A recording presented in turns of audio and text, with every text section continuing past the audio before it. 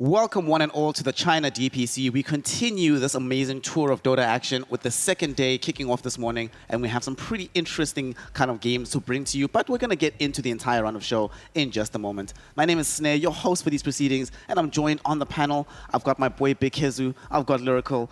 Gentlemen, firstly, you look good. Nice to have you here. Welcome to the panel, Lyrical. What's up? Hey, I know. I'm excited. Lacoste got to get on yesterday. I get to get on now. You know, we're going to mix it all up. I'm excited. Can't wait. And today's going to be a different day from the day we had last time, Kezu, because it's going to be, hopefully, a bit more competitive. Last time out, hopefully, didn't go that way, did it? No, it really did not. It was not the opening day that I was hoping for, at least for the Chinese region. But, you know, there's a lot of new faces. Some teams had a lot of, you know, swap up, especially outsiders from China, who we will see again in the game today. But yeah, I hope that they can bring more to the table than they did the other day. So the other day, of course, we had a couple of teams in action. YBB Gaming started off with Vici Gaming, a matchup that we saw in Division 2 where YBB went completely undefeated. This time around, it was not that way. Vici, woof, they knew exactly what they were doing. They came in super hot. And unfortunately, Lyrical, the drafts from the side of YBB just felt like it was just not the same kind of team that we saw dominating in Div 2. No, and I think that also we saw sort of a new and improved Vici roster. I'm going to tell you what, okay? I'm hyped about this team. I think this team looks awesome. I went out there on social media, I got blasted because I was like, this team's gonna go crazy. They're gonna be amazing. And they're like, Lyrical, you don't know what you're talking about. Lyrical, you can't do anything. You only play Darkseer. I'm like, guys, let's talk about the game, okay? I can't play anything but Darkseer, but these guys, they can. Look at how good they are. They look amazing. And I think that, you know, in this sort of region, we've seen greatness before. This is a team that exemplifies it. I'm hyped on Vici. YBB, still some things to work out, some kinks to work out, like you're talking about the drafts, but maybe some hope there too. Yeah, I think one of the things, Kezu, that really gave me some positive things to say about Vici Gaming is their offlaner new, right? Formerly known as BAB. He's still relatively new to the scene, and there's often this conversation in China about the lack of new blood in the scene. He's sort of showing that it's still possible to find a new player and have him perform at a much higher level than he was just a couple of months ago. No, I feel like they've all been playing very well. I would also say Setsu and Yu, that you guys pointed out, they're both doing very well. And overall, when they were playing in these games, they didn't just move as 5 or move as 4. They had a lot of these.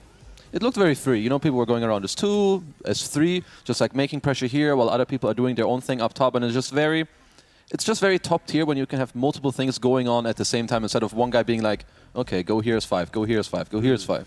It's more like, you know, individual stuff that comes together with +1, +2. So yeah, honestly, they look great. Yeah, and that's always been one of the criticisms of the Chinese region as a whole, right? That we play too many team fight heavy drafts, too much moving around just as a 5-man units, rather than, like you mentioned, this more fluid style. Vici Gaming starting to show signs of life that we can actually play that sort of high tempo, very fluid. Everybody does what they need to do at different parts. It was very impressive to watch, and of course, they grabbed themselves a 2-0 victory over YBB.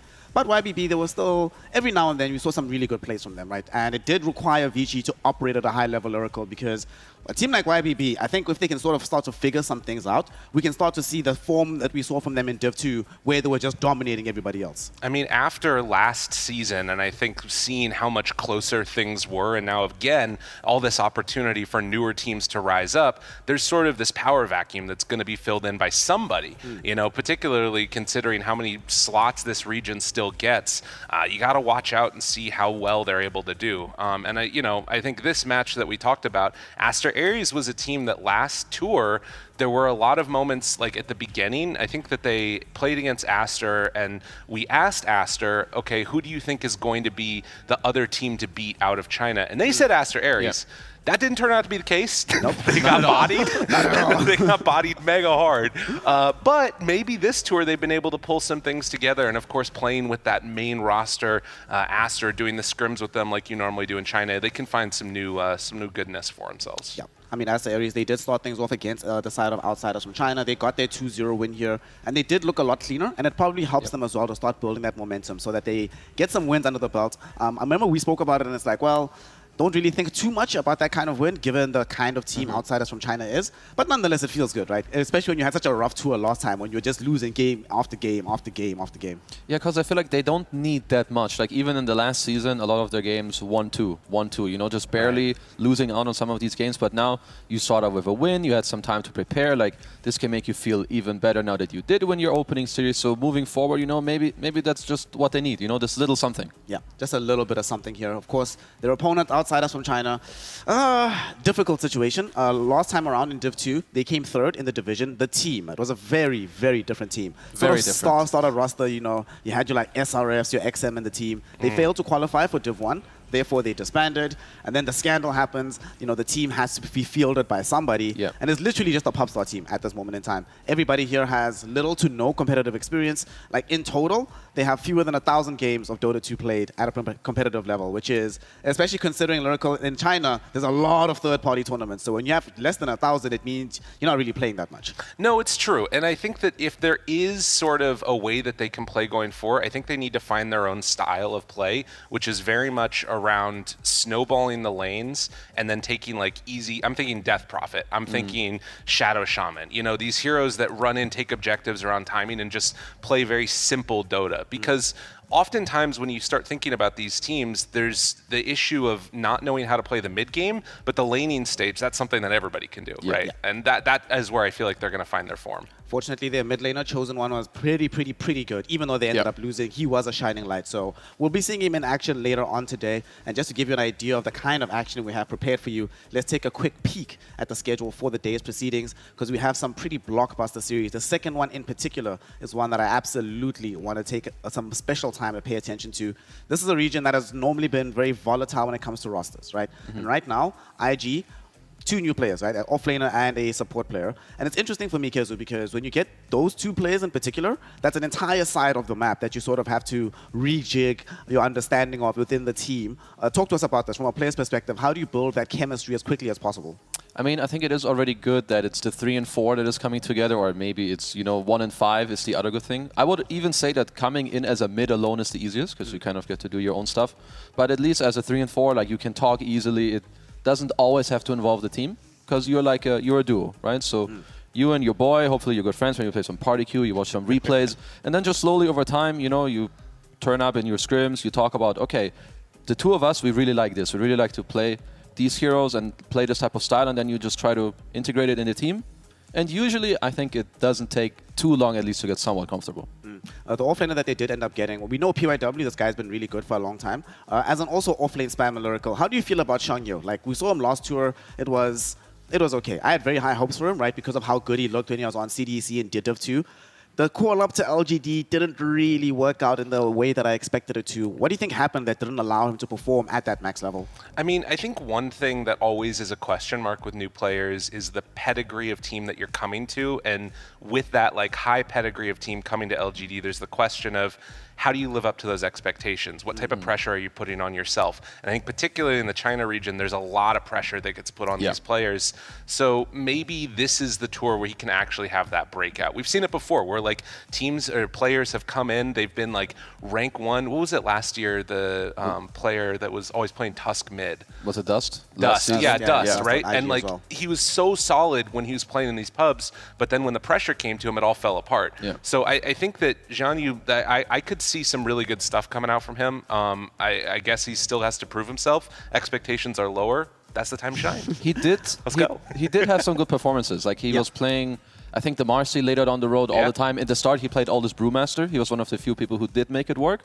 But I mean, perhaps not the best, but he showed me a lot of good games. So if there's a bit more consistency of that, this guy's good to go. His Brewmaster, speaking of which, is still, to this day, I've never seen a performance like he did against IG, the team he's on right now, when you're still on CDC. Of course, that's the second series of the day. They're playing Extreme Gaming, who also have a little bit of rejigging, the return of Kaka to professional Dota. Can't wait. But the first series of the day, Team Master, they're taking on outsiders from China. This sucks. Who came up with this schedule? This is not nice for outsiders from China. You first play Aster Ares, then immediately afterwards you have to play Team Aster, right? Who was the best team in China for like, they seem consistently good. They have a duck against LGD, but what can you do? It's LGD.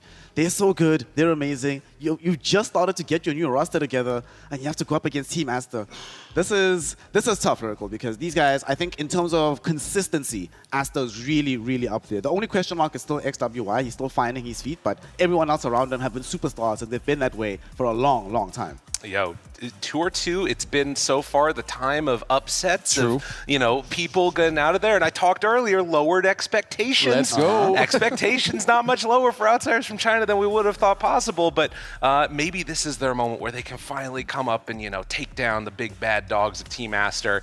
Like I said, if they're going to do it, it needs to come off of winning lanes and then just snowballing the game. I feel like never take your foot off the gas from them. If they can come away with like a laning advantage and maybe play some Broodmother, maybe play some we talked about Death Prophet, something like that, maybe there's some hope there. Yeah.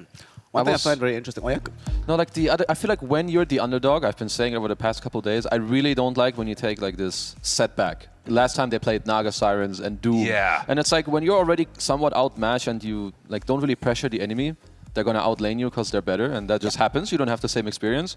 And then they're ahead in the game and you feel like, oh, what can I do? But when you can play more aggressive heroes, you can fight back, you at least have a fighting chance and you get to play the game.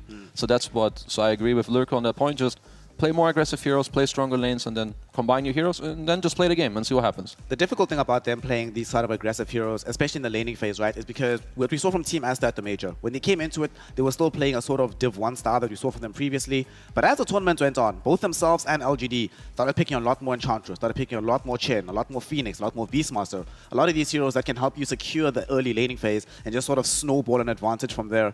And that feels like, in terms of the matchup Lyrical, it feels like it's rough for outsiders from China, right? If Aster is going to continue that trend that they started at the Major. Right, and the other thing I think a key hero in this one is going to be Tree. So that's the other hero that Aster started picking almost every single game when they got towards the end of their run. And I think that's a hero that really counters out all those things that we were talking about wanting to see too, because it gives you a strong lane. And then also, if you try and play aggressive, just like Tree Armor, hide off on the side, do some Nature's Grasp stuff, and you're suddenly stuck there feeling pretty bad. Yep. I'm kind of hoping that maybe outsiders from China either ban it themselves, the tree, or they take it, right? Like, just get rid of it. Hero's too good. You have to ban it. But you can't ban everything, unfortunately, in the game of Dota. You still have to use the cards you've been dealt to somehow get an advantage. In specific, I want to actually think about the mid lane, right? Chosen One versus XWI. Because Chosen One, definitely the best part of outsiders from China at this point. Unfortunately, the one question mark still is XWI, right? It felt like at the Major, Kezu, some of their performances would have been way better, or they would have won games had he performed at a higher level, right? He was pretty good on his Tusk, was pretty good on his Tiny. His puck was pretty decent as well, but pretty decent is not the level that the rest of Team Aster want to be performing. So what do you make of what the mid lane matchup is going to look like between these two, especially considering it seems like they're going to overlap a lot in heroes? I mean, I feel like XWY, he should definitely have a slight edge. But I would say that most importantly, both teams, I would say it's going to predominantly come down to the supports. They need to bring the mid. We see it all the time in the other regions too. You need to put emphasis on your mid laner. They're the ones who are going to break open the game, help them early on with a bottle refill, with the runes, and just communicate about minute 5, minute 6, minute 7. What does he need? Can I help him do that? If yes, do it. Yeah. I mean, I can definitely see that, especially from Team Aster. You have Baboka, one of the premier support players in terms of making movements towards mid. So XWI won't be too unhappy about the help that he gets from the rest of the team. But it's going to be about how he performs in the mid game to make things look good. And unfortunately, they also have to deal with Monet. That guy is really good, Lyrical. He's crazy. He is, honestly, before Army retired, right? I think at that last TI, I think he peaked higher than Army. He looked actually a way better, not way better, but definitely a better carry player than even he was. I think Monet is one of the more interesting stories in Dota when it comes to Chinese Dota in particular, right? Because you think back to sort of when he came into his limelight. It was around that LFY roster around 2017. And he was sort of the new face of the carries in China to be really strong. And then what ended up happening is his entire rest of his team retired. Yep. And he's like, all right, well, what am I doing now? Unlucky. So he had these moments where things looked amazing and things were going to be really solid, but then when it all falls apart, he had to sort of revitalize himself. And now, playing around this Aster lineup, sort of with this other second generation of Chinese Dota players, he's found so much more room, and he plays so aggressively. So I love the way that this guy plays. I think that he's probably going to be one of the keys to victory here. Play some, maybe even, if they want to, they can play a more chilled out, laid back style with him, I think, because I think they're coming in as the clear favorites. They just feel like they need to go late game, out decision make on them. just pick Morphling, whatever. You know, Yeah. he'll It's do that easy. every game and just get the W here, make life simple for himself. Another thing I want to touch on before we get into the game itself here, Kezu, is the change in coaching that we saw from them. Obviously, they got themselves ROTK instead of Lanem, who was a long time coach. And I think it's one of these underrated aspects of being a professional Dota player, how much of a difference that coach can make, that particular role, right? So you've been on both sides of this particular equation, right? How long does it take before you start to feel fully the impact of a new coach? I'd say it definitely takes a couple weeks because the coach, first of all, he needs to get to know the players in order to understand how can you actually approach them and talk to them. Like, is it a more direct approach, maybe more laid back? And also, what does the team actually need? Like, you need to watch replays and get info to actually understand, okay, these guys like this, these guys like that. So I think with the first season, like having more time now with RTK, who obviously is a veteran and one of the best coaches you can ask for, coaches have an insanely huge impact. That is something probably people to this day still underestimate. Like, I can assure you, they help with draft, they help you with replays. You just have to do less work as a player, and they help you figure out your mistakes. So you can't really ask for a better help system. The other thing that I think ROTK brings to the table is every now and then you just need a scream. You need somebody to yell in your ear a lot. You need that sometimes. And I think what was it? It was like at the major, teams were saying that when Aster lost that game, I think it was either upper bracket or lower bracket, they just heard like ROTK screaming down the hallway, and everybody was joking that like the drafts were bad, so the team wasn't even there. He was just screaming at himself. What the hell is this? Right after that series loss, what was really funny is, so they lost the game, and I see Aster coming out, right? And I think it was Baboka who was trying to dodge ROTK, right? So he went to the other entrance because he's like, if I go the normal way, ROTK is waking. But ROTK saw through it. He was already there. He's like, nah, mate, you can't avoid me. I'm here already. Right. Well, and the funny thing about that too, right, is that it's the position 4. ROTK is a 3, so it's never going to be XXS's fault. It's always going to be Baboka. It's like, mate, you lost the game here. What the hell did you do? You made things way worse. I would sometimes love to hear some of these comms because even though it's probably very aggressive, but a lot of the times you really need that. And I think in the Chinese region, it seems also to be, I mean, perhaps a bit more the way that it just works with the coaches, that they're more direct, they take a stronger role in terms of drafting and strategies. So I feel like just moving forward, him and Zhao 8 have always been, players and coaches that I've looked up to. I feel like they do an amazing job. Yeah. And maybe over time, we just get to know more about how they actually work within the teams. Well, we're going to be finding out some of the work that he's been doing right now because we do have the Game 1 draft underway. Team Aster taking on the Outsiders from China. Team Aster find themselves on the dire side here, and Outsiders from China, they have a Radiant. Thank God. Oh, Team Aster are actually the ones that ban out the Tree and Protector. So they're like, all right, we're not going to give you that tool. Obviously, Outsiders from China have done their research. You're playing up against Team Aster. You have to ban XXX's Brood, and you have to ban Nature's Prophet because Monet plays it at a very high level. XXX plays it at a very high level. You just can't allow that hero to be involved here. So let's talk Lyrical. What do you want to see as the first pick from the side of Outsiders of China? Something cooldown based that can push towers, take objectives. So any type of thing could sort of fit that mold for me. I mean, I think that maybe Shadow Shaman is the one that I like to lean to. That might be too crazy out of the first phase. If they want to, they could just run some sort of like base level stable offlaner. It's sort of this big question mark where do you want to try and be bold out of the gate, or this is sort of the more safe pick. I would say Rubik kind of gives you a good foundation of a 4 that can pair with anything. It kind of feels like a block pick as well because Baboka, Rubik, also really, really good. So makes sense to try and get this. And just in general, Rubik is just, he's that 4 position, whatever. Yeah. You pick him, you're probably going to have a good game. And they're doing the same thing we saw at the Major. Enchantress Beastmaster. Good luck, Outsiders. Do you want some D push now, Kezu? This is going to be some fast pace already, some inch beast. So like when you see this coming at you, you need to answer in a couple different ways. You either you need something that is going to do well in the lane to slow down the beast tempo a little bit, or something that can help you, defend your towers, help a lot against these summons with like maybe a Tidehunter down the line. Some heroes like Phoenixes. You don't have, sadly, a hero that I personally like a lot that isn't meta nowadays is Winter Wyvern. Like back in the day when you would see this opening, just some easy Winter Wyvern pick, but of course you can't do that anymore. So here for them, I feel like in Europe there's also a way where you would see some teams that feel very comfortable with it pick a Bad Rider because it's just very free. Ench doesn't really touch you. You annoy the Beastmaster later in the game, but kind of any of these avenues. You get Shadow Fiend instead, so there's not necessarily the full timing that you wanted with the cooldowns Lyrical, but it is still a hero that you can group around to take objectives on the map. They are playing Radiant side, so they'll have some access to the Roshan. The lanes are okay, and crucially, it's a hero that can blast through these creep waves early on. Yeah, that part is nice. And I think the other thing about it and the sort of weakness of the type of draft that I was talking about is that you're playing around cooldowns so much, which means that when they're down, you can really take advantage. And I think that's what Enchantress Beastmaster punishes super hard. So this gives you still a timing push around that level 15 with Shadow Fiend. If you can get out of the lane okay, if you can sort of come into things evenly, a BKB timing with level 15 talent of Presence Effects Towers, that could be really strong. But they still need to deal with this early aggression, which means strong lanes. I'm not sure how you shore up the Shadow Fiend's lane at this point, because to me, I think Rubik's clearly got to be in the 4 position, but you need something to address this one. And maybe you try and go Chen and you force the Beastmaster to like go for axes or something, but I don't know if they play Chen. They've done now 3 different openers on Outsiders from China too. They had Silencer Doom in one game, CM Naga, and now Rubik Shadow Fiend.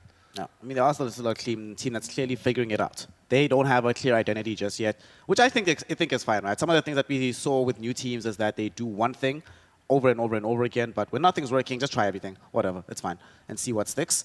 And they actually ban out the Bat Rider, so interesting that they decide that we don't want to give Aster the Bat. I mean, XWY does play a decent Bat. There is also an option, Kezu, that this SF goes mid. How often does this tend to happen elsewhere in the world, and why has it fallen off so hard?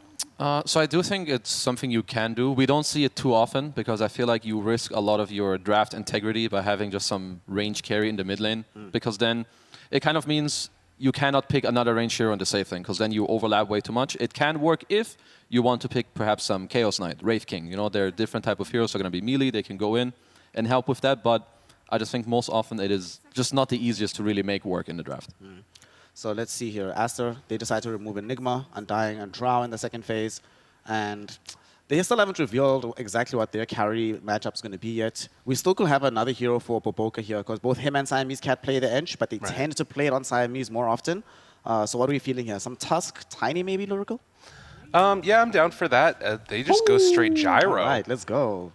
This might actually be Monet Gyro. I know the current meta is support Gyro, but there's a non-zero chance. Yeah. Really? Yep. I've seen Saxa play it in pubs. Thunder also played it once or maybe twice in their games. Okay. And I don't know, I just see it like pop off in some of the pub games. They go, I mean, the classic build QW, then you go Veil into Shard. You just run around, you give a lot of follow-up damage. I feel like it goes into the category of like some Snap Hoodwink, where it's just you have a lot of damage and you're a decent laner. And then that's pretty chill. Okay. So this is what they did previously to the Mars Rubik paired together, and now you have sort of a little bit more of a bulwark with the Clockwork to help out the Shadow Fiend, if it is safe lane Shadow Fiend. I actually wouldn't mind seeing Monet just play Gyrocopter, because they already have the tempo to play really fast. He's got this natural steroid with the Inner Beast aura going on, which feels like it fits kind of well of playing a fast, just run-at-you style. I don't think they have to by any means, but it could work really, really well. The other thing that I'm kind of wondering about now is if it is Gyrocopter, I mean, either position, you could even run at 5 if you wanted to. Mars might have a kind of rough time in the laning stage. I feel like he could just get, blasted here a little bit.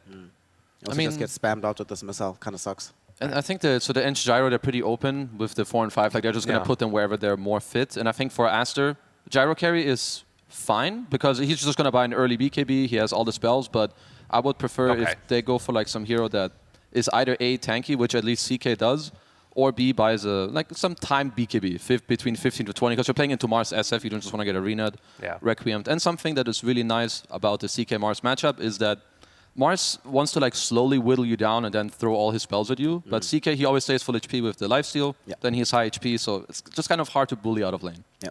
This looks like a rough laning phase so far for Outsiders from China, and that has been, as much as we're praising Chosen One for his efforts in the mid lane, their off-lane duo, things have been rough. It's been a difficult day at the office. I'm really concerned here, Lyrical, because I'm looking at this draft, right, from outsiders from China, and the damage that they outlay only really comes from this SF. Right. Once they get BKBs, once they get like the Enchantress just being like there to body a little bit, like how do they kill these heroes at this point in time? I mean, I think that killing CK feels very difficult without SF ulti, or SF just being in the fight. Yeah. But I think the other heroes are somewhat susceptible to like a Clockwork Rubik gank, right? That's at least one thing that they have. They've got this great initiation with Hookshot in there, and then if Rubik has stolen, you know, some spell. There's not like great ones for damage, but there's a couple out there. You've got the missile, you've got like, you know, even axes can be decent. But it also is going to come down to what this last pick is. But to me, it feels like the supports are the key for outsiders from China because Mars is chilling until he gets an item. Shadow Fiend's chilling until he gets a BKB Blink, if that's the route he wants to go.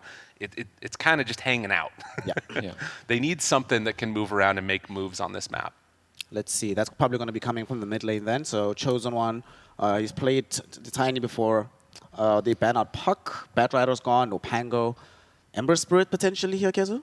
Yeah, I think anything that really allows the two supports to feel good about going to you, because as Lurk was saying, it's going to have a lot to do with the supports and this mid, because as he mentioned, Mars, very static, SF, very static. They need time. So you need someone else to counteract the pressure that Beast is doing, either by being able to help your team to fight there, or by applying pressure on the other side of the map. So I think your Tusk, Ember, Tiny, you know, any of your very generic mid heroes that don't need much can sync up with their supports and set up for them. That's what they need. Even if it's not amazing against Aster, that's what you need for your draft to work. I wouldn't mind a Storm even. It's a little bit funky and killable, but they don't have like the best immediate disable for it.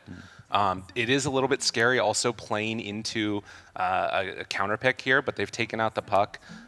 Queen, which can sometimes be a little bit of an annoying matchup too.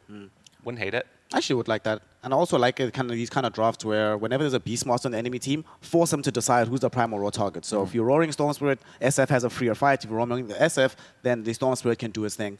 So I actually would like that a lot. I don't know if Chosen One plays it though, but you know, to be fair, there's very little information on Chosen One. I mean, Storm would be totally fine. Like some of the heroes are banned, as like even Ember is out. You can get on top of the Beast later. So I'm not too surprised about this one.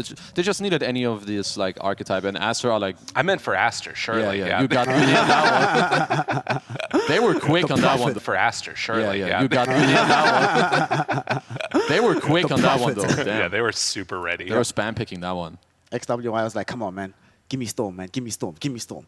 All right, so Storm Spirit will be coming out for him in the mid lane. Not that much lockdown from outsiders of China for the Storm Spirit as well. So his game seems pretty free here, Lyrical. Talk to me about this. You look at these drafts, you can look at them from the top-down view. How does outsiders from China utilize these 5 heroes to win the game? I think that it's really difficult because I think that they were kind of hoping to get a good spell steal out of that last pick, the mid, onto that. And Storm's just not that hero, right? Yeah, he's not. Like, you're stealing Remnant. Okay, sick. Good stuff. But I think that really it's going to be down to those supports pairing together with Chosen One. Chosen One needs to have a good lane out of the gate. And if they can rotate in, which these heroes should be able to do, they can find some momentum there. But don't lose the lanes terribly. Don't just horrifically die. If you can do that, seems good.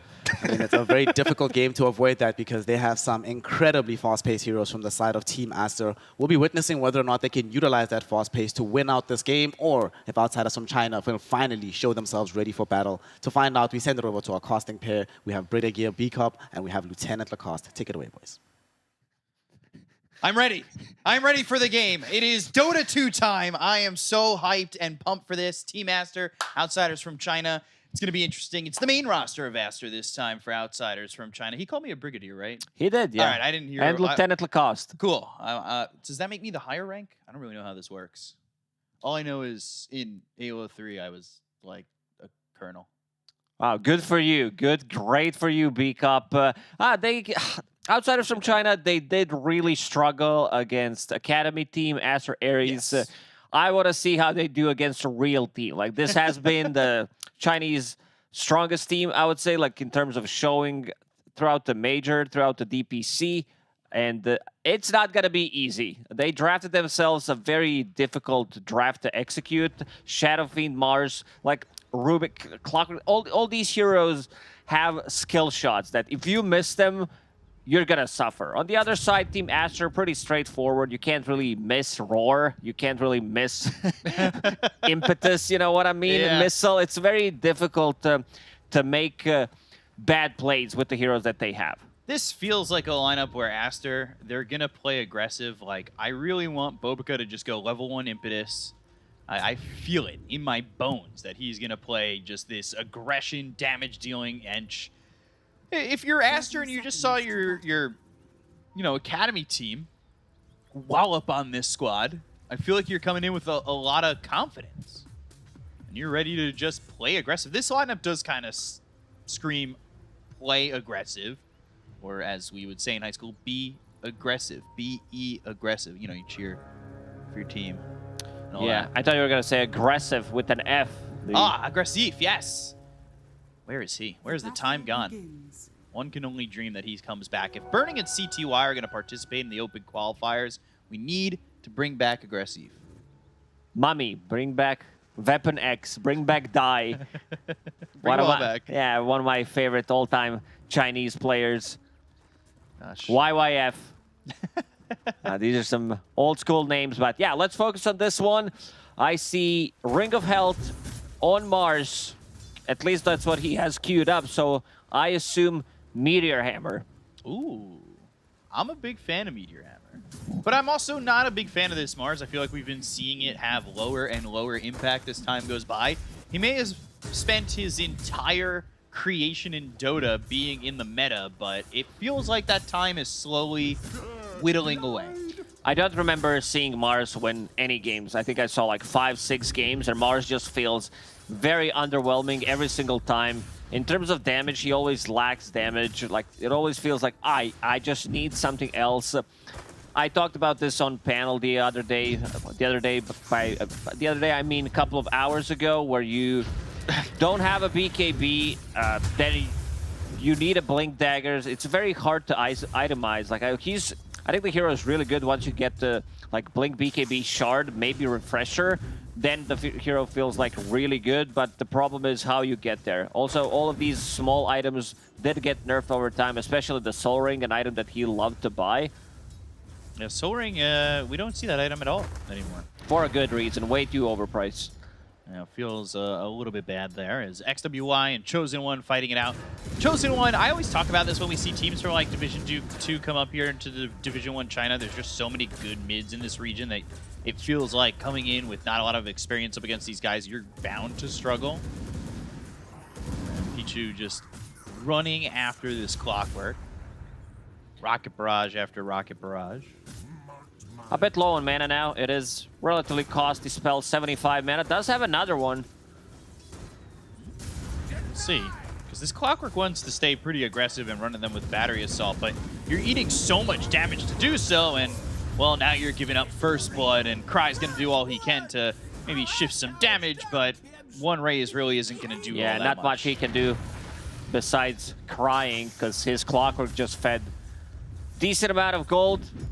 They do have a setup like this lane on paper should be good, where you have Clockwork going in, setting things up for raises.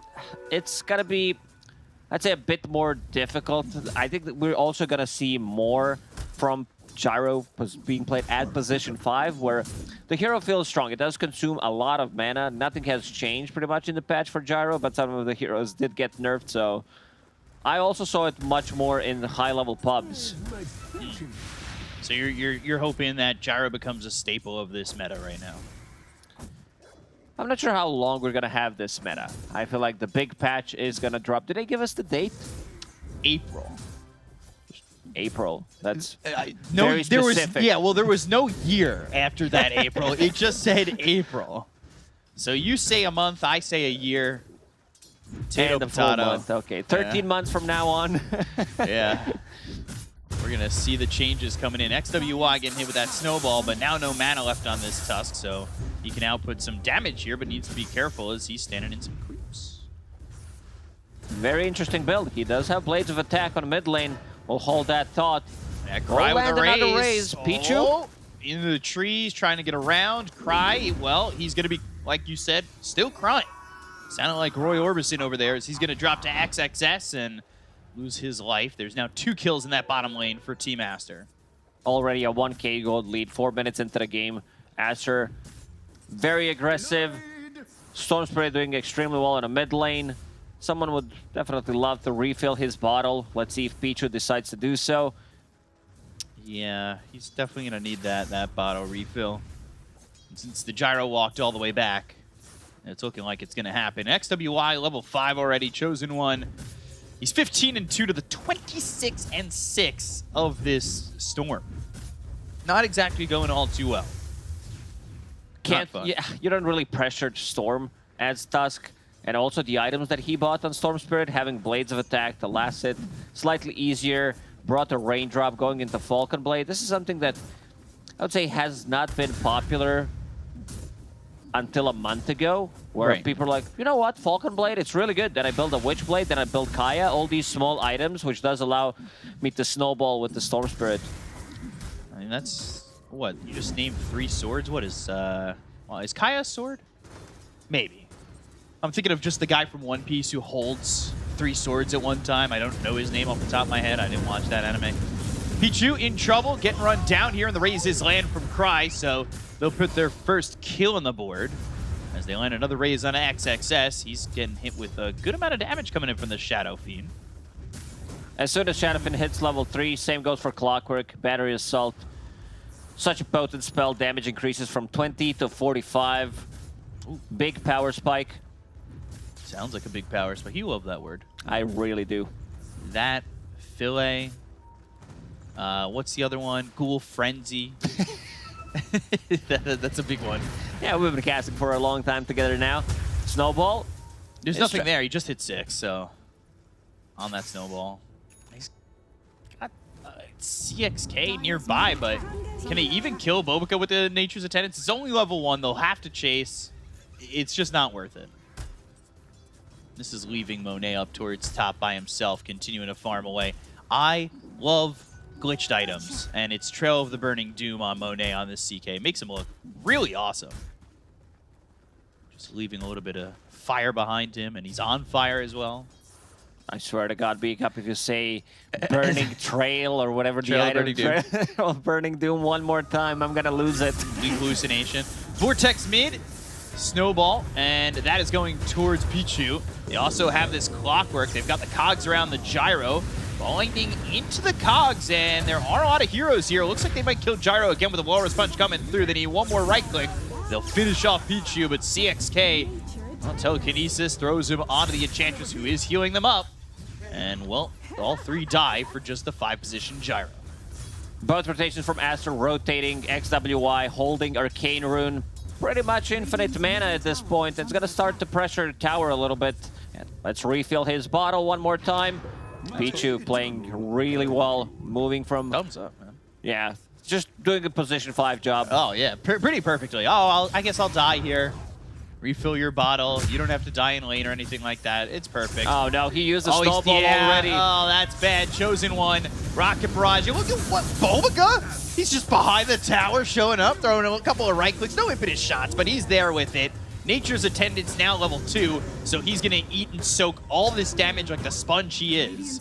They've also brought over Cry, who's now just left the bottom lane. I don't know if that's exactly the best use of his time, but might get Pichu again for the 3rd time this year. Oh, die, Rocket yeah. will stop the 3rd raise potentially. Rune, let's see where it spawns. CXQ will pick up double damage. Yeah, so that's going to stop some aggression, at least, from Aster. Already a 5k gold lead, 8 minutes into the game. It's getting up there. Yeah, just... what's the big picture here? Because I'm like trying to formulate words because they're down 5k in 8 minutes. Like the lanes aren't going well. What do you want me to lie? Say, but like this is a great comeback incoming. No, I'm more asking like you've got Mars just sitting up top. Like where is the problems? Where do they lie for this team? Is it just in the laning? Are they not CSing well? Like laning stage, not the greatest. Like they are feeding some of the kills that they should not. I want to see them rotate. Mars is now level 6, so both supports should be playing with Mars. Because Chosen One, he died how many times so far? Was it 2 or... Okay, 2 times. So his game is kind of ruined. He doesn't have that much damage, so they need to play with someone. I think Monet is a bit difficult kill to get. This might be a third time. Rotations. Homie Missile's going to catch him after the snowball. But they'll bring over the Mars. They'll look for the arena. Uh-oh, XWY? Well, Bonk. you might be asking Bonk. why, and, well, it's because he couldn't ball Lightning out of the arena. So they are going to get a kill on the Storm, which is a good amount of gold for Chosen One. Thought he was the one in trouble, but they brought an ambulance for the Storm instead. Coldbird makes first rotation. So far, he's the only hero that did not die on side of outsiders from China. But yet he's still down almost 2,000 net worth. And the reality of it is, like, Mars's lane has been pretty open. It's just been Monet there. Every single time Mars gets close, he gets pulled from Reality Rift. Monet, 2 levels above him, level 8. Whenever Phantasm is available, he's gonna pop it. Another rocket. Snowball. Ball Lightning looking for the Shadow Fiend instead. Telekinesis comes out. They get the kill on a Pichu. Now they're looking for the Requiem. Dodges it. But will avoid that. It does hit the Enchantress on the back end, but nobody really following that one up. XWY, not a lot of mana to work with, but going over towards this Clockwork, who went 3-1-2. Oh, so no. he doesn't have hook 2 shot. points and rocket flare. Oh, no. So throws the rocket flare out, and even without the hook shot, they get the kill. They've got 5 kills on the board. They got him. They got him in the end. That's what matters. Clockwork will need to find some experience, find his level 6. By level 6, I mean level 7. Yeah. I guess the battery assault level 3 is kind of working. Reality Rift stolen. And Cogs to push away Monet, who's already got his armlet. Sitting here with Tread's armlet and working into that Echo Saber. XWY, like you said, Kaya, but no Falcon Blade. Or no Witch Blade, sorry. Confusing my blades. Coolbird just farming away where he can. He still wants this Meteor Hammer. This feels kind of slow. Definitely does. Also, I've seen some games with Meteor Hammer. It does feel like you're putting yourself in a play style sometimes that you don't want to, where you want to be like using that Meteor Hammer on a tower to get the value from it, and then you get rotated on. Another arena is available. CXK is drawing on a minimap. He wants to go from top lane to the bottom lane, it seems. Okay, looking to stack for CXK. Not going to go for the other camp, just the Ancients, and Not even going to stack successful. That hurts my soul. Denying that regen rune there is Bobica. Has he gotten any points in Impetus yet? No, he's going straight Enchant and Nature's Attendance. I'm sad, because I wanted the aggressive Bobica, the Impetus Bobica. Oh, Monet could be in trouble here. Or Full wraparound. is he? They went after him for a second, though. Dropped the arena. Pichu, is that the hero you want to go for? All right. Well, Mars is dead very quickly. XXS, he's got Primal Roar, but the hook shot only hits his army, does not hit this Beastmaster, and they'll go to the Requiem, which does land on XXS. That's a nice it does Requiem. hit on XWY, where the Razes will follow to get the kill. And they get XXS. Seeds of Serenity pushed out by the Cogs. Call down onto 3 of these heroes with Monet showing up to the fight, one-shotting this Shadow Fiend. They'll get the kill on the Clockwork. They'll look over at CXK, and it will be everybody dead on the outsiders of China. Looked good for a couple of seconds. Great Requiem, clipped Storm Spirit, and managed to double raise him. Manages to kill it. Beastmaster also dies. Some insane damage coming out from Gyro in that fight. He landed cooldown on 3 or 4 heroes, and also CK Monet showing up. I think the damage from that fight was also added when he killed Mars in the top lane and then rotated to the mid. Could be. Let's take another look at this. Chosen One, he'll die quick. This Requiem lands on 2. Boom, boom, with the raises and XXS. Where did he gets like pushed here? Yeah. All right, there it is. And then the cooldown, both missiles actually hitting. So Gyro living the best time of his life. Pichu has enough money to buy Shard at 15 minutes. So that's a cool one. usually you don't have it. As a 5 gyro, you also want to like maybe invest into Fluffy Hat, into something else. Snowball does have punch available. He's gonna die again. Now he doesn't have enough for the shard. No, he's 25 gold short. Darn. As his life, though. Still 7,000 net worth lead here for Aster. BKB next for XWI. Feels like he could certainly use it in some of these fights. And Monet, he's got the Echo Saber. He's also going for the BKB. So the timings will start to line up as all 3 cores on the side of Aster are going for their BKBs. This is a big timing. XXS having Helm of the Overlord, has that Ancient Black Dragon, so can push out the waves. He can play like with pretty much any hero. Ancient Black Dragon plus Gyrocopter, they can kill any hero on the map. And now invading enemy triangle. Cry, gonna make it away, but CXK is not gonna be so fortunate. Requiem on it too. Do they really want to fight this? They'll get the kill on a CXK. Cry needs to run. No reason for him to stay close, as Monet is also gonna get another kill here on a Cold Bird. So he dies solo, and then gets tipped by Cry. My favorite. Monet didn't even use Phantasm to get that kill. So I was looking at the mid lane. I guess he got pulled by Reality Rift and stunned. 15.17 to 1. We've seen this story before, brought to you by esportsbet.io. It is even money. Yeah, definitely is. And Team Aster will go inside the Roach Pit, having this momentum, having sustain from CK's passive and also Beastmaster's aura. So 10k behind. Looking very rough for outsiders from China.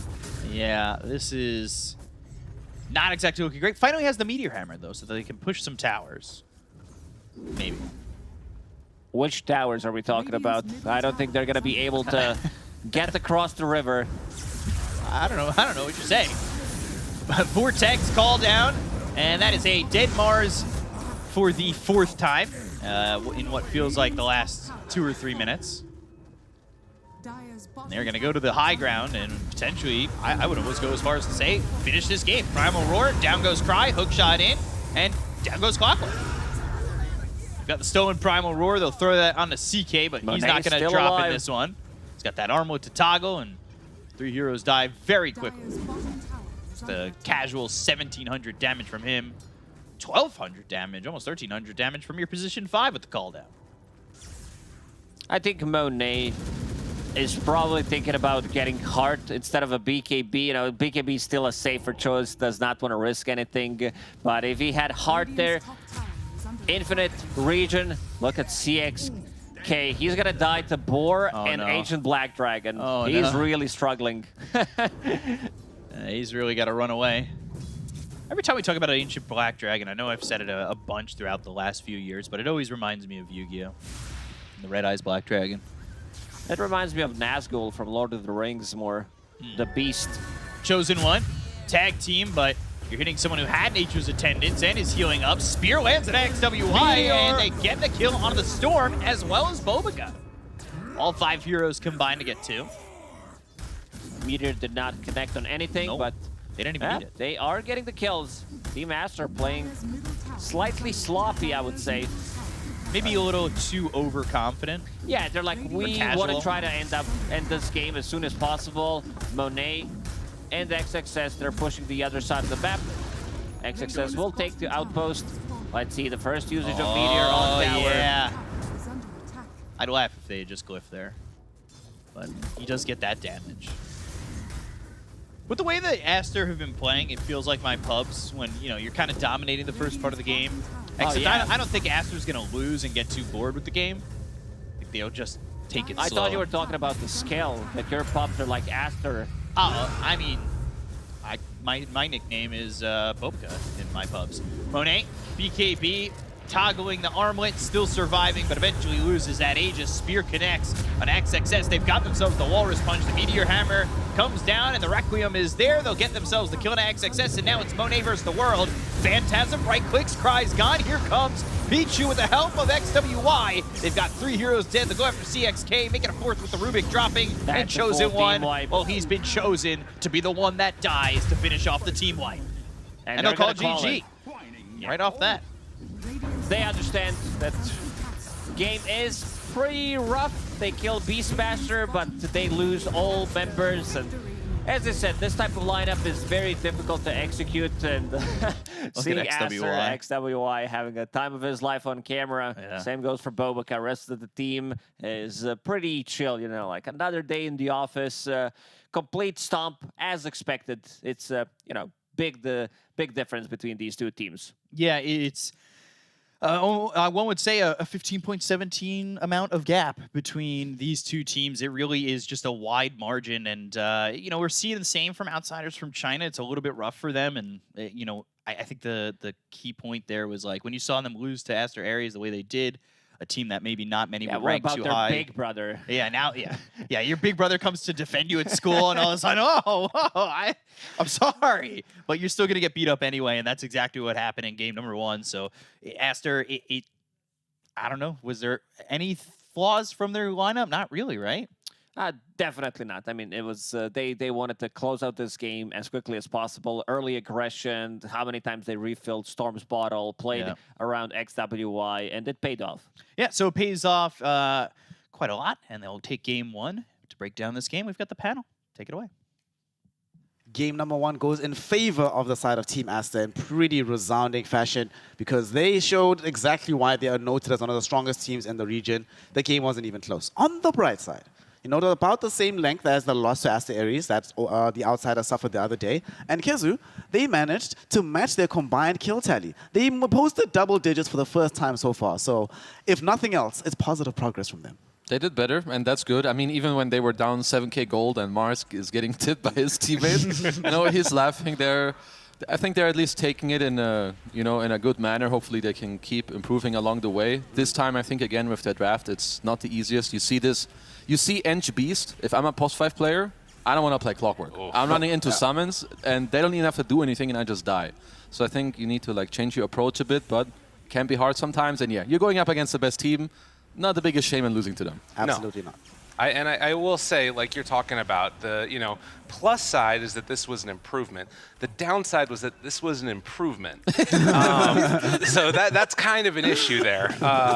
They are going to keep getting better, but yeah, 3K at net worth for XWY versus Chosen One at 2K, and that was at about 6 minutes. Yep. Storm gets an Arcane, gets a couple kills. It just feels really, really rough from that point forward. He did die a lot on XWY. He did. Yeah. He just kept running in and like willing to fight, which I guess sort of fits. You know, they believe, okay, if we get XXS farmed, if we get Monet huge, XWI can just kind of run in and be a crazy person, which is good. And you know, it's a good archetype for a draft. I mean, they're probably just trying to condition him to play in that style. But the person I want to talk about here, who I think is probably our MVP for this game, Siamese Cat Gyrocopter. Oh yeah. Yep. Holy smokes. He did practically everything you could possibly want out of this hero. Massive cooldowns every single time. Very good usages of the homing missile. And we were talking about the movements from the support Kezu. Yep.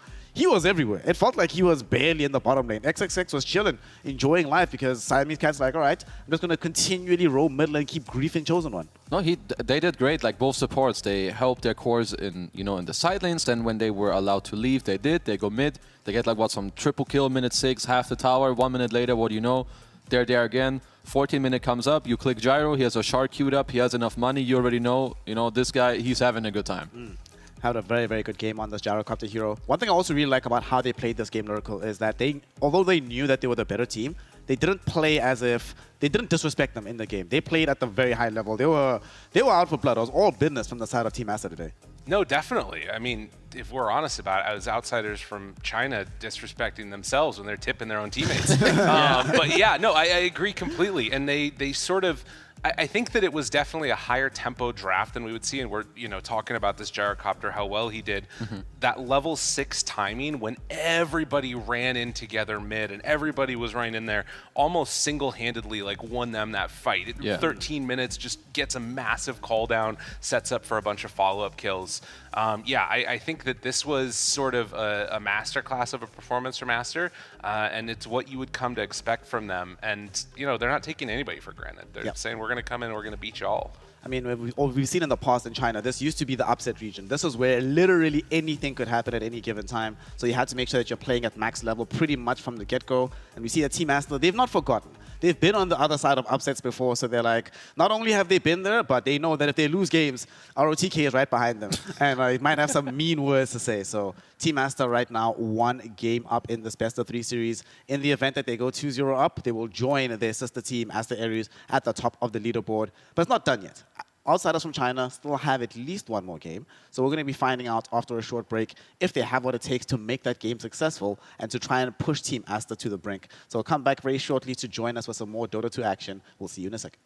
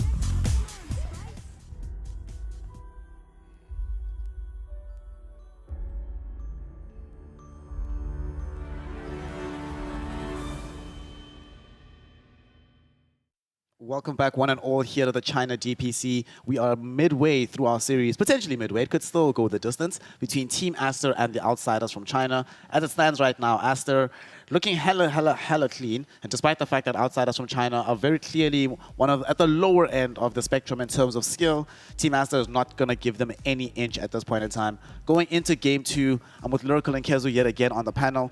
And Lyrical, it's hard, it's rough, right? One of the things that we spoke about sort of off camera is the fact that even though they were first pick, they don't necessarily have the best repertoire of heroes, so they can't even play the broken stuff, it seems. No, that is a problem. And I think Kezu mentioned, like, Brood, NP, if you're banning those two first phase, it feels pretty bad. They do have first pick again, so I personally would like them to see, like, try the NP at least, force them to ban out something else. Maybe you get a ban on the Beastmaster this time, I think, or you play Beastmaster yourself. I think those are the two of the options, because that hero just enabled this, like, rundown lane so effectively. And, you know, you can still do the Axes build if they take the Ench against your Beast. You can go stack up Ancients. Just play like 33, right? It's easy. Yeah, just play like 3-3. Just be 3-3. Just go win TI. What's your issue, you know?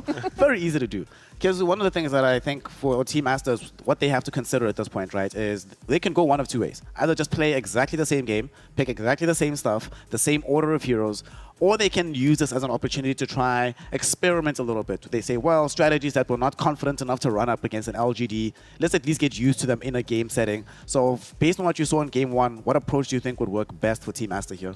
I think for them, it depends perhaps a little bit on like RTK as well. I know that they like to be very disciplined, right? And perhaps strict on what they want to do and how they draft. But, you know, if some funky hero pops up where they don't feel like, oh, we're just trying this for the sake of trying, but rather because they want to, and maybe it's like the right game for, you know, I don't know, some mid-tinker that they haven't played. We know the hero is playable, hasn't been done too much, but, you know, if the right opportunity comes up, they'll do it. But I don't think they're thinking too much about the stuff, but rather, this seems to be really good, therefore we will do it. Yeah, just do it. It's working. They feel really hot right now, so get the hot streak going. There were a couple of iffy plays from XWI, but, you know, it's also their first day on the job here. I'll be honest, Lyrical, I'm still a bit mixed on this player, on XWI. That's fair. I'm not convinced, but at the same time, replacing Oreo is always going to be a very tough feat. No, it is. And I think that that's something to keep in mind, right? Is that this is still very much going to be a learning period for them. I think that probably they didn't come in after the major and feel the best about their performances. Still, obviously, put together some solid showings individually on those games. But this is a team that wants to go far in these tournaments. This is a team that has really high expectations for themselves. And just knocking out these games here is going to be solid. I kind of wonder to what extent there is the talk of like, okay, go in and just be wild, be willing to give up kills over and over again. Is that actually sort of part of their game plan, or is he just feeding, right? Like that's kind of the question mark that I feel like you have. And I think that there's a place for sort of a mid player that just goes in and is willing to die for it. Yeah, and that is true, right? To allow him, you do always want to also not be too reserved, right? Because for sure, a player like Ori was special because he just never cracked under pressure and was able to make the most ridiculous on-the-edge plays. And it's very difficult to learn that, right? And there was a period of time when others also thought Ori was feeding all the time. So kind of makes sense to try and give him a little bit more freedom. And I feel like if you're any player on your team that you want to be free, probably a mid player. No, for sure. And I just like it way more when players are naturally over-aggressive rather than reserved and sit back, because it's way harder to teach a guy and someone to be aggressive rather than, hey man, you're being too aggressive, let's tone it down a bit. It's way easier to do that than go to him and be like, don't you see what you have to do? Like, don't you see this move? Don't you see that you have to jump? So it's just better this way. Well, and I remember a couple of times in the DPC from NA, I think 2 years ago, when they would have interviews after matches with Quinn. And they would be like, oh, you died going high ground here. What was going on? And his rationale behind it is sort of what I see from XWY too, which is like, this is going to be a good fight for us no matter what. I know we win this fight if we all just cast our spells, so I'm going to force the fight. I'm going to force myself into a bad position. And I don't think there was a fight in that last game that Aster lose. Yeah, agreed. It's always a good fight when you're up 4K just at go like in. 8 minutes. So it's like, all right, we'll force the engagement. Now just make something happen and force them to be the ones to have to respond to you. And pretty much every fight, even the couple of fights that seemed okay for them, they'll get like one kill. They'll get like a support brought down. But then the exchange is like 4 or 5 heroes in the opposite direction. So it's like, well, who cares? As long as the fight ends up happening positively. And most importantly, we have to remember Dota's a game. It's about having fun. He made us all laugh and That is enjoy very true. ourselves. Thank you. So, hey, shout out XWI. Please do more of that. And we'll be finding out what more he has in store for us with the second game as the draft is now underway. Outsiders from China versus Team Aster. Outsiders from China, they show their respect. No Beastmaster. Bye-bye, XXX. You play another Zoo hero. I mean, it's good, and I think it goes back to what Lyrical was saying, maybe take out this Beastmaster. And now, at the same time, it also means that you're not banning one of the 2 heroes that you banned in the previous game, which was the Brood and NP, which kind of shows me that they're going to pick one of them, which, I would be happy with, even once again, if they end up losing. As long as they show me, like, okay, they have some clear ideas, they're trying to execute it, and if it doesn't work, it doesn't work. That's okay. But try to play your style. Try to see if you can play some of the more broken heroes to, not just force yourself to ban them. Yep. Oh, actually, Team Aster, they banned Clockwork. So they're leaving Death Prophet and Nature's Prophet in the pool. Outsiders from China. If you're in this position, Urkel, what would you rather get for yourself? I mean, DP, for teams on the come-up, DP always seems like a very good option, but Nature's Prophet is so good. I would rather them have Death Prophet and get rid of Nature's Prophet from Aster, which means I'd rather them take Nature's Prophet. Okay, if that makes sense. Okay, I get you. Like, I think Death Prophet's the better hero for him, but you don't want to give NP to Aster, so you have to take it here, I think. But they take the Death Prophet.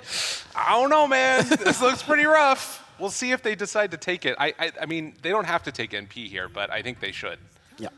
We'll see. It depends on what RTK is feeling. Or maybe RTK is going to be like, are they greedy enough to pick both? So maybe we leave Nature's Prophet and see if they just go for the both of them. But it's a bit too good. Rubik first for Baboka. Yay. I mean, Nature's would make a lot of sense into DP because it's also just good throughout the game. But I would say that when they do open this range 4, it sways a little bit away from you wanting to go MP because MP, he likes more of the heroes that either body for you in the lane or can run around the map and set up kills for you, which Rubik doesn't do. So they just go for the Enigma, which is, solid opening, second pick Enigma like that. And then outsiders they go with the Silencer, which this time around, they have played it before. This time it has a little more, purpose against this Enigma and Rubik. Yeah, you just can never cause Black Hole in this game. It's going to be very, very annoying for the Enigma. Even before the silence from the global, you still have to worry about DP silence, and it's surprisingly annoying, Lyrical. I'm sure you've been in those games. You're playing Enigma. There's a DP. They press W and just like, well, 3 minutes of doing nothing. Yeah, or even if you get Black Hole and then you just die to Exorcism. That's the other thing that can happen. Which doesn't feel great. No, but I think that it's an interesting decision by Aster to not go for NP. It's been banned first phase against them a decent amount. And it sort of speaks to this idea that they have of wanting an offlaner that can put pressure on, take towers pretty early.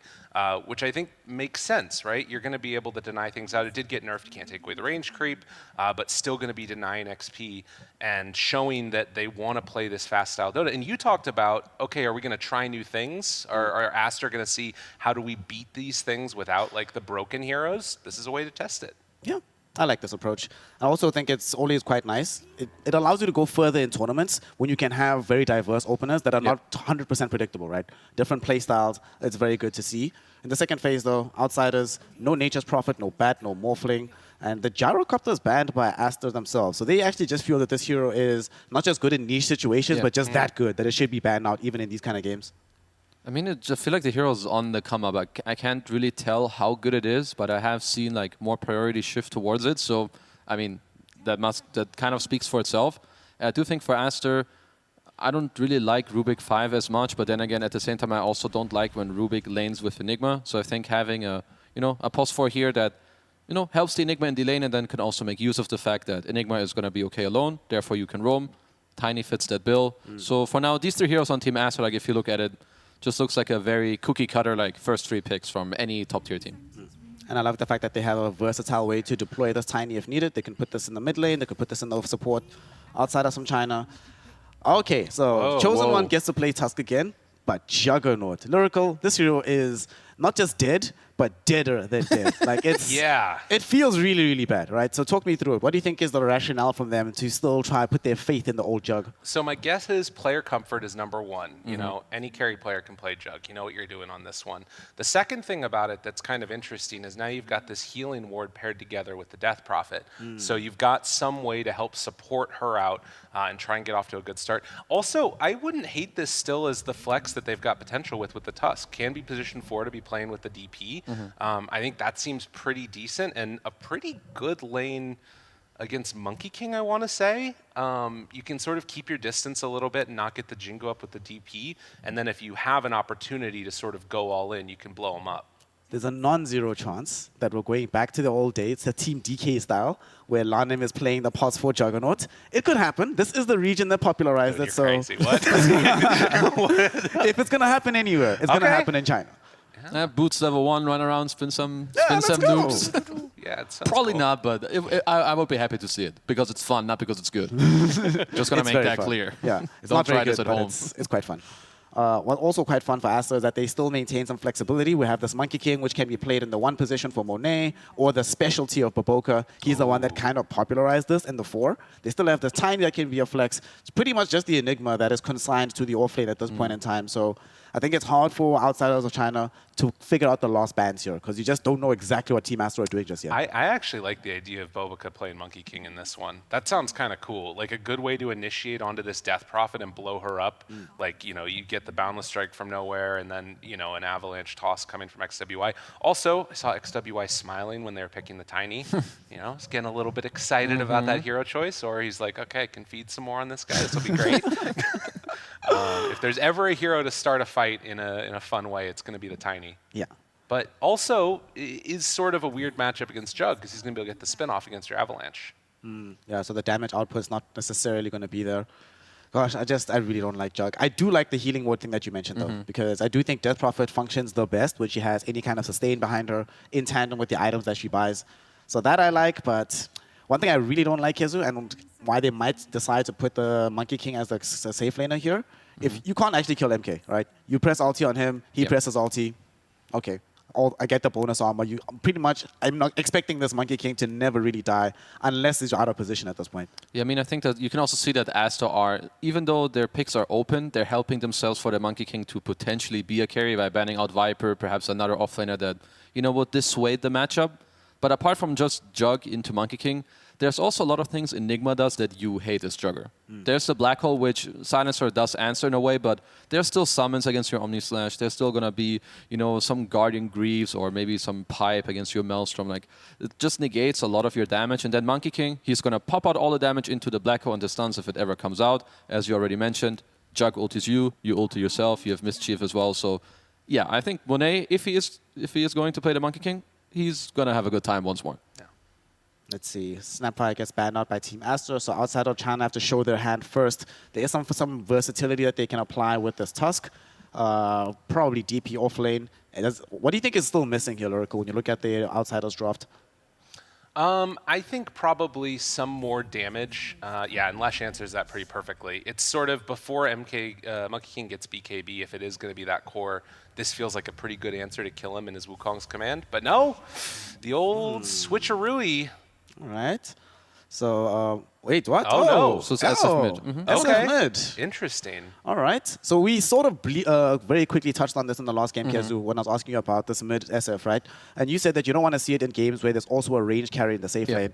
When you look at it here, has Team Astra constructed the kind of draft to make a mid SF work? I think so. There's 2 elements to it. So first you have the Monkey King that can help facilitate it. He's a carry that can go in, he can stun, but also at the same time, what you want against the Outsiders draft when you think of DP Lesh, the heroes that want to run in, SF, he's going to buy early BKB, he can just stand his ground. He can Requiem to force them to run away, or just BKB and, you know, slap their face. They're not the highest ammo hero. So yeah, you know, even though I'm not the biggest fan of mid SF, this is one of the games where it looks pretty good to me. Team Astra right now, what do you think, Lyrical? Is this the game where outsiders from China can finally get a dub? Is this the time? It's only their 3rd match so far, or 4th overall game, excuse me. Does it happen, finally? Or at least is the game going to be longer than 21 minutes, which has been their average game length? Can they do it? Do you want a real answer? Nah. No. Give me the hopium. Give me the hopium. Okay, the hopium. Earn your The paycheck. hopium. Let's go. The big DP standing there, gets snowball saved when they go all in with the black hole, and then you have, you know, the turnaround, a healing ward down there. DP carries, easy game. Let's Easy go. game. I agree. Easy game. There we go. That's what we want to hear. That's why they pay them the big bucks. Outsiders from China guaranteed to take this game number 2 thanks to the hopium of Lyrical. Let's find out if they actually have what it takes or if Team Aster can make this mid-SF work. We find out with our Caustic pair. We have B-Cup and Lacoste. Take it away, please. I have lost my ranking of Brigadier.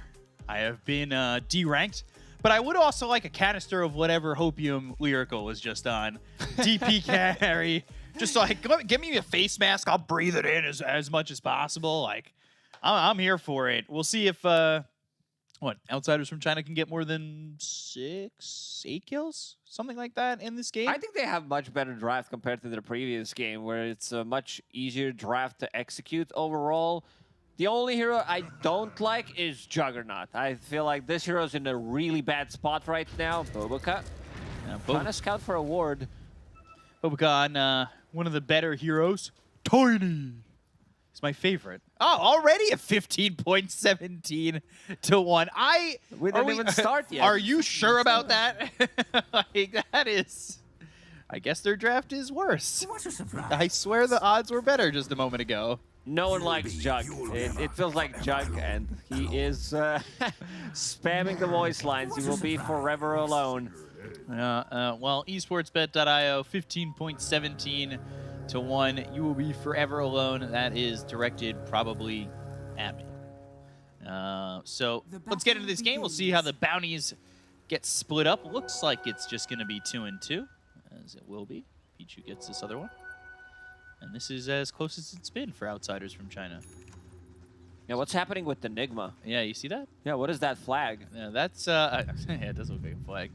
But from this point of view, it's actually him, like, tethered to something.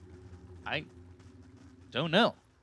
Is there a hidden IO in the game that he's just tethered to right now? I thought he gave up. It's just getting longer and longer. White Like, what's flag. going on? And also, it's making the sound. Yeah. It's like the buzzing sound. I thought something was wrong with my headset. It's very weird. I don't know what's going on over there. I'd like to see where that ends up at the end of the game. CXK up top, getting hit with that Boundless Strike, and Pichu just outputting some damage. Not exactly fun for that Tusk at the moment. And Chosen One on the Lashrak against this SF. How's this mid matchup go for him?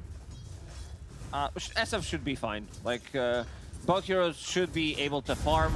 I don't think anyone should get a kill in terms of even matchup, but I could see Chosen One dying here. XWY, I don't remember seeing him play SF. Panel did talk about this being a good game for mid Shadowfiend because he has multiple heroes that actually do go in, and a lot of these heroes do have stuns, so always good to have with Shadowfiend. We'll see how XWY... I feel like when he was Yi on Keen Gaming, he played a lot of Shadowfiend, but that's obviously a whole different era of Dota. Back then, it's probably, I think that's like 5 years ago at this point. So I've seen some SF from him, maybe not as much recently. It should be interesting to watch as he's already 7 and 2. Compared to what we were seeing in that first game, Chosen One's doing a lot better in terms of CS because he was getting destroyed, man. He really was. Now he's putting in some pressure, just saw him land the Split Earth. Used Lightning Storm 2 times. Both heroes, oh, never mind. Oh, deny on the Water Rune and Outside one the bottled up by province. Chosen One. Actually managed to deny it, so. XWY, in the previous game, they did play around him. They did refill his bottle multiple times. It was mostly Pichu who died and refilled his bottle. This time around, I don't think you want to die straight away, because there's still no first blood available. Outside the province, he needs to be careful. Once Tiny hits level 2, once he gets that toss back, like level 3, because he started with the tree grab, this is very strong lane. This is a killer lane. They can't kill Jug because of the spin. Oh, look at that net profit. Right into Monet. Jingu's going to go off. Boundless Strike. First blood for Monet. Snowball in. CXK won't die as they don't have any more lockdown to follow that up, but that is not really the person you want to be giving up first blood to. Let's see if he decides to get Boots of Speed as his first item on Monet, just to be able to close the gap. He puts second point in Jingu Mastery, level 3 already on that Monkey King. Yeah, that's going to be an issue coming back to the lane, especially when they have the additional lockdown. See how stationary Bobica is going to be in terms of just going from mid to bottom. He's still searching for something over mid. He took Avalanche, no toss, so not going to have that toss back, but we'll have Avalanche to mess with Chosen One if he does move up. Meanwhile, the Courier will go down and had an Orb of Venom on it, so CXK stopping that from coming through, and Monet will have to wait on whatever he wanted to purchase anyway, which was those boots. Most likely he's going to be able to farm out full Power Treads and Orb of Venom once his Courier respawns. Already putting pressure onto the Death Prophet once again.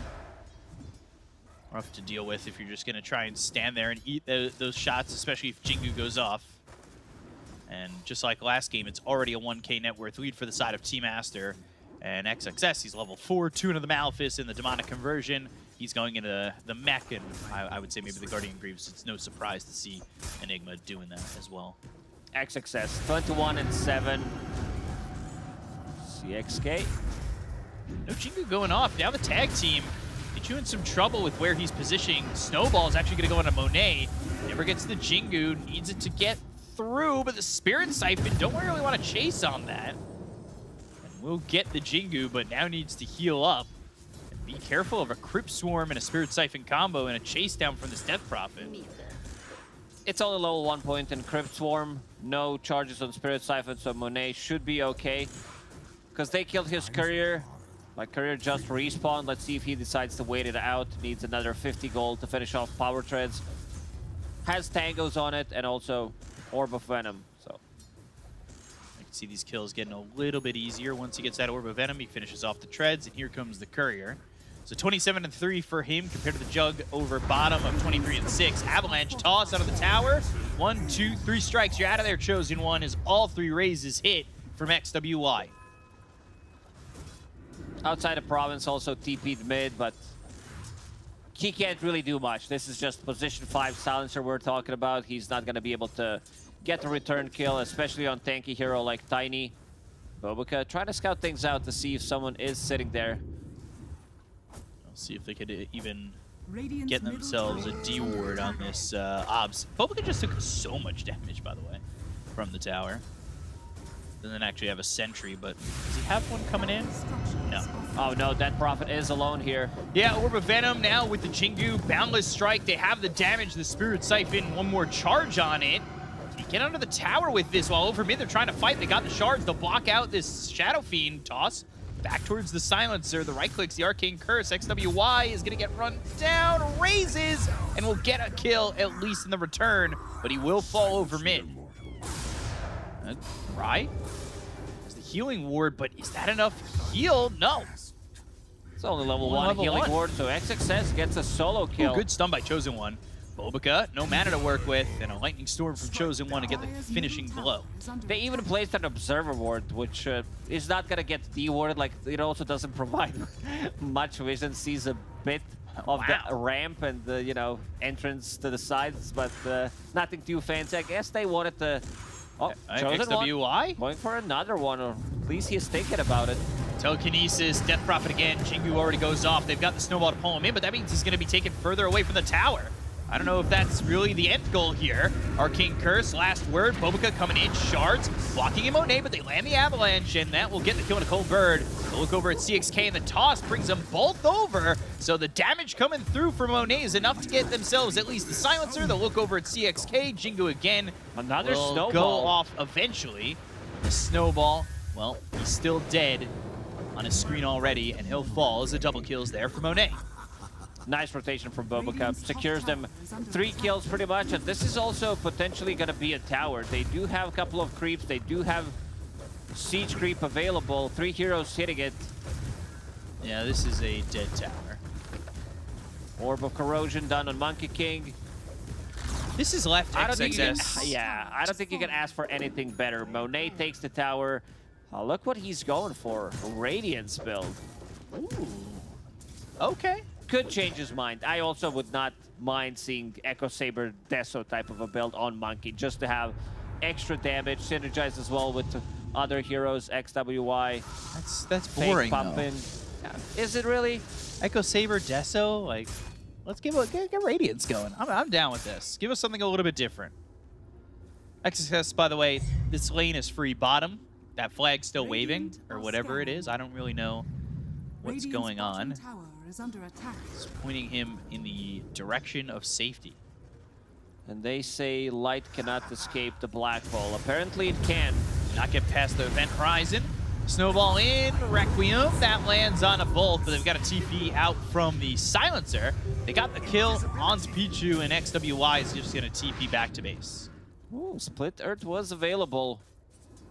Did not want to go for it. 3K gold lead for Aster this time around. Outsiders from China having a much better game. 9 minutes into the game, they didn't lose the laning stage as hard as they did in game number 1. Still a difficult game, especially for Juggernaut. He does have a Falcon Blade. I also see he's trying to go for Ring of Bassi. I don't think you need that much mana on Jug, but he will commit to it. XXS now hitting level 8, has the mech flying out. This tower is in trouble. Cry's just going to stand here and try and defend it, but Eidolons will whack away. They've also got Pichu coming in if Cry finds himself a little bit too far forward. Maybe a telekinesis into a black hole to get the kill. Have to be careful, especially with the amount of Eidolons here. The damage could certainly overwhelm this Jug. Pichu just trying to position himself right. Ooh, they've got Monet now. This really might just be a dead Jug. He's sticking around. Telekinesis, Boundless Strike, goes into the Blade Fury, and now the Jingu is there for Monet. With Bobica making the rotation, the Omni Slash, that'll bounce around into no damage, and they don't even need Black Hole on this one. They'll just get a kill on a Cry. That is another tower, definitely dead.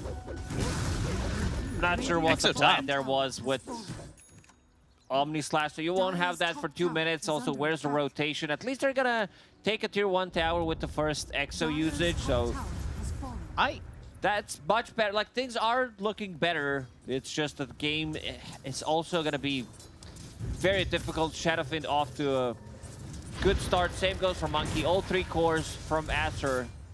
Top 3 net worth. Now, I'm not trying to be rude, but that might be the first tower they've gotten this DPC. Which means things are looking up for Outsiders from China. CXK, though, hit with the raises. He'll go down to XWY, who is the lowest core on the side of Aster. And another tower in trouble here for Outsiders from China, as well as Jug again. He's forced the Blade Fury away. Also steal that Arcane Curse, which is always strong from the Rubik. And it is level 3, so that's going to be potentially devastating, especially against the Leshrac. It's an insane spell to steal. Insane amount of damage. Level 4 Fate Bolt plus 3 points in Arcane Curse. That mech, as you said, already done. XXS has almost enough gold to buy full Guardian Greaves, and the Light's still following him. He is the chosen one in this game. Palms out, you know? Just gotta praise the sun, praise the light. Praise the moon of Mene. Yeah, that too. Best voice line in the game. And let's see if this is gonna be the Guardian Greaves in focus. Like, I could see him just going for Blink, right? Doesn't really need it. He's playing into Silencer. Well, you know, why not? And then he queues up Guardian Greaves immediately. And this is why I'm low MMR. Nah, it's fine. Ish. It's still early. It's like 6 a.m. for us, 7 a.m. Well, yeah. But this is an answer I would give with full sleep. I'm not gonna lie or sugarcoat it. I would have said I would have said the same thing. You would have said Hand of Midas if it was noon. Oh gosh. Big stack for Chosen One. Yeah. Some good gold going his way. Well, Arcane Curse help. Chosen One, I want to be a touch careful with the damage he's taken. Just a little bit carefuler. Okay. Black hole top. Dead Death Prophet. There was Global Silence available, but chose to hold it and just let the Death Prophet die. And that should, math-wise, be Guardian Greaves. But he hasn't purchased it yet. Does have enough gold for it and did not buy it, so let's see. B-Cup, maybe you're onto something. No, you're not. We're just kidding. You just... I saw Blink get purchased by Tiny. I got so excited. I was like, he doesn't have a gold for that. Stolen Blade Fury, and that's going to be a kill there for the Rubik, but the Split Earth lands from Chosen One. He wants a high five. Telekinesis throws him down, and he'll end up dying here to Cry. Classic Boba move. Gets killed in the end, behind enemy lines, playing alone, rest of the team nowhere to be found around him. Yeah. But Monet seems like he is committing to this Radiance build. That's pretty pog. Dire are scanning. Happy with that. Coming in from Monet. Something a little bit different. Forge Staff for XWY after the Dragon Lance will be the build. They smoked up. They're trying to find an opening here. I guess, I don't know if it's been 6 minutes. I wasn't exactly counting, but I guess that ward that gave them that very important vision next to where they were standing right now is gone. Ooh, Blink in, Chosen One going forward, and they've got the toss up into the air. There's the Walrus Punch. The damage isn't exactly amazing to get the kill here. The Guardian Greaves go off, but the stun lands on it too. Blade Fury, Spirit Siphon, XXS on the run, but there's the Requiem, and they won't get the kill on XXS. They do take out Bobica. They committed the Exorcism on this. However, they only got themselves a support. Cry moving forward. He does have Omni Slap. That's going to do a good amount of damage to Pichu, but not enough to get a kill. Seeds of Serenity are down. The Snowball right on top of XXS puts CXK in a bad position. They look to get the kill on a Monet. They still haven't gotten XXS. There's the Wukongs. Down goes the Death Prophet. They'll take out the Silencer, and Monet is now dominating. Finally, XXS dies. He died here at King Curse. Maybe if he popped the magic one, I think it was just available. Maybe if he went to tier 3 tower to get some extra healing. Also had TP available. But the Outsiders of China, they're the ones making aggressive moves. In the previous game, they could not cross the river. But this time around, even though they're 7k gold down, they're still making these aggressive moves, which I really like. They did lose a fight overall, but showing some signs of life, Peacup. Yeah, you know, it's they were CPR was being put on them, and then all of a sudden, boop, beep, beep, boop. We saved them. We got them back. Trying to get a stable heartbeat going. Maybe get only 6,000 net worth. Like, that's not, compared to last game, I would say, decent spot to be in. Just not for this Death Prophet. Just like that Mars, I feel like you left the lane and all of a sudden he's died a bunch of times in a row. A bit of a difficult one. He did have mech available that was being delivered on a courier. CXK. Walrus Punch has Snowball. Baits the Boundless Strike, or well, baits with the Boundless Strike, the Snowball, and they get the kill. It's a mega kill streak here for Monet. Ags after Radiance. I love it. It's 16 minutes Radiance into Ags. I mean, it does make sense if he wants to go for that Telekinesis build. into the black hole with the Blade Fury from the Rubik. No global silence for 2 Cry seconds. is gonna die, and XXS will get that kill. Middle tower is under attack. Man, that looks pretty good for Aster. And they just continue to roll. 9,000 net worth lead. A couple stacks still here for the side of Outsiders from China. And to get that gold going up still, but they are falling very far behind on their cores. It's a bit of an issue. Monet now solo pushing the tower with that Radiance. I wish Radiance worked on towers as well. Radiant structures are fortified. That's like something I would say. Yeah. I was like, wait a second. I didn't say that. I heard it, and I was like, Was that inside my head? They saw that smoke, by the way. Exactly. That is deep observer ward from Bobica. Cry.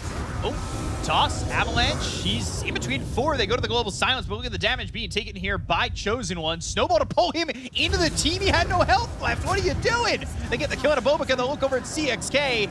The Leshrac, well, he'll survive for a little bit longer. They do end up losing CXK. Exorcism again being used in retreat. Primal Spring on top of the Death Prophet. Blade Fury on top of Monet. Well, he's getting hit with that stun. The Split Earth, the last word, the damage, but surviving.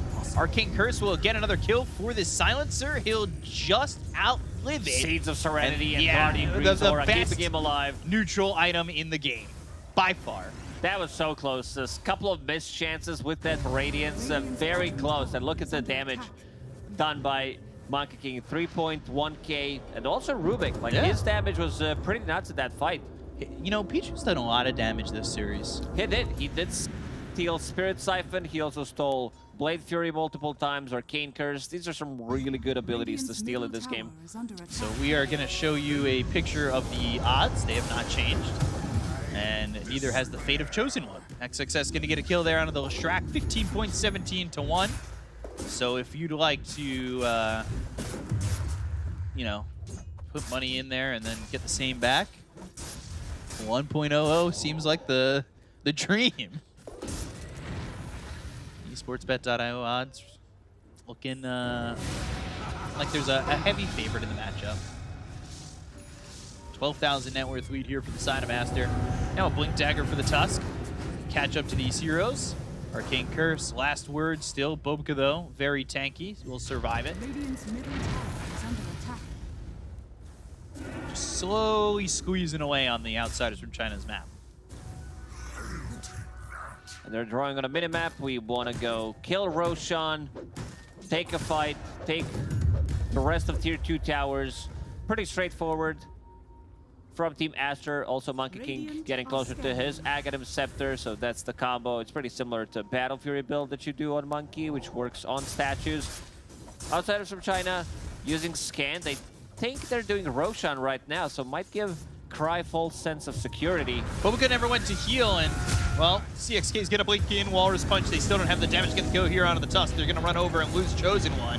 Shards thrown out, Bobka dead, XWY. No Requiem with Global Silence coming through from the Silencer. He's running away, but he's taking a lot of damage. If he throws out the Requiem, he's dead for sure. Requiem right on top of CXK in death, and with another Exo, they get a kill there onto the Shadow Fiend. The team just wasn't exactly all there for him, but Black Hole was used, and XXS, well, he ends up getting the kill on a Chosen One. Great success there from XXS.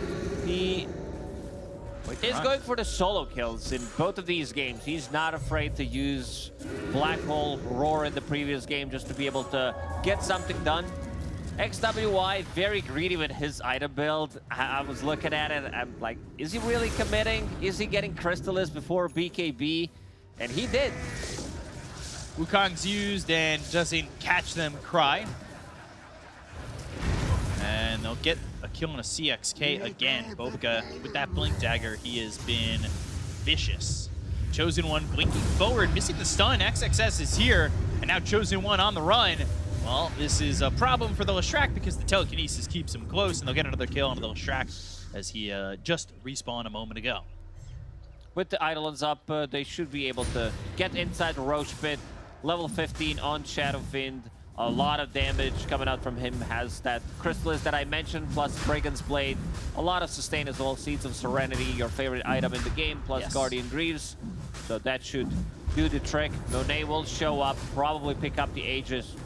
Oh, you guys did 85% of the work on this? Let me just step on in here, grab the Aegis. Thanks so much, guys. See you later. Ags on the Courier as well. So it's going to be a big power spike for Monet. That is flying in.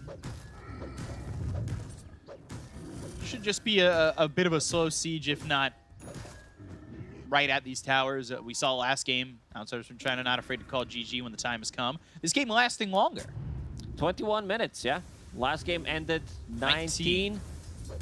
This might be the GG push coming out from Aster. There is no Black Hole for 50 seconds, but he does have Guardian Greaves, Pipe. A lot of sustain coming out from XXS. Look at the jump from Monet.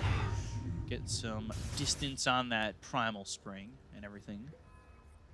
As well as the tree dance.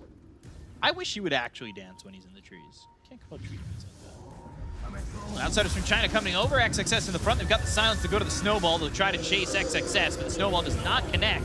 They've got shards that block him for a second, but Cry, he is already dead to Bobka. They got the kill very quickly. He doesn't even buy back. Right Chosen One's going to be SM. right-click down, and they'll look over at the Death Prophet, who is not the last one alive, but that's because Silencer bought back to do this.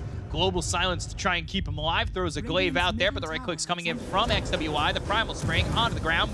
Ballast Strike lands on both. Full team wipe and a GG call. Aster taking the series 2-0 over Outsiders from China in easy fashion. the biggest surprise of the Chinese DPC so far. Aster winning against the outsiders from China in 40 minutes total. It's just, I mean, the Team Aster, in terms of experience, in terms of skill, outsiders from China, you know, they can play the game, but can they really win a game? It just doesn't feel like it. They're the team, what do you call them? Streamer stack, pretty much. Yeah. And they're pretty much the Gork stack in China. And it looks like they're here to just entertain, play for fun, might be able to get W against, if they really have a great draft, maybe they can take one game of some of these teams if they decide to not show up. But other than that, Team Aster complete domination, as everybody pretty much expected. Which team? Which team's losing the game? They did lose to Aster Aries, maybe And Aster. YBB, maybe one game. All right, you know what? The challenge has been thrown. Can they take a game over YBB when eventually they go after them? And, you know, it is a streamer stack. I stream from time to time, LFTB Cup. You know, if outsiders from China want to have me in there. But to break down this series, this 40-minute series, we're going to give it over to the panel. Take it away. Thank you very much, gentlemen. And unfortunately for the outsiders from China, they go down 2-0. Yet again, a very fast game. Yet again, dominant performance from Team Aster. However, Lyrical, more improvements. This was their longest game that they've played so far. It was. And for the first, like, I don't know, 10 minutes, it feels like, all right, there's some things coming together. I think at like 8 minutes or so, Lesh was one of the top 3 net worths, which is something that I don't think I've seen from him for a while. And I'll also say that I think this Death Prophet might be the key to their success if they can get it. The problem is there was a couple of like really important moments. If you're playing these like fast tempo, trying to snowball drafts, and you dive and you lose a fight, the game's over. Yep. And that's what happened. It did indeed happen. We're probably going to see the replay in just a little bit of when things really started to go negatively for them. You know, obviously the Juggernaut Kezu was just Juggernaut. It is what it is. Hero does nothing. But I really do want to focus on Chosen One, right? This guy, I think, not just his laning movements are very, very good, but if they can play around him, maybe if he's the one to play the Death Prophet instead of putting it in the off lane, there is like some positives that we can take from how outsiders of China play. And what I like, especially about what they started doing, they started involving the team and bringing them specifically around him. They're like, go to his lane. Yeah, sure, it's going to cost the lives of the DP and the Jug every now and then. It's fine, though. It actually is doing something proactive rather than just reacting on the map. I mean, most of the time, it's the way that you can best speed up the game. And also, in most of the games, who's going to be your strongest hero in the early game, like minute 5, 6, 7, 8? It's going to be your mid laner. He has the most levels, but yeah, I mean, Aster are just a powerhouse team. They show that again in this series, and there's just too many problems being thrown at outsiders, you know, from the laning stage to some hero picks to some movement. You can just tell that, you know, Team Aster, they're just a veteran team. Yeah, they are really a veteran team. They had some stellar performances. Our carry Monkey King, second fastest Radiance all time on the Zero. You know, we saw an incredibly early Blink Dagger coming out from Baboka on his Tiny. But XWI, what do we make of this SF performance in the mid lane here, Lyrical? And give me your MVP for this game. I think that they recognized that they wanted to get him more help, and I'd probably give the MVP to Bobica, but I'm down for any of these heroes, to be honest. They all played absolutely immaculate games. I think XXS also has a pretty strong case to be made for him too. They first 2'd his hero, they counterpicked it with the silencer, and then ended up sort of being able to still make that same type of snowball-y, you know, push down towers type of move. But Bobica, once Enigma was left alone, he was like, all right, I can go mid, and he secured the SF a decent start. They were basically dual midding with Bobica running around doing whatever he wanted. So really impressed with his performance. I will agree with what you're talking about too, about for the side of outsiders from China, I want to see Chosen One on the Death Prophet too, because it feels like he is the engine behind this team that tells them where to go across the game, where to go across the map. And in this one, he decided to get the Blink Dagger and just run at people. And they needed to play around the DP. That's what needed to happen. Yeah, that was a very bold purchase when he ended up going for the Blink. Something else that I saw from this game for the side of Team Aster that I thought was very, very intriguing here is how they were playing with XXX relative to the Silencer, right? Obviously, the traditional wisdom is that the global side is supposed to counter this Enigma. But in this game, like the Silencer was in a bind, right? Because XXX actually didn't really want to use the Black Hole. He was playing around it. And it makes it hard for Silencer, right? Because you're like, if I try to use this to secure a fight, suddenly we've left Black Hole open. Felt like they created a lot more problems just with how they played those drafts on the side of Team Master. I mean, it's just an issue nowadays where you run into all these auras. Silencer, another hero that deals damage. Now you have Aster. His teammates, you know, they're just running in because they're having a good time. Now he has Grief, so he's going to make them feel even better about running in. And now you're Silencer, you're like, okay, I don't know what I'm supposed to do. I'm waiting for this Black Hole, which is never coming, but then they're running in, I deal no damage, and it's like, he has no purpose in the game, really. Yep.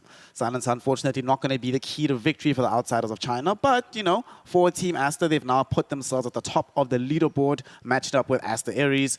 They are looking good. Obviously, it's outsiders from China right now, probably the team that we're anticipating ending 8th. So beating them is one of these things that you should do, right? Doesn't necessarily, you don't get extra points for being able to do this. But from what you saw, Lyrical, you were very hot on Vici after their first game. You were like instantly top 8 at the major. Top 3. So how do you feel about Team Aster relative to that performance? I mean, clearly they're going to win TI, right? Yeah. That's the only possible You can solution. see it here. No, I think that that is still a team that is continuing to get better every tour, continuing to find their footing. I think that there is a lot of potential for them. We saw it, you know, in the DPC last tour, how well they played against LGD, and I think that, like, you know, it only is up from here to a large extent. I also think that this game, it's sort of, in both of the series, showed that they're still willing to experiment, try new things, and that's what you need to do if you want to win on the big stage. Yeah, fully agreed. I especially loved how they drafted in game number 2. It was very open until literally the last pick. And even after the pick came out, it could still have gone either way. Of course, that does mean that this series is done. It's a 2-0 affair for the side of Team Aster. But it's not the only Dota that we have on the cards for this evening. We still have one more series to go in the form of Invictus Gaming taking on Extreme Gaming. And that one is going to be a pretty big one. IG, of course, we spoke earlier about how they've rejigged their team in the 3 and 4. Kaka being back for Extreme. I think, Kezu, that I've always thought that this Extreme team, right, I've gassed them up many times, and I've been wrong many times doing so, right? I've sounded really stupid on camera at points. But now they have Kaka, right? This is one of the most solid players, not just in China, but just in general, right? Talk to us from a player's perspective, the difference having a one solid voice in the team who sort of comes in and is like, guys, I'm in charge now, here's what we're doing. How long will it take before they start to reap the results of having that stable hand in the roster? I think it depends a little bit on how much were you really lacking that beforehand, and then also like the respect, because it goes both ways. There's a lot of the times Dota has evolved where you don't only want to trust one guy blindly. He's going to make most of the calls, and 80% of the time you're like, yeah, boss, sounds good. But then the other times when you know something isn't right, you need to also feel comfortable and okay to say that out loud. So maybe in the start, maybe, you know, there are some differences here or there. Maybe give it a couple weeks, maybe half a tour. But I think with players of this caliber, it shouldn't take too long, and they all know what they're doing. Yeah, they really do know what they're doing. Their opponents on the side of IG here, Lyrical, I'm still not sold on Emo changing roles based on how we used to, going from a mid into the safe lane. From your perspective, you casted a lot of their games in the last tour, right? They didn't necessarily do too hot. Do you think that with more time now, that he's going to be a bit more solid in the carry role, allowing Dust a bit more freedom and less pressure on the mid lane? I mean, I think that Dust, in a lot of ways, was the problem last tour for them. So I think that Emo, a lot of his games where he looked bad, it was because sort of Dust made these crazy plays going in, and then he wasn't scaling into another core, and it was all on Emo. And we even saw, I think he switched up back to mid one of the games. He was like, all right, I'm going to play Storm Spirit. Dust, you're doing something else. And that's really more down to what's the supporting cast around them looking like. Are they sort of empowering this guy, giving Dust the sort of you know, good vibes that he needs to sort of really elevate his game? And I think that if they are doing that, then you've got a ton of potential. The sky's the limit. This guy was #1 MMR in China for a really long time. So I think this is going to be a key game for him. This is one where you need to at least look good. And we've seen sometimes where like game #1s in a DPC tour can set the tempo and you just look terrible all season. Can't happen here. Yeah, just one thing to add to that, which I think will matter a lot, is I do think Emo had to compensate, as we just touched on with Dust. You know, sometimes he's going in too much, and I think on other times he kind of missed a window to go in. Whereas now, if you can have, you know, Kaka and like more aggressive players that help you to like take these windows for you, that you can like chill back a bit more and focus on what you want, that could also be a big difference maker. I think it's very interesting here because within the Chinese region, we have had some stellar mid laners come up with some very high MMR, but not necessarily succeed when it comes to playing on strong teams. On the one side, you have players like XM, who was rank 1 for like 6 months. He hasn't really had that much success thereafter. On the other side, you have players like Nothing to Say or SCCC, who can take you to the brink of winning TI. So we'll find out what kind of player Dust is in just a short while. With that, though, we are going to be taking a fairly extended break given the duration of the previous games. So go outside, get a quick snack, drink some water, smell some fresh air, send someone a message telling them that you love them, and join us shortly, a bit more than shortly, for some Dota 2 action with IG versus Extreme Gaming. We'll see you then.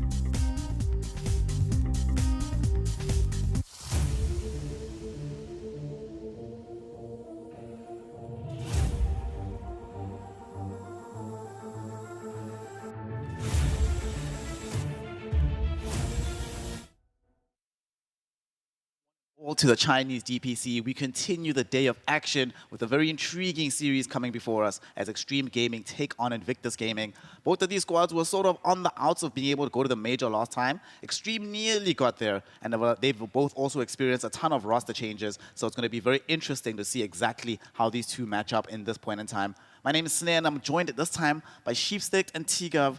What's up, y'all? Sheep, what do you make of this series? These two teams, last time around, Extreme Gaming almost made the major. They fell off because they missed out on a tiebreaker. They should have won that tiebreaker. They let's should be have, honest. yes. They didn't. So, but they've also kind of improved the team at this point in time. PYW goes to IG. Kaka, this guy on your team, that's usually a recipe for success. Kaka is so legendary. Joining teams, making them good, leaving teams, team goes to shit. The guy is good, you know what I'm saying? Like I feel very confident about Extreme now that they have him. I'm really hoping they do not choke out missing the major this time around. I definitely hope they do not. And Extreme Gaming, we see them on screen right now. Another addition that they've made, T-Gov, is not just to Kaka having that voice of leadership in the team. There's another voice of leadership outside of it as well. Lanem left Team Asta after coaching them for like 3 years. Coached them very successfully, got them into multiple high-placed TI finishes. Now that he's on this team, choking should just not happen anymore. You'd like to think so. There is only so much choking you can control as a coach, because of course when the game starts, they're separate from him. But no, I think for Extreme now, they have strong voices in Kaka. They have strong. They had Blink before, so that's a pretty good coach, anyways, right? So both like equal, if not stronger, coach. You should expect them to have inconsistencies out of the window. Draft should be immaculate, and it's now the play should speak for themselves. Like we should not at this point be like, well that Axe pick or this Lion pick was really, everything should be polished. You hope. We hope. We hope.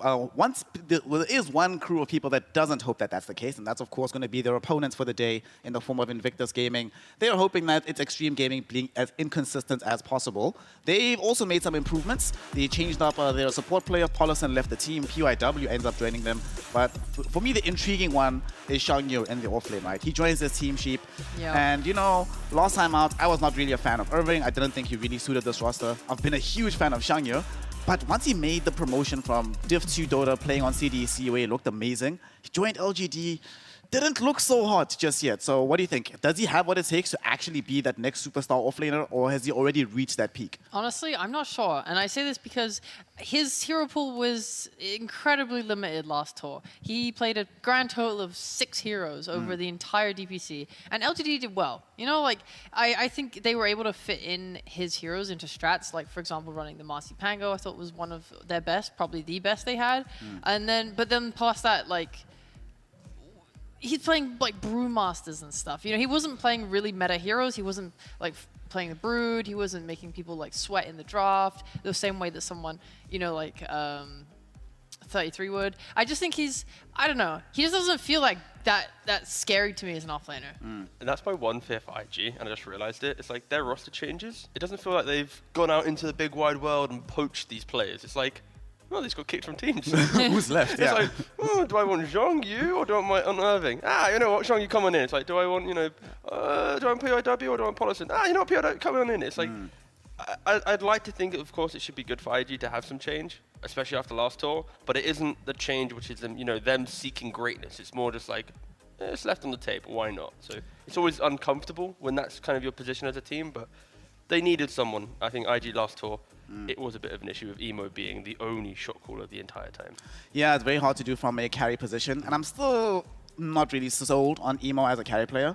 Dust still also hasn't really fully acclimated to playing at a higher level. When he was back on Team Magma, he was used to being, he was one of those guys, his team would do really well in Div 2, come to Div 1, get stomped, be the feeding team, go back, look really good. So he still has to figure out how to really make that jump into the higher levels. And Emo, I don't know, did you see any flashes, Sheep, that make you believe that this is the role swap, or should he just go back mid? No, I wasn't feeling it. I was more critical of Dust than I was of Emo last tour, because Dust was I'll never forget his Batrider diving a base when they're winning the game and just throwing everything. It was the tier 3, right? Yes, I will never forget that. When I see his name, that is what is ingrained in my mind now, and I feel bad that is what it is. But he should, I don't know what the hell he was doing. And he was like that a lot. He would overcommit, overdive, like Emo as well. If he never played 100%, focused, if he ever overcommitted himself on Emo, the game was just over. I felt like you couldn't really rely on each other. So that team was just very chaotic in a bad way last tour. So hopefully this time they're just a little bit more controlled. You'd like to think so. Again, for like last tour, Emo was forcing himself onto like Ursa, Monkey King, Slark, Pudge. And it's like, if he has good games and leads from the front, the boys follow up. But it always felt like there was too much communication coming from him. And maybe it was like some bad like analysis from his webcam, but it's like every fight, like they're doing Roshan, 3 are dead. And I just see Emo on camera going, we need to do this, we need to do that, we need to do this, we need to do that. I'm like, brother, man, you gotta chill. And it's like, it felt like their entire game was also to that level, where it was like chaotic, stressed, pressured. And I hope with 2 new additions to the team, that should be able to maybe take some, emphasis of him not having to do all this, and then they can actually play some relaxed Dodo, because it felt stressed the entire time. Yeah. I mean, sometimes you need that though, because like another thing I had an issue with on IG last tour was their support duo felt pretty slow. Like in their match versus like eHome, for example, the enemy supports were always going places before they were, and it's like you have to be the ones not reacting. You have to be proactive. You have to be forcing the enemy to feel pressured. So maybe with the change up there, maybe their support duo will be better now. Yeah, that is the one thing that PRW has been known for quite a lot, right? Moving on the map and making sure that he's always that available presence elsewhere. He does not play static. That is the one thing. Even if he's feeding, at the very least, he's feeding on the enemy side of the map. He's doing things in a proactive manner. So it'll be fun to watch him. And I really want Xiangyu to succeed. There was this game that they played in Div 2 against IG, funnily enough, when he was on CDC, where he single-handedly carried the game on Brewmaster. It was, to this day, the most miraculous thing I've ever seen. And then it's just like, well, there's this massive flash in the pan. Afterwards, you don't really get that magic again. So if they can find that magic, it could also be one of these things where there's now a little bit less pressure, right? You're like, well, I don't have to be this off-lane on LGD, right? Trying to compete with Faith Beyond to make this team as amazing as it was. PYW has already achieved everything you could possibly want to achieve on previous teams. So now we can just relax, chill, and just get back to having fun in Dota. Yeah, it's a good point, really. I think with Xiangyu, it's like the perfect example where you go from a team like PSG, which is very much like, you are going to be doing this for our team, and then if it works, congrats, you're going to be some insane player. If not, you'll probably get swapped out pretty soon. And it's like, he might have a whole new identity we've not seen to him yet, because he was in like the PSG kind of ship. And now maybe there's like, he joins IG, it's like, actually I want to play this, I want to do this. I wasn't able to do it because it didn't fit, Zhao Weight's playstyle or whatever. So I'm hoping there's a bit of spark coming from him, and it's not just like a defeated player moving from top 2 Chinese team in the region to just, I'm now just on IG. I'm just. Yeah, unfortunately, long gone are the halcyon days where being on IG meant being a major winner. Meant it felt being so wrong to say at the that, top of actually. TI, but that's how the cookie crumbles in the Dota 2 landscape. Things move fast. And speaking of things moving fast, we have a draft on our hands. Game number 1 between IG and Extreme Gaming. Extreme have done the right thing. You are playing against Xiangyu. You have to ban his Brewmaster, even if you don't think the hero is that good. And they've taken out the Undying as well. Is this the spot, if you're IG here, Sheep, you just take out the Treant Protector? Well, Trent's in, so I guess not. Oh, wow, okay. I like Phoenix ban. I think this brew ban, I'm not sure if I feel like good or bad about it, as in like, oh, highest respect, or hey, it's the only hero you can play, so we're just going to take it away. It's a double-edged sword. That's what it kind of feels like looking at his hero pool last time. But, Sorry, maybe he'll already surprise these us. player cams, by the way. I'm just What? hearing, like, they're just the leadership level already. Karkar giving the seat away to Lanem. JT in the previous tour, he was always the one in interviews. He was laughing in some of the team fights. He'd have to be the only initiator. He'd miss a black hole. He's laughing. His team's telling him off. I'm seeing how stern those 2 lads are looking. Yeah. JT will not be. He might be giggling. Not messing around. But he'll be giggling at the right times now, I feel. So that is. He has scheduled giggling now. They're like, hey, you have 30 seconds of giggle, like 20 minutes after we win the game. Then you can giggle. They crack a joke in the draft to get 20 seconds out of the way. So it's like, you've only got 10 seconds left now. You make sure you gotta do it. So IG, because Treant Protector left in the pool, they grab up this Marcy. You were mentioning just now, Sheep, that it was one of the few heroes that he did look pretty decent on last time around, Xiangyu. It was his best hero. by So far. they can play this off lane. It's an option for them potentially, unless they want to run it in the safe lane for Emo or as a support. They can decide down the line. I think they'll play offlane. Like, I genuinely don't have enough confidence in it. Unless there's an amazing offlane hero later down the draft where they're like, yes, this is perfect. I'm very confident this will go to offlane. Because, I just don't think his pool's big enough. And I think because they see the brew ban, they're like, okay, if we don't pick his hero now, Extreme's just going to ban like a few more offlaners, and then we're just going to be like super shit. Yeah.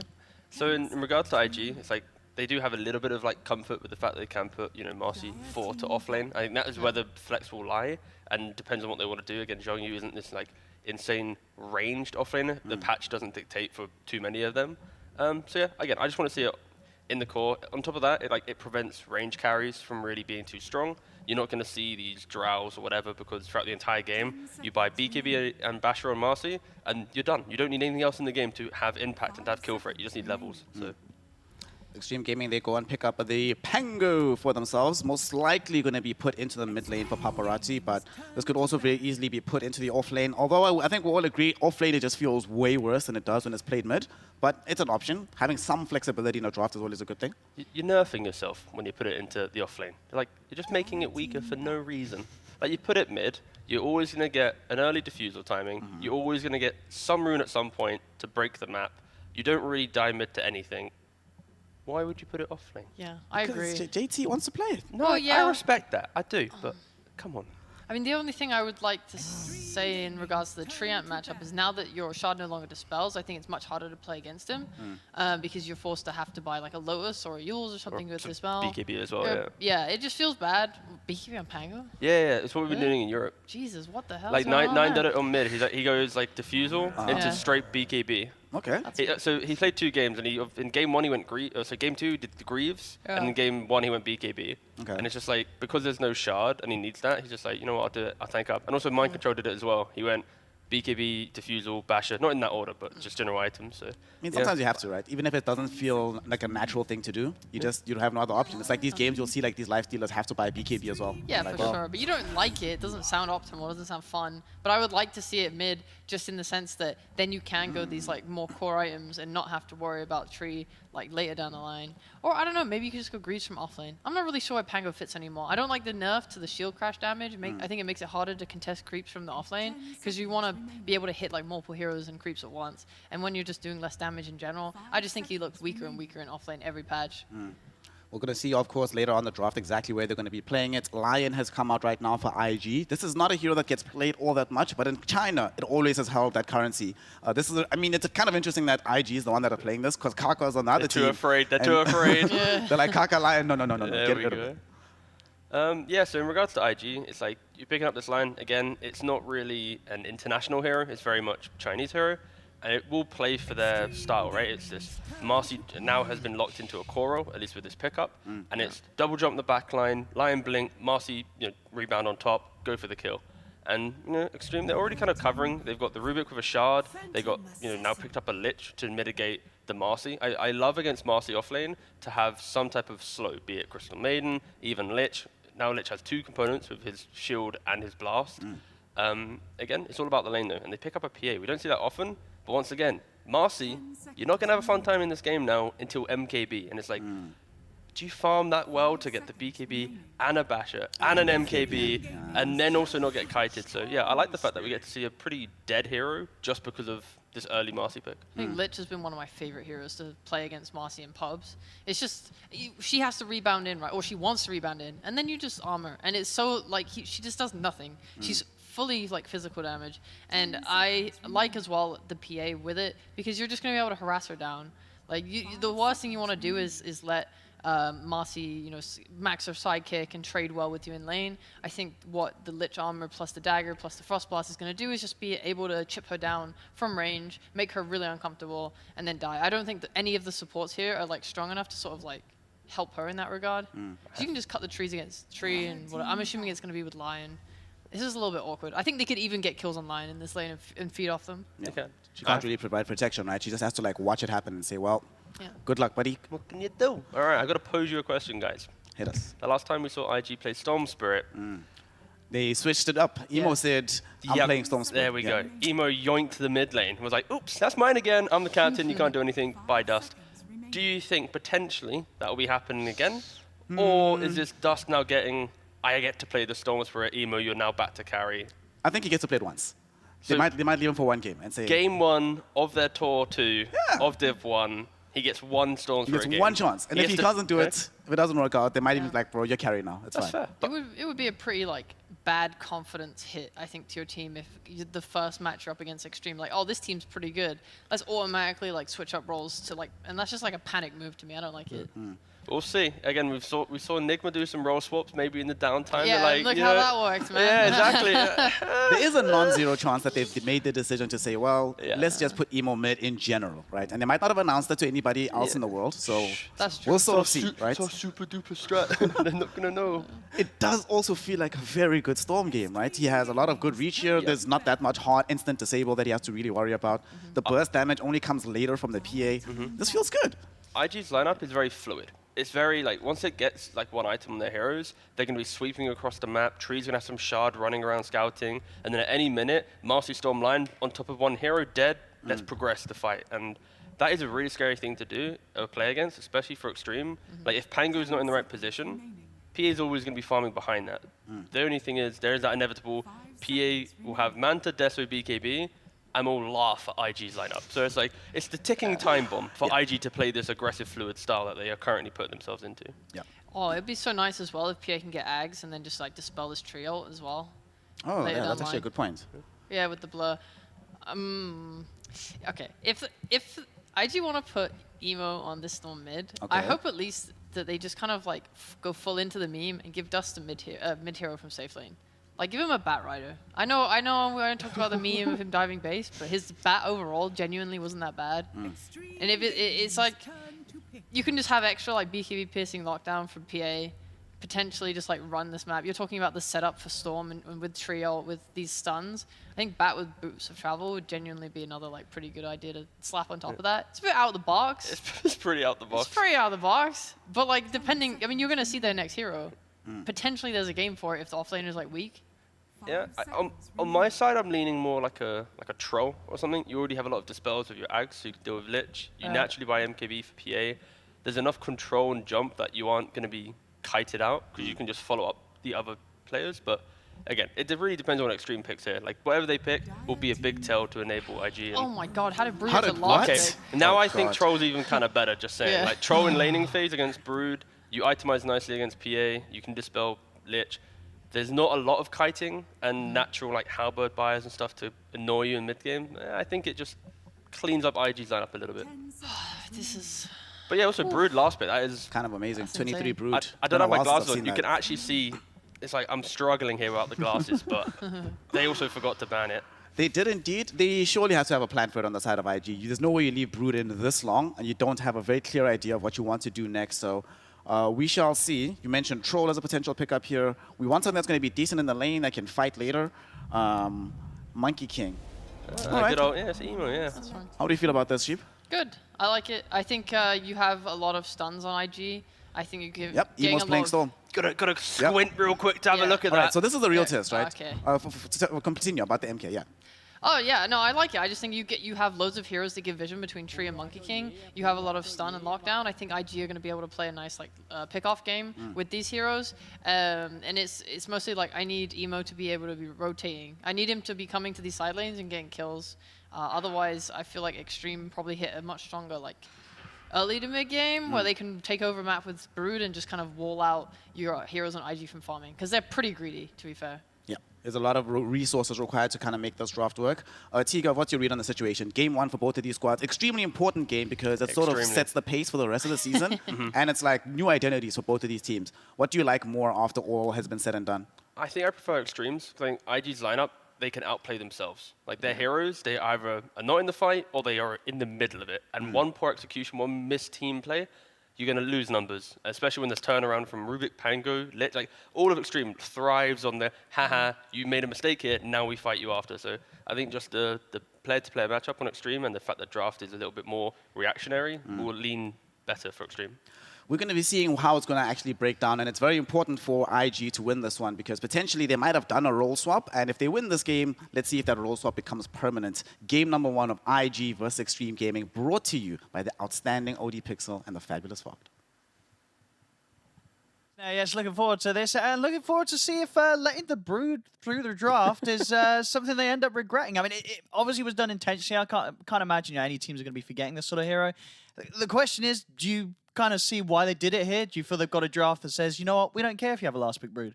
I mean, the Monkey King lane, we've seen that one theory crafted a couple of times because you can actually be you don't need your offlaner now to swap at some point. Sure. When Brood hits 6, the Monkey can actually occupy that, but you don't really want to do that anyways, the carry. I don't know. I don't think giving last pick Brood's ever a good idea. But IG, I mean, they've got an idea around it. They do have very comfort heroes, right? They got the Marcy for Zhang Yu.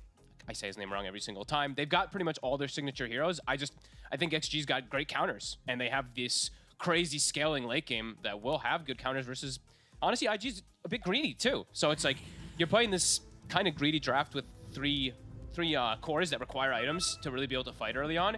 And Extreme, if you give them time, they're gonna just straight win this game with the PA. No, for sure, because as you're saying, PA, one of the heroes that actually got buffs that were actually pretty, they're pretty noticeable, right? This isn't some +5 or +10 here and there. It's it goes up to quite a lot more damage on the dagger nowadays. As you see, base damage 65 at the top level, all the way up to 80. So a decent amount of damage increase, and of course that blur change, making it a little bit trickier to kind of find the PA. You got to get a bit closer. And now, like the big thing about PA is when she's able to just delete your supports because they can't find her, that's going to enable her a lot more. So looking at what IG does have, though, besides, I mean, it's greedy cores, but at least they have a strong support on the side of the tree. Lion is going to be a bit of a question mark to see what he can do, because this hero just doesn't get picked too often. It has not been buffed. And he is playing it into Kaka, right? So Kaka now, I find it really funny that we see like one of the first lines in a long time, and it's against Kaka. I think they're saying something about it here. Kaka's typing. Look. Is he really? They said lion. Look, IG lion. Like, he's definitely saying something about it. He absolutely is. You know what it was? It's probably like Emo really wanted to play Storm, and they're like, we can't give Kaka his lion if we get the Storm. So we got to actually take the lion first, but they have Rubik. So the problem is now is Kaka can still that's true. be the lion. Yes, he could become the lion. That's very true. We'll see if Kaka's able to get some of those big steals. I gotta try to get some translates. I want to see what's going on because that was pretty. They have to be talking about it. There's no way. Wait, I could translate. Well, let me get the tools out. I'll work out what's going on. But we'll do a brief pause here. Apologies for that, ladies and gentlemen. And the one big thing I'm gonna look at, especially also, is time of itemization for IG. I'm imagining this will be a Witchblade for Emo this game since he's playing versus the Bola of the Brood, the Evasion of the PA and stuff like that. But for the other two cores, definitely will take some time for them to be able to at least itemize versus this PA and versus this mischance. And that's definitely why you see, that PA picked up this game, playing versus the Marcy. They tried it, I believe they tried it last season. They ended up losing, I think, with the PA pick, but I thought it was a good PA game. I think they just got like anti-mage Shadow Demon Iode or something. That was the weird game, but let's go. Let's see what we get. You didn't give me any translation. Oh no, they're spamming too many voice lines. They pushed it up too far. I couldn't catch it. Nah, fair enough. Here we go. Good luck, have fun. Arbitrary ping check here from JT. Yep. I think he does this every game. Does he? This is I always see JT kind of his opening. Everyone's good luck, have fun. Dash ping. They're type. That is a. Come on, get on that one. PYW. I'm going to translate some of this. All right, let's see how these battle goes, because we're probably going to have a level 1, it looks like here. Kaka, DY smoked.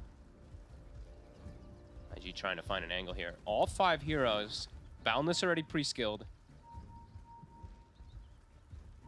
Okay, Paparazzi said, I think he said, I can't wait to roll in the pit. So, I guess he's a Pango. He's going to do something around Roche. Looking at the roll overall, I'm glad Sheep did point it out and talk about it on the panel a little bit. The roll-up in particular versus Tree can be difficult, and rolling into Monkey King. Maybe it's something about just his roll can be difficult this game, because playing into Monkey King ult, into Wukong's plus Tree ult, pre-BKB now at this point, can maybe be difficult. Yeah, sure. That's true. Yeah, he could be talking about rolling into the with the ult holding him in place. Yeah, I think so. A bit of banter. You can't go Shard anymore for the Dispel, so you have to go. I mean, not have to, but you ideally want to go Greaves or BKB relatively early. We'll see. Oh, I see it. Zhang Yu is able to grab that rune. Quick jump away. Okay. That'll just be the 2 for 2 here. 2 for 2. Let's see how these lanes end up going down also. See how Paparazzi does in the mid lane. Can definitely be a bit of a tough matchup, especially with the nerfs coming out to the side of the Pango and the buffs coming out to the side of Storm Spirit. Storm now has better, I think it's 1.6, right? Is now a new base attack time. Paparazzi, we see the Pango did lose 15 damage on Shield Crash. So Emo should have a good time there. Top lane, I'd imagine Dust also can do pretty well with these two. So IG's lanes do look pretty strong. Not like they're gonna like run over anything like that, but definitely a bit stronger.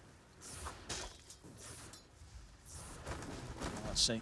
Bottom lane. Bottom is a scary They're getting one. aggressive onto Xiongyu. This is probably the most kill lane that we're going to be looking at. Lich Oh, for has sure. received... It's just going to be spamming spells. Yeah. Lich has received tremendous buffs. Like, the cast point, it's instant now pretty much on your Q. The cast range is really nice when you get points in it. You used to not really... You just had a weird time skilling on this hero because you didn't want to max Frost Blast because your other abilities are so good, but now it's like, cast range is pretty nutty on it. And the Frost Shield, Frost Shield, obviously going to have crazy benefits in this game. JT. Whoa. Gonna get off the edge of the map just in time. First few levels for sure for the Brood have, of course, been touched on, have been nerfed. That max move speed bonus is very slow on the level 1 web. I don't think I've seen anyone deviate from this usual skill build, though, the 1-1-1. I don't think you want to actually have to do that at all. Bottom again, DY. Where's PYW? Gonna be able to hold him back a little bit with their Hex, but... What? Juking in the fog. They're still going to find him. They'll pop a Fairy Fire, turn and get the stun off, but First Blood will go the way of Extreme Gaming as DY takes down PYW. Good attempts at the jukes around tree line, but does end up getting gone on, get brought down. So Ghost likely to free farm. Marcy will have to catch back up. But yeah, PA free farming tends to be a pretty good sign when you're playing versus this triple core that can be greedy.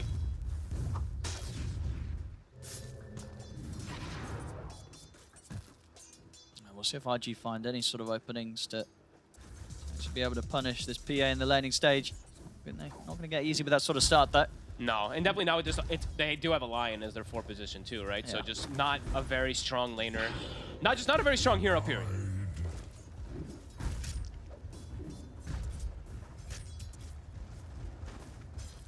Top. See if they get the chance to try and get aggressive onto JT again.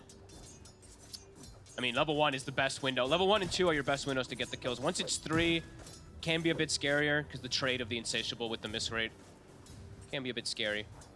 Kaka just gonna leave JT for some levels. He's just gonna get the bounty run. Home nearly has his boots done. Yeah, mid. Pretty much going as you expected. Yeah, just slightly bit of a lead here for the Storm. He might. That'll definitely happen, especially Emo. Most comfortable hero, of course, in just matchup. Is quite nice. But PA is free farming. And Ghost is literally having no pressure on him, and now he's actually able to pressure the Marcy too. The Blightstone picked up. You have to rebound away. These daggers are definitely gonna, it's gonna hurt when he's got it maxed up. Even when he's got that like 3rd point in it, the damage is quite significant. I'm wondering if he gets Blur at 4, or if he just goes full aggression in this lane. It's such a good Blur game. Such a good Blur and Frost Shield game as we were talking about before, but... I'm wondering if he also just goes to Orbital Corrosion or not. Bottom again, I mean, they're getting the jump. They're going to go straight in again. There's nothing to jump off here for Xiongyu. So he's just got to try and walk back up the lane. He's not making it away. Uh-oh. Caught out of position a little bit there on his own. I mean, not the person you want to be giving this free farm plus extra kills to. He's going to have his Ring of Health done already on Ghost. And yeah, he actually does take Blurred for. I like that. I think this is just such a good Blur game, especially in the lane. Now they can never touch Ghost in the lane. Yeah, he's going to feel pretty invincible the rest of this laning stage. Kaka, is he actually going to get away here? Looking like it. Can actually start salving up and start trading back here with the help of JT pushing into Dust. As Dust, realizing he cannot stand his ground against the Spider right now. As JT just runs the 2 of them back. He's actually going to be able to cut the tree. Should be fine. As JT won't be able to continue trading under the tower. But, very much seeing that the power of the Spider there already showing. And Kaka just suiciding, going back to base, going to reset and come back up there. Yeah, the Spider, I mean, level 1 is the bottom top part, but he's fully now in his zone, his bottom. They're going to go in again. PYW's got the 1 charge. He still has a Fairy Fire. The UI wrapping around for the trees. He's going to be able to pull PYW back and set up to take him down again. So all these kills that the Ghost is getting involved in, this is a bit of a dream start for the PA in the safe lane. Definitely concerning. All 3 lanes looking pretty damn good. Of course, Emo having a little bit of a better time, but Paparazzi now getting his bottle filled up from Kaka. And he's still going to hit level 6. He's not really that far behind either. Actually, he's ahead. He's actually ahead in 60 gold now after having that fill up and stuff. So, and I guess the bounty runes that they were picking up from Kaka. So, looking amazing for XG. And looking at the IG draft, it is tough for them to make moves. It's all early game reliant on Emo. And killing the PA, it's not going to be an easy task for Blur. See in the mid, they're going to try and go for the flex. Indeed, they'll make this move about a creep before he has it. He's got backup though. Paparazzi will turn his attention over towards the line instead. PYW has got the Fairy Fire and able to turn with the Hex. Might be able to turn this one around here, IG. Sit forward now as the 6 has been hit from Emo. Get the pullback on Paparazzi, but it seems like the damage is quite there indeed. The damage reduction from the shield crash, Paparazzi more than fine, and it'll be QYQX taken out. Emo will at least be able to secure himself the haste ring top. And of course, at the least, doesn't end up dying there, as you know, Extreme Gaming try and get that nicely timed move on him before he hits the 6, but won't get the kill on Storm. Stupendous. 3 lanes though. I mean, top lane is a bit traded and stuff like that, but 3 lanes look like they're going just beautiful for Extreme. Paparazzi even getting some bounty runes and stuff filling up, and it's a 0 pressure on Ghost. A really good PA game just based off of draft, and with this type of start, definitely gonna have a really explosive game. Yeah, Blur at Frost Shield, I feel like the 3 quarters at some point just aren't even gonna hurt this man. I mean, who kills this PA? I don't know. The only thing that's going to be a bit of a threat is like the finger, but that's not going to do it on its own. No. Outside of that, everybody's just missing their attacks onto this PA. It's going to be a problem for IG. They're making the move now, but he does have that Blur skilled up, and there is a Lich Bind. They might, he's got 17 wand charges too. They might just have to like settle for a kill on DY down here. The only Ghost, I mean, let's see. They have to jump forward here from Ghost. They've got the Hex, the backup's in, Swashbuckle on the 3 of them. Ghost has got the 1 charges, he's more than fine. Pops the Blur, they can't kill him. And the turnaround's there, Extreme Gaming. They should be able to get both of these, they do. And DY, oh, what a cool build. DY buys an urn. So he's actually going to be able to heal them up down there and keep playing on the lane. That is actually really, I don't think we ever see a Lich with an urn. I thought maybe for a second, because DY put the Frost Shield on himself, they might have a chance for Ghost, but nope. Tanky enough, had 21 charges at save. And now the rotation for IG is, that is brutal. If you're not killing the PA now, when are you? No. It's definitely a bit of a sad moment there for IG. They're going to feel that themselves. You know, they put all those resources into trying to make that play, and they don't really even come close to killing the PA. Oh my, 4,200 net worth. Look at the comparison to all the cores, really. 2,400 on Marcy, 2,800 on Monkey King. Even Dust is getting slowed down up top from this Broodmother. This could be a pretty quick game, Owen. If IG doesn't get like some rotations working together soon. I mean, after that sort of play, what do you do if you're IG? You know, you just try to make a move with the 3 of you to go towards this PA. It didn't work out. Do you go again? Where do you look next? I think you jungle, let Lion hit 6, and then you make the move. I think right now you're at the finger could be the thing that tips it over the edge. You're just missing damage in your draft. You know, your offlane Marcy, it's going to take a lot of time to build up. That's why it's a very greedy draft. So yeah, they just need the Lion to really hit 6 before I think they want to make any aggressive move. If they make an aggressive move before Lion has 6, I think they'll just lose everyone again. It's Emo! He wasn't able to zip away. Still had some mana in the tank, but I guess even so, he was 128. He would have been dead anyway. But not able to make it out. They're caught in his own jungle. Bottom lane. See backup come in. There's actually going to be Dust showing up. Dust? Look towards DY. I mean, does Dust want to be here? I don't think he does. This isn't a great place on the map for IG to be. Dust will get a kill. He's got the Wukongs. But Ghost and Paparazzi, they'll try and stand their ground. Dust, he's definitely winning out on this trade for now. Paparazzi's got shield crash up in a second, but he's not able to make it out of the ult. Dust. He's kind of doing it here for IG. He's got 2 of them, but okay, jumps in over the tower. Ghost will quickly shut him down. But Ghost this time, he should die, and he does. Okay. The burst is there from Emo, so IG, they very much force it there on the bottom lane. They will get the kills. They get the mid, they get the carry. Sure, they lose their own carry, but not without Dust getting some action on the way out.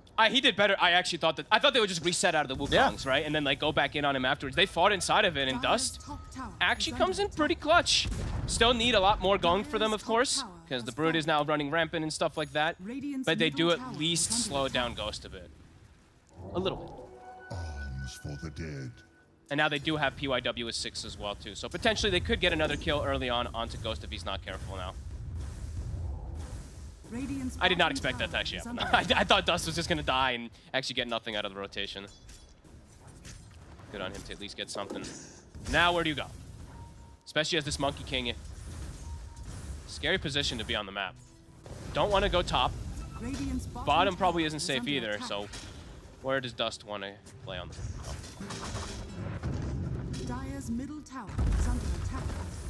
Radiant's Some of the bottom mid lane. tower is under attack. Oh my God, JT. I'm just looking at this Quelling Blade. Just has got to be very careful to reveal his position. See, bottom lane, IG able to take the tier 1. PYW. See you later. Dire's middle tower is under attack. What? Give this to your PA. Stop taking kills from Ghost. He's close to battle. Dire's middle 10 to tower 4. has fallen. Another tower taken. Early towers versus the tree as well. Always super important. And great wards coming out too, so they can watch any movements. Keep setting up the farm for Ghost. I see. Dire's Emo. Try and go for DY, but DY's already able to get the shield off. I won't be able to commit him for that one, Emo. Not enough damage to deal with the Lich once that protection's up. Quick for DY. Kaka, what's he gonna get? Oh, that's a beautiful one. I mean, now it's a blur, a frost shield, and a living armor potentially on Ghost, so even harder to bring him down.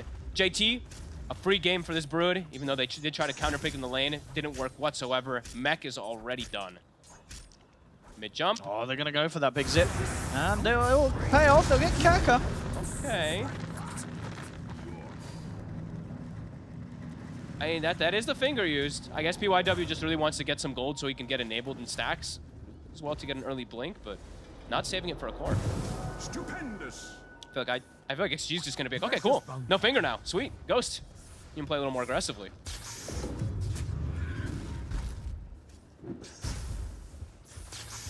Starting to try and reclaim their jungle, but not really any chance of finding the spider right now. JT also gearing up to be very difficult for IG to burst, to be able to get anywhere close to killing, really. Their damage take a lot. Their damage is so limited until they have items on the 3 cores. Like, Witchblade is soon finished for Storm, so that's going to help a lot, but the timings are coming out faster from XG, and I mean, IG's greed is kind of playing into the hands of XG, it feels like, unless they make every successful rotation. And I'm looking at these stacks already, too. What, it's a triple Ancient stack already picked up there for XG, so Ghost, as soon as he has Battle Fury, which is about to be finished, he'll just get jumped up to, like, an Ogre Club or whatever he wants. Level 10, too. It's a high-level PA. He's been involved in a good amount of action already, 2-1 on 5. It's 13 minutes in. It's been a very, very nice start for him. He is chilling. And looking at DY, he's just going for, since the lane went really well, too, now he can just max Frost Shield. This damage reduction, yeah, I mean, whichever core that he does put it on, it feels like if they get focus fired, they might just end up surviving everything. I want to see if they can Radiant are scanning. some sort of big core kill around this entrance to the jungle. Eyes on Emo and QYQX. I feel like for IG, they need to have like a really big overgrowth plus Wukong to be able to try to take fights at this point for 6G. Radiant's bottom tower. Emo? Ooh. What?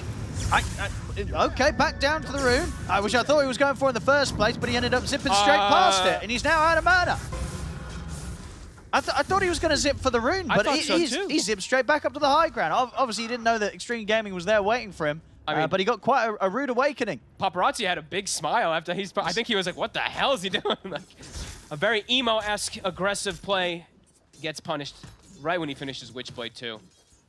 I mean, momentum just heavily in the favor of XG. Battle Fury's done. PA chilling, free farming all 3 cores.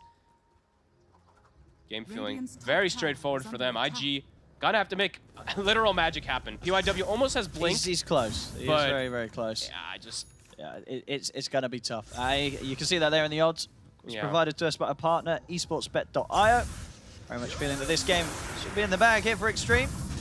If you look at the PA and the progress that's been had so far, very much reason to believe that. Ghost having a great time, and in a game where there's not a lot that IG have to deal with the PA. No, definitely not. PYW settles for another support kill. Of course, uses finger, has Blink Dagger. Finished up. But yeah, not able to find a successful one onto a core. So I think XG, these kills, they do not care at all. They're just like, yep, Lich died, whatever, Rubik died, cool. All 3 cores. Free farming. Paparazzi is still queuing up the shard. Oh, we'll see. I mean, it's good to chain stun, but of course it does not dispel the root. Dire's top tower is under attack. Emo is doing Ancients. Okay. Means map is just fully open for XG to gank right now. And they're going to look to try and dive this tower. In they go, Kako with the stolen bull. Lightning closes the gap. It's Dust gone.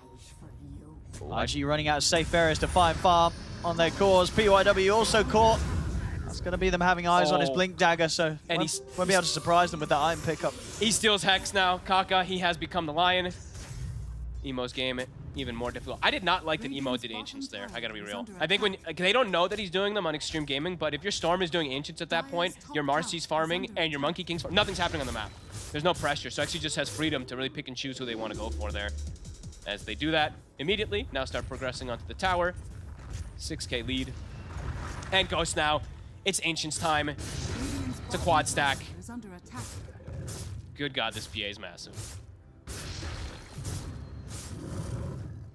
Amazing what you'll find laying on. I hope he goes Deso instead of the BKB though. Might as well at this point in the game. I mean, you could be tempted. Yeah, he's gonna just one-shot even like some of these cores and supports. Everyone's so squishy.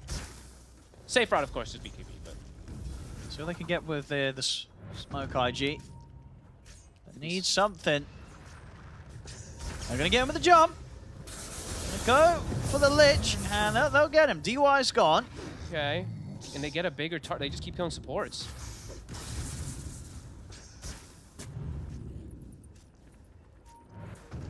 Aka, They're gonna go in with the aggressive blink down into the river. Dust, he'll commit in as well. He commits? What the? I mean, that's super aggressive play. He'll get the Boundless off. But he's not surviving this one. That's Dust gone. Emo. Oh, Ghost maybe. Oh, yeah, they've got the finger burst. Oh, it's Nice. a great burst from PYW. They're actually able to bring down Ghost. See if they can get more. They've got the overgrowth as well. The control onto JT. Okay. We've got the Brood as well. Not IG. Doing it here. Uh-oh. Oh, okay, maybe until the Chain Frost comes in and then suddenly Paparazzi's ready to turn back into the fight. They were doing it momentarily. They got a couple of big kills. They take down the PA. They take down the Brood, but it ends up costing them 4 of their lives. And in the long run, it's still good for Extreme. I'm astonished that they walk up that hill blind. They don't have a ward in this river area at all. They just try to walk up versus 3 heroes, versus Chain Frost of all things. Good kills, though. Getting the PA is They nice, got the but PA, yeah. I mean, Dust with...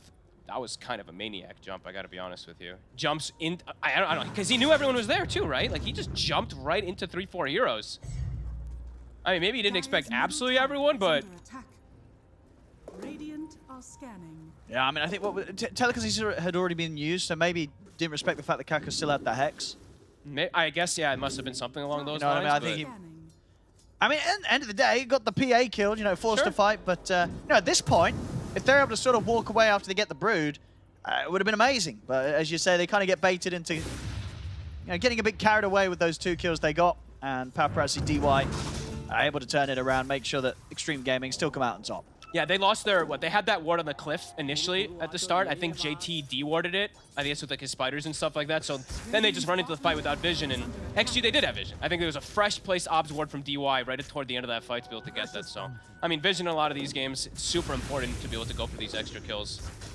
And now Kaka, he had Hex. Now he's got her Spike. So probably an even better steal. Sure, he's playing versus Storm, but they seem to have tons of answers for Emo anyway. And we have got it indeed, Ghost, as you say. He says, you know what? We're I like chilling. it. Let's just get this Deso out first before the BKB this game. Yeah, it gives him, it unlocks Roche. He doesn't even have it, and they're still doing it right now. Lucky shot plus the Deso. There he is, on his way now. And it's easy stacks, really, this game. I mean, this Lion is so fragile, so is the tree. 1 dagger and a jump, likely just dead. I like that he's gone for the greed this time around. There we go, Roche's gone. He's got his Deso, and now he's got the Aegis to keep himself safe. Oh boy, and a blink now for Paparazzi also, so easier access into the fights. Really nice warding. I do have to give a lot of credit to XG this game. Great wards, keeping them inside like the team fights and stuff like that too, just waiting for the opportunities. IG, I mean, heavily on the back foot, so it's a lot harder for them to get this vision down. How's our levels looking though? Marcy, still not 12, but she did find a Brigand's Blade, so that's pretty nice. Problem is that it's the Marcy pick, it's just so answered. Because there's this Frost Shield, there's this Lucky Shot, there's the Bola, there's so many different elements that it seems like XG is just fully counteracted versus all this physical damage. That should help.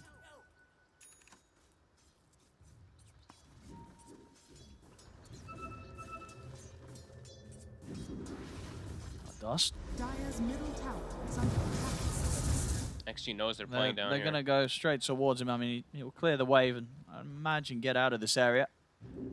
Radiant's bottom tower is under attack. XG is going to start hunting. DY might either. Do they have a ward on either of these? Kaka? No. Oops. Okay. Dust knows he's playing it safe. Deep in the corner of the map. You say that, he might jump up for the next way. Nah, he won't now. He's Yeah, outta as here. soon as he sees that Ghost is clearing this one, he's not going to mess around here any longer.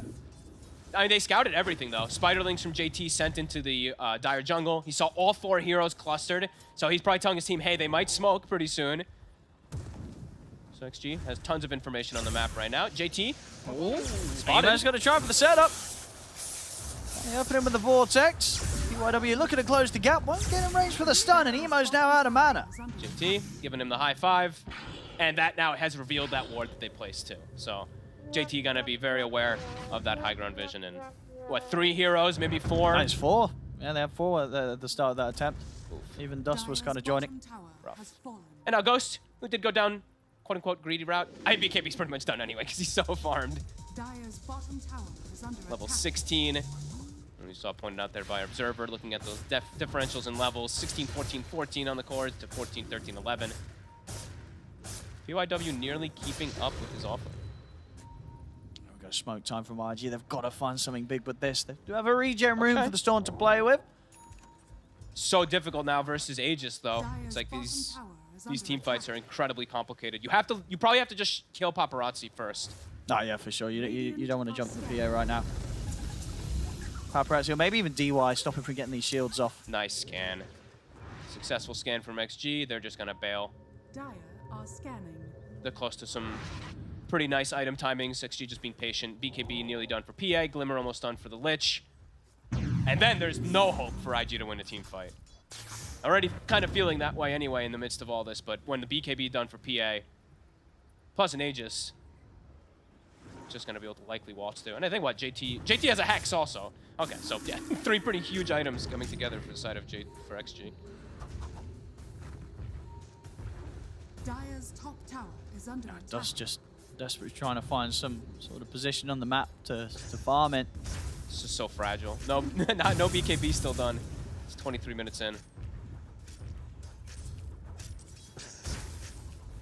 Smooth game from XG so far. Dire's top tower is under attack.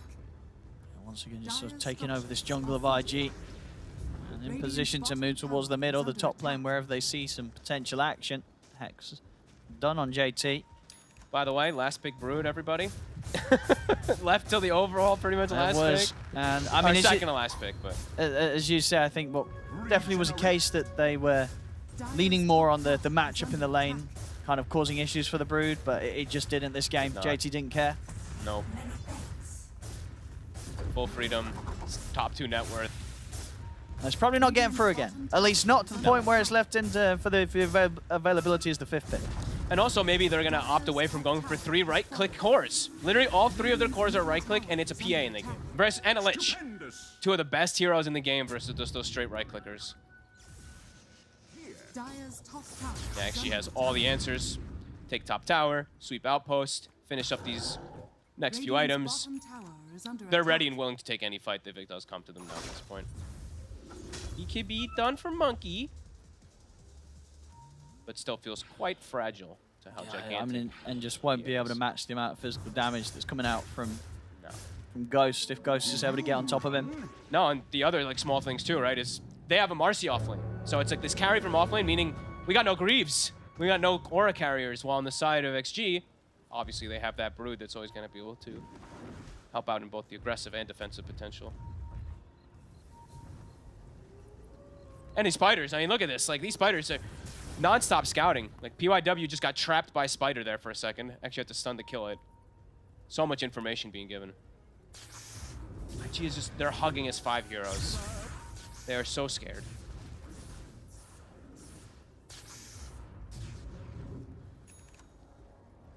Just trying to get Emo's next item online. He's got a lot of money still yet to spend. The greed is not paying off for them. XG is more than happy to continue scaling with their draft.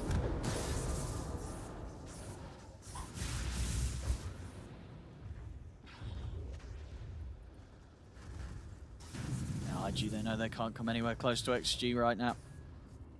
Need the BKB on Storm if they want to look to take any fight to get these pickoffs. And maybe then if they get in with some sort of opening hex or lock down onto the PA or the Pango, they can focus and take them out. It's not going to be easy in so many ways as well with their items and spells that XG can save one another. Yeah, triple BKB timing will make it easier for them to like bypass supports and stuff like that, but focus firing these cores, yeah, just because how farmed they are is not easy whatsoever. And as we've mentioned multiple times, yeah, blur, damage reduction, glitch, etc. So. Ghost level 18 now, so the big crits are hit. Oh boy. Yeah, it's like, who do you go on? Right? It's like, it feels like you have to go on the supports, but then it's like, Paparazzi's just gonna roll the team fights completely. But you can't really go for the Pango either because he's super tanky. Yeah, I feel like someone's just got to... Like, you got to rely on PYW to get some sort of Hex or Son of Funds to Pango, and then the rest of the team kind of has to just kill the Lich. Bottom. They know Dust is still lingering. They found him. Well, they do. Paparazzi in the trees. He's got the BKB TP, so they won't kill him. Okay. Do you queue up the Basher immediately on Paparazzi? He still got Ag skewed, but it's potential. No, actually they have PA Basher, so maybe not needing it. Kaka, though, with a very nice spell steal. Can now traverse the map in seconds. They'll go for a smoke hit here, XG. I think that one might have been spotted. But they have vision here. Kaka's in. Oh, he is. Straight in he goes. PYW tries to react it with a jump and the stun. Ghost, he's in with a BKB. As he's taken out Zhongyu, takes out QIQX, and now he's ready to turn towards the carry, take out Dust. Triple kill for Ghost.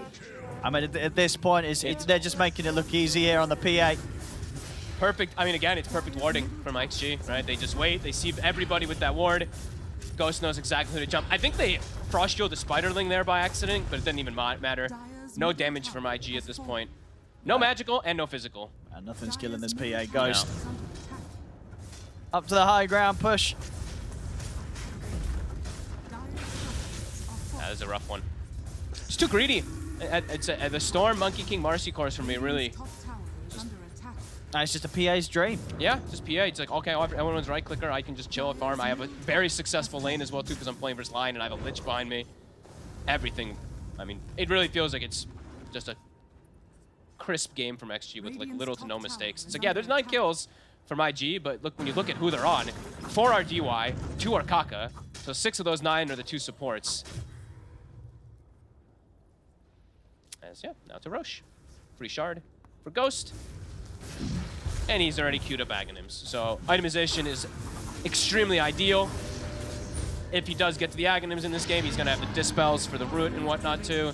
And he's just going to, I mean, kill everyone in seconds. These constant refreshes.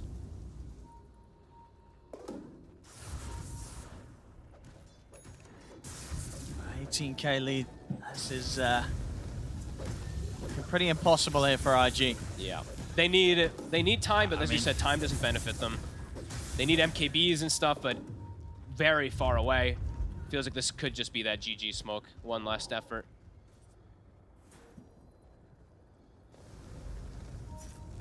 JT's already in position to scout it.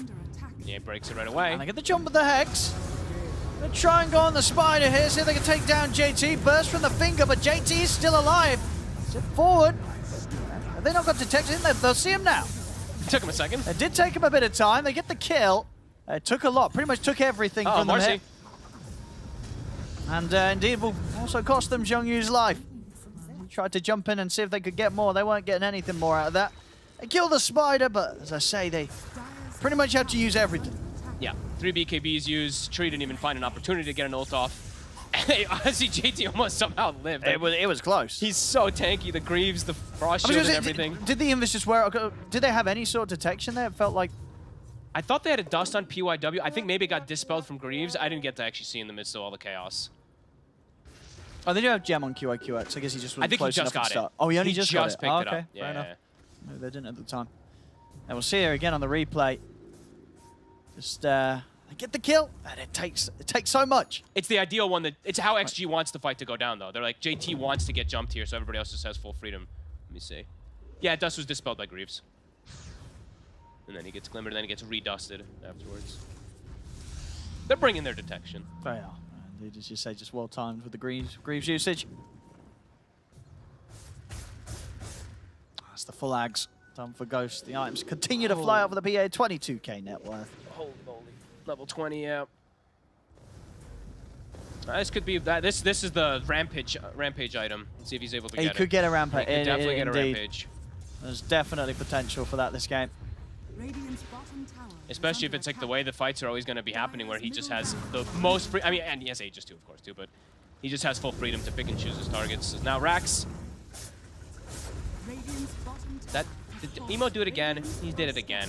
I mean, he does this a couple times when I think he knows the game's over. He goes Blink on Storm. Oh. Dyer's I middle don't know tower why is he under did it. He did it some other games too. Oh, here we go. There's the Blink. We're going to try and get it onto Ghost. That's the Aegis gone. See it? Now I'm going to be ready with the backup, though, to enable Ghost. Oh, Holy my God. goodness. Ah, 1,200 damage crit coming out there from Ghost, which swiftly says goodbye to Emo's life. Surrounders middle barracks. But he did a nice little fancy play with the Blink. He pulled Blink away. I mean, they know, right? They know that the game is pretty much impossible. Yeah, certainly it feels like it's been that way for a while here. Yeah. Double Lotus Orbs now also. JT has one finished. Dyer's top barracks are under attack. It's a rough one. I think they'll definitely make more of a conscious effort to not leave themselves open for the possibility of being PA'd like they have been here. Yeah. As you say, it's just one of those rare games that you see where it's just what can they do? What can they do? They didn't give themselves any sort of a chance against this hero. No, triple physical cores, limited magical damage from supports. And they had the chance, right? Because what the pick the PA came out and then they decided to go with the Monkey King last pick, right? Yeah, I mean, they wanted a solution for Brood, but maybe didn't think about grand picture, right? Where that's they were true. ahead Storm and Marcy. And They were then probably, like, oh my wait. goodness, they got Brood. We forgot about Brood. We've got to pick something for this matchup. Yeah. And then, oh, hang on. Wait, who's going to kill this PA? Definitely feels like that's been the case here. Picking up the kills here with the grits. Ghost, that's going to be a full abyssal on its way out to him. They're still playing it kind of patient. This is reminding me of the Vici of the old days, where they want to build up like a 50,000 gold lead before they fully end and commit. Looks like JT does want to do that, though. Dust has MKB, All right. but just too little too late. And his other two cores are just very non-existent. Storm's got a blink. Sorry, yeah, I know. Oh, God. So poor old Dust is probably looking over. You know, he's got, as you say, got his MKB. Then he's like, I'm still trying here. Emo's done this before. He did this last tour as But you well. said also in games that In were game when they were losses. losing. Yeah, they were heavily losing, and he buys Blink as like last item. And Dyer's bottom tower. the game, I think, ended actually immediately after he did it last time, if I'm not mistaken. But I mean, Arcane Blink, it's going to be nice. It's going to take him some time to get it. definitely not the third item that you want to see on your Storm I Spirit. mean, let's theory craft it, but you get this nice mana cost reduction. You know, if you do a bit quick blink before you start zipping about. Radiant's top tower. There's, Yeah, I there's don't some know. theory to this. There's definitely something there. When the nulls were broken. Radiant structures are fortified. XG. Yeah, playing it a bit patient here. No rush. DD in the bottle. They're ready for a fight if it does happen, but Not could rushing look things. at you all day. Yeah, I mean, if anyone does show, Ghost will be instantly on top of them. I like reading tooltips of stuff when we're at these points of games where it's just like, one team's like stuck, can't really make moves. Some of his tooltips are really funny. I don't know. IG? Dyer's middle tower. Uh-oh, DY's just in! Oh! It's going to go for the solo ult there onto PYW. Paprats is in with the Rolling Thunder. They will jump onto the PA. Got a little bit of control, but not enough to stop him from getting off his BKB. DY, though, and JT will still end up falling. So Okay, good IG, not a bad jump. Not a bad jump at all, considering the situation they're in. They'll get a couple of kills. That MKB, the Mindbreaker, definitely doing some pretty good work there. Dust getting an ideal one. Kind of surrounding everybody there. Ghost just a bit scared to run right into that Wukong. And DY maybe being a little overzealous too. You know, just getting the hell in there, trying to start the fight as this Lich. IG. Some fighting hope, perhaps. Next Roche, probably now. XG is going to be looking to that to force it. But Oh, Emo! Stolen Hex. He was not expecting Kako to be hit. Yeah, I mean, he's playing Lion. He's always going to be able to find it at some point. Up top, this is a big kill if they get on the tree also. He has both of the gems. QIQX, can he get away? What? Kaka, he's stalking him. Well, they know where he's gone as well. Or whether the Siege Creep's attacking. Oh! The Hex? Dust is trying to help out, but in attempting to kind of help out, he may have put his own self in danger. So the Swashbuckler's bringing him low. BKB, of course, still on cooldown on the Monkey King. So he's going to try and stand his ground, but he's dead. They wanted to try and help QIQX in the situation, but it's costed them everything. Doug, we gotta protect the gems. Yeah. Wait, They're both dead now. We lost all 3 cores. Oh, man. We got buyback on the 2 of them. Back to business. And the gems are protected. You know, QIQX did make it out. True. But at what cost? Quite a bit.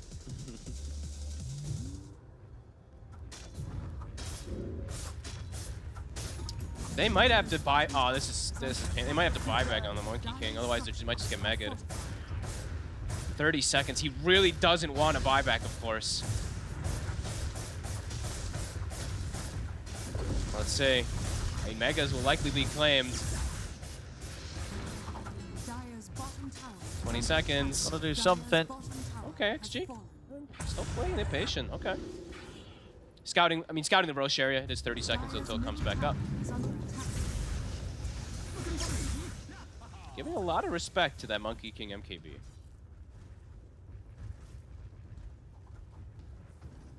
Definitely, as you say, opting for the safer play. No need to risk it. They're like, we don't know. Kaka will yell at us, and so will Lanem if we make a mistake with this type of lead. So I'm sure Kaka has tons of words. Very vocal player, constantly making calls. And yeah, that Roche is up. And they'll find an Arcane Rune right outside of it. Multiple Aeon discs Oh, also. who's taking the Ags? I'm probably giving it to the Pango, right? Yeah, I mean, he did opt to skip away from it, right? He went Bastion plus Aeon, so sure. Now they're going to try and head over IG.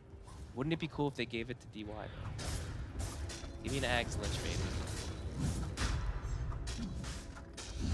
Would be nice for that extra bit of AoE control. That would be hype, but they would never do that. Because there's There we greedy go, cores in the game. Paparazzi, he'll take that one. Aegis going to the PA here, Ghost. Wait, what is going on in this jungle? Why are there like multiple tier 1 neutral items just laying on the floor? I saw JT brought a lot of them out. Oh, he just brought them and dropped them? Oh, is that what he did? Yeah, it was on his courier. He had like a fairy trinket and a broom handle. Is that He what has the Arcane Ring too. I guess he's just dropping neutral items in their face. What? Okay, there you go. Yeah, look, he found him. Look, he put another. Where did he put the rest? They're in the jungle. They're on near the ward on the left side there. There's a broom handle and a trusty shovel. He's just memeing on him. JT's having fun. The jump. Oh, they got the overgrowth. Ghost is ready to take that off him. A couple of hits and Dust is gone. The buybacks, of course, have come out straight away from the 2 of them. They can get the jump in. They do get the opening onto the PA. They got the damage, though. Ghost is able to jump out of the Wukong's command. Emo will continue to try and chase him. Still, though, the evasion causing issues, not enough to save him from going down the 1. So that is the Aegis gone. But they've lost PYW, they've lost QIQX. QIQX still has buyback available. Dust has to be careful. What? Already bought back for this. GG. And indeed, they'll tap out. They know that they can't turn this one around anymore. GG is called. Extreme Gaming take this game 1. And I think IG definitely went back to the drawing board in terms of the draft. They just got well and truly punished. Extreme Gaming, they knew the openings, they knew the weaknesses of their lineup on IG, and they made this game very hard for IG to play. Last 3 picks from XG for me were pretty perfect, honestly. Yeah. Lich PA playing versus, I mean, they didn't see it, obviously, but playing versus triple physical cores, it's going to be amazing. Yeah, this felt pretty clean. And of course, yeah, Brood last pick, so I don't think we'll see that happen that ever Brood again. last pick's not happening again. You know, very much was, yeah, the one thing that you got to imagine it happened because they felt that they had a plan, but their plan didn't work. It didn't work. They didn't shut down JT. And JT ended up just having us kind of as good of a game as any of his other cores this one. He can do so much space making, right? And it's a Ghost is already having a really successful lane. There's a Brood having a successful lane. Pango's doing, I mean, pretty much even versus the Storm. And then Brood takes the towers, opens up the map, PA free farming. Yeah, it's a clean game from Extreme. IG slightly back to the drawing boards. Did have some moments, of course, there, but definitely need to fix something. Yeah, well, I think they can definitely deal themselves a better hand in the draft and see if they can come back with a better game too. But yeah, this game one, it's all Extreme Gaming. Way and they grab a game one victory over from really stellar play, and it says a lot, the fact that they were allowed to get a 23-pick Brood. Most teams won't even ban Brood against this team because JT, before now, had only played this hero 3 times professionally. Fourth one seems to be the charm, worked out very, very well for them. Yep. The question, Sheep, though, Emo, is he staying mid? What do you think? The most important question that you're ever going to be asked in this entire Chinese DPC right now. Do not fear, but make sure that your answer is the correct answer. Okay, well, with this all of this pressure on me, I really have to think about it. Yeah, okay. He can stay mid. Okay. Right. My problem actually genuinely was not with Emo or really Dust even. It was more with just how weak this offlane was and the support duo. It really, you could really feel it in like how when there was no finger, the supports just couldn't really do anything. Yeah. And you saw how much stress was on Ebo to like make the rotations to bot lane especially. There was so much fighting there. Yep, there were a lot of fights happening, like 3 or 4 rotations that they ended up making towards the bottom side. Only one of them worked out. But see, Sheep makes a very good point. The lack of damage became quite apparent. You know, they picked up this Lich. We knew that physical damage output was their main claim to fame at that point in the draft. And it really seemed to have worked out because many times they would make the jump initially, get there, they get the control, Lich just press a shield, and then the hero just survives and gets the turnaround. Yeah, it's incredibly hard. We're mentioning it in the draft, but the idea that IG, if they are to commit into a fight, if they're not clean with it, pretty much every hero in Extreme has a way of turnaround, be it through items that they naturally buy or the toolkit that their heroes present. And I think it was really telling in this game in the first 15 minutes when you are sending heroes to bot lane. And all it is one paparazzi TP, a swash onto 2-3 heroes, the frost shield, and boom, the turnaround. And the fact that happened 2-3 times in a row, even if you do kill off PA one time, it's like you're not progressing the map, you're not chaining more kills. So then like we fast forward in the highlights and it's just a continuation of that. It's like Extreme, they survive the early fight, they rebuttal it, they get their timing, and then they don't care. They group around this Brood Mother, and then if you look at IG's heroes, how do they ever kill off a Brood? Like, they just don't have the damage if they're not just rolling the game. Yep. Many times we actually saw JT being hunted in the trees. They find him. They know exactly where he is. They just lack the tools to control and kill him. Something, actually, speaking of JT, he did a very interesting thing here, Sheep. You look at this draft, you see the reason why IG can pick Storm Spirit, they feel like it's a much more free Storm game. Until 2 things happen. Firstly, Kaka's just like, sweet, I'm just going to wait to get Hex every single fight. And then JT just rushes the Sheepstick. It's like, well, I've got to get this item for myself, make sure that I have the Storm counter. The game feels impossible for Storm at that point. But overall, how do you feel about this, the rush on this Hex? Given that it's also 4th fastest Hex ever on this Brood Mother. I hate that I am, so I don't know. It's kind of cringe.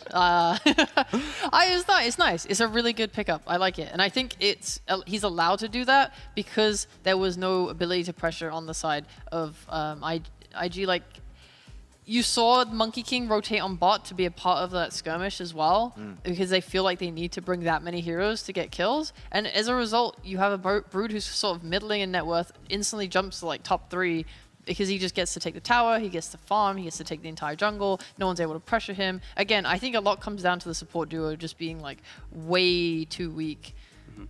Yeah, unfortunately, that was definitely the case. These heroes unable to really put that much pressure onto the side of Extreme Gaming here. So they walk away to victory. We also got to see Kaka being back in action. What do you make of this, T? Doesn't feel like he took a break at all, right? He just seems like he just came in, slots it in wonderfully, and just they keep the they're keeping the train rolling already. Yeah, I think the nice thing, at least for Kaka in this game, is it wasn't a game where it's like, wow, he did literally everything for them to win the game. It was just like, just slots in, he feels the thing. I think Paparazzi, you know, kind of got cheated from an MVP there, but it's fine. He's got a second game to, you know, bounce back and maybe get it. But yeah, I just feel like it's very good for the team that it was just everyone just stepped up to the plate, and we're not seeing one new player have to perform. So yeah, it's nice. I also think that these supports were like a really key point of Extreme for winning because they just kept coming mid and helping Paparazzi. Sure. Like they were very easily identifying who was strong on their team at each point in the game and playing with them. Right? Oh, Brood gets a free top lane. Okay, focus everything on mid. You know, they're fighting with him, enabling him to go further. He's got like raindrops plus Lich armor. He's able to just keep skirmishing even when IG bring their supports. It doesn't matter. He's too tanky. So I really like how they just combined all their spells together and did like nice things at each stage of the game. It was a very clean performance coming in from Extreme Gaming. And back to the drawing board for IG. Obviously, we still don't know exactly what's going to happen with Emo and his position. The draft is really where a lot of the issues begin, though, right? And it's like, well, if he doesn't go back, if he does stay mid, right, it's not a Storm Spirit, right, that's a real confidence knock as well. Because then you're just saying to Dust, bro, we don't believe you can do this anymore. We have to make a change. Alright, I'm loading up the pub to see if Dust has his dirt buff open. No, he doesn't. Okay, I was going to see if he had carry games or not. But yeah, I mean, I feel like the Dust and Emo situation, Emo obviously is a very loud vocal point in that. So if he is actually moving to mid, then it is they do respect Dust as a player and they like him. So they're just like, please try it out for this tour, please see. But I kind of want to see Emo on carry. I think after watching Dust on carry and then Emo on carry last tour, out of the two, I prefer Emo as a carry. And yeah, so don't do it.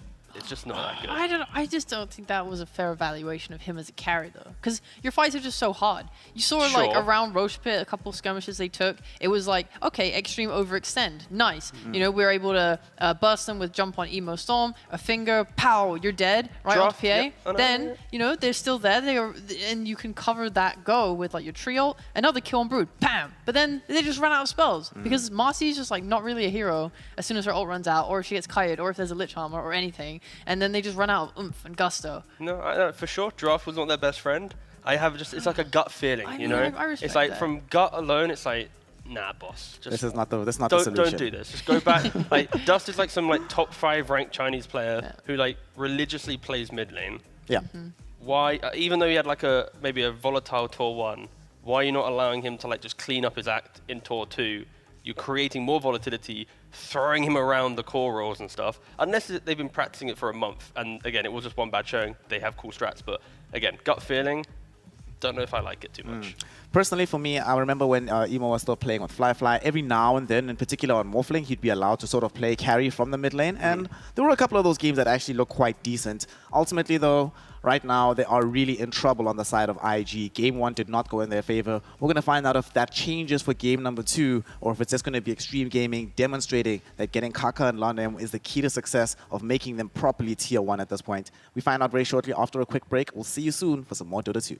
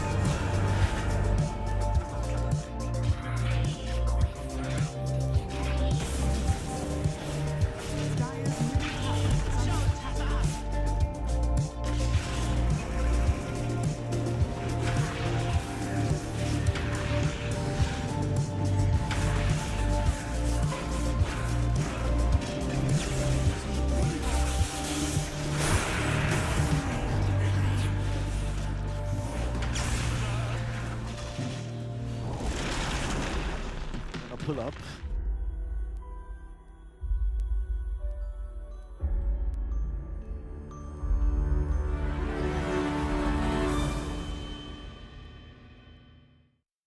Welcome back, one and all, here to the Chinese DPC. Game 1 in the books between Extreme Gaming and Invictus Gaming. Game 2, hopefully, will be a bit more of a competitive affair because thus far, this DPC season has just been clean 2-0s all the way. Nothing has seemed competitive, but that might all change today if IG can figure something out in the draft. My name is Snen. I'm yet again joined by Sheepstick and T-Gov. Apparently some Lula girls as well. It's our morning routine. It's to make sure the blood keeps flowing in our hands during our draft. Yeah. Okay, so Just like the good Dota. should IG do this as well? Yeah. Yep. Get the blood flowing? Get up, do Don't some put emo on mid lane, stretches. put DOS back in the mid lane. Give emo some carry hero, then you might win a game of Dota 2. That was not bad off the dome. Thank Nice. you. Well done. Well Didn't done. rhyme in any way, but Doesn't have to, as long as we could all feel it. yeah. Back to the Dota though, Sheep, because we do have to talk about it in the same way that right now they will be talking about it on the side of IG. Yes, sir. And I think for me, one of the big problems at this particular juncture, it's one thing if you have Kaka. Let's say Extreme Gaming had lost that game. I feel like the voices of Kaka and Lana might be better able to handle that kind of loss and bounce back. If you look at the side of IG, yes, you have PYW there, but it's not like they have this legendary captain, leader type figure that will help them emotionally in these kind of difficult losses. Yeah, I suppose not. It's you still have like 5 human beings, right? You can still come together and be like, what do you think went wrong? What do you think we should do better next time? Was there a problem with draft? Can we alter this and this and this? Or was it just, hey, you didn't come and play on my lane fast enough. Let's do it a little bit faster next time. There's like this small thing. They're smart players. They're professional players. They can figure it out. Yeah, they're not going to have like the overarching, like big, good voice of God that's going to make it a little bit easier, but I trust in their capabilities. We trust in the process of IG. One thing I find very interesting about this game, though, is that because it's a new team, right? The one thing that's not new is their coach Super, who's been there for since 2019. Yeah, so 2019, yeah. 4 years that he's been coaching the squad at this point. And unfortunately, Tika, sometimes, right, when you do need to see positive results, hard changes have to happen. And he's pretty much the only holdover, himself and Emo, of the old regime of IG. Is it time for maybe him to start thinking about stepping aside, doing the same thing Lana did? Jesus Christ! Oh my What God. the hell? Bossman's asking the hardest questions, and we're like, what was it? We're at Game 1, Series 1, day 2 of the Chinese DPC. Do you think he should just No, okay. leave Dota forever, T? Okay, no. For IG, at least, for the prestige that this org once had, they are at very much of a crossroads, where if this tour doesn't go to plan, then yes, there will be, I think, fundamental changes within the roster or within the org or something to give them hope for a magical major Tour 3 TI run, etc., etc. But right now, in the moment, they obviously have a team to work with, and the bounce back in this second game will be, I think we kind of touched on it, the active nature of the support duo, and just make sure that they can continue fighting. Because when you pick this Tricore loves to fight. So now why are you picking a double defensive lineup or supports? Because again, in Dota, it's like the supports get your cores into the mid game for them to thrive. When your supports are hyper defensive, you're meant to like turtle the map. You're meant to defend your triangle, sit on your wards. Like that's not what they wanted to do. So I think there was a disparity in supports to cores and the overall game plan. And if they can fine tune that, then we might get a competitive game too. But if they're not, then sure, Extreme, they are easily the favorites. Also, I want to just jump back to what you said earlier about the open public match data. So Wild Dust doesn't, Emo does. And Emo has been pubbing mostly carries, but a little bit of mid. He's kind of like, he's going between both, but he's still playing them carries. That's fine. So I think this was just a one-off, hopefully. It might be one of those things where they say, if we have the option for this particular hero, every now and then we can do it, but might not be the overall game plan for the side of IG. We're going to be seeing what the plan is for them, though, with the second draft, which is coming very soon. I do think, for me, if they're going to pick defensive heroes, right, or if they're going to pick open with Tree, fine, cool, but then give it like a Death Prophet to match up with. But that might be kind of complicated, right, because this is not necessarily Shang Yi's hero pool. He has a very specific way of playing the offlane. And the deviation outside of that, he definitely doesn't look as comfortable as a player. So what are we thinking here? Are we going to go back for his Centaurs, his Brewmasters, to maybe just give him a game where he can just do whatever? No, honestly, I don't mind the idea of him going, because again, his hero pool is like the Centaur, the Brews, the Timbers, like all these weird, clunky melee heroes, right? I don't mind that, but you need to make sure that behind it is a 4 that enables it to fight. And it's like, Lion's a very good option in that regard. Obviously, Rubik's still a good option. Murano also is up there. Like these are ranged heroes that unlock it. You just need to make sure that the other side of the map is also kind of understanding that if you fight, we will use it. Again, I look at ID's lineup and it's like if they don't hit this beautiful stride of Storm pickoffs, Monkey King springing around the map, you are just going to always fall flat to this PA. So yeah, I think a little bit of calibration is needed, but his hero pool isn't the worst. Like I'm looking at his hero pool and it's like, it's not like insanely deep, but it's like good enough that they're going to be able to utilize it correctly. Yeah, I think they'll have time to figure it out as well, right? Yeah. It's only the first game, so even if they end up losing this series, we saw in the last tour that the teams that ended up going to the major, it's not like they went on completely clean streak runs, and even the team at the very top of the leaderboard had one loss notched apiece. So you have a little bit of latitude, and China still does have 4 slots, so you have some time to try and figure this out. Speaking of actually slots, obviously that leads into the major. Do you think there's going to be... It doesn't really feel like, every now and then after a big tournament, there's evolution in the regions as people try to figure out what was really working at the major. Have you felt that yet in these Chinese games? It still feels very similar to last tour for me. Probably not. But then again, I don't think the games have been that high quality. I mean, I don't think this is a hot take. I don't think China should have 4 slots for the major at this point. Like, going into this new year, the teams were just too different. Where does the slot go? I agree with you. I think that China's recent performance does kind of deter the fact they shouldn't really have, or they should have 4 slots. Where does it go? Does it go like EU or like I don't know? I feel so bad saying it though. It's like I do feel bad saying it too. I wouldn't mind seeing Europe SEA? get another one. I mean, if they took 2 away, give one to SA, give one to Europe, that wouldn't make me too You want upset. Europe to have 5 slots? Or Eastern Europe? I mean, no, not Eastern not Europe. Eastern Europe. Not Eastern Europe. No. They're also You kind of want weird. 5 slots for Europe? I mean, it's the strongest also too region. much. What can Oh, you no. do? Like, I Oh don't- god, no. That's a bit much. I- That's a bit I'd be much. Is down. it? No, I'd actually be down for China to lose slots and like SEA and SA to gain slots. I don't think I think 4 is the maximum that any region should Wait, ever have. Sorry, who should gain slots? SEA and SA. SEA should not gain a slot. Just for the memes, Just for the Oh my memes? God. Yeah, sure. But For, like- if we're doing no, memes, then I- China should retain 4 slots. No. Okay. Look at it this way, right? It's for like region development. When a region's had the slots for time and they're getting worse, then you should distribute it to other regions to help, cultivate the scene a little bit. Yeah, but C did then- terribly at the last How many major with slots 2 does of C their have? teams. They have has 3. 3. Yeah, they have 3. Hey, I think wait, 3 is a you wanna good give them Oh, I thought 4? they had 2. My bad. Okay, don't give Yeah, them no. 4. Don't give Yeah, them 4. like, I I'm like, retract. this guy is I like- retract. I retract. Holy shit, he's high as fuck. All right. But so we're all in agreement though. It doesn't go the way of the other opposite side of SA, right?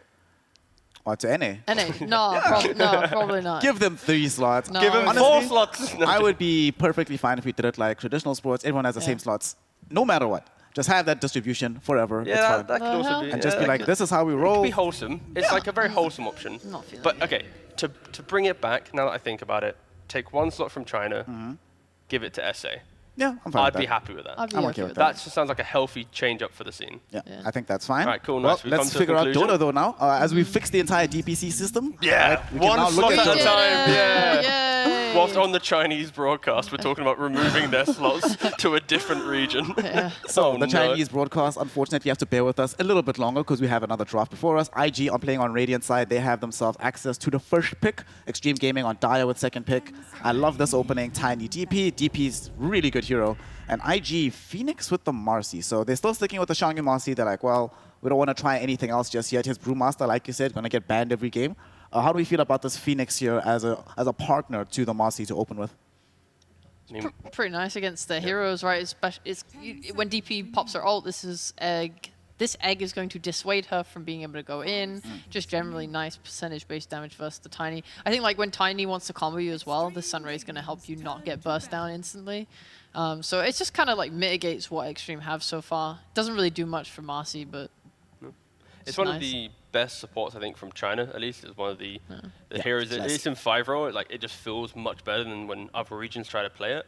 And it is that kind of just methodical process to enter in the game. You're not overplaying your hand. You are just strong in lane. Well, again, you're not the strongest hero in In lane. lane. Like, it's hit or miss in lane, but the way that China kind of plays the hero, at least, it he feels nearly good. said it. Yeah. He nearly said it. Yeah. So it's like, we know it's a bit between us. But yeah, so like Phoenix in lane is very hit or miss, but I feel like China just knows how to draft around it, at least. That's kind of what I'm implying at. Yeah, and in game, when Marcy jumps in, if there's an egg on top of that, it's like you're going to isolate one hero, and then you have to disengage from the egg. If you go for the egg, Marcy then knows who to jump and to punish. So this egg, it's like kind of a bait. You can trade the Phoenix's life to kill 2-3 heroes because of how strong Marcy plus other heroes are. So yeah, I like the hero in China.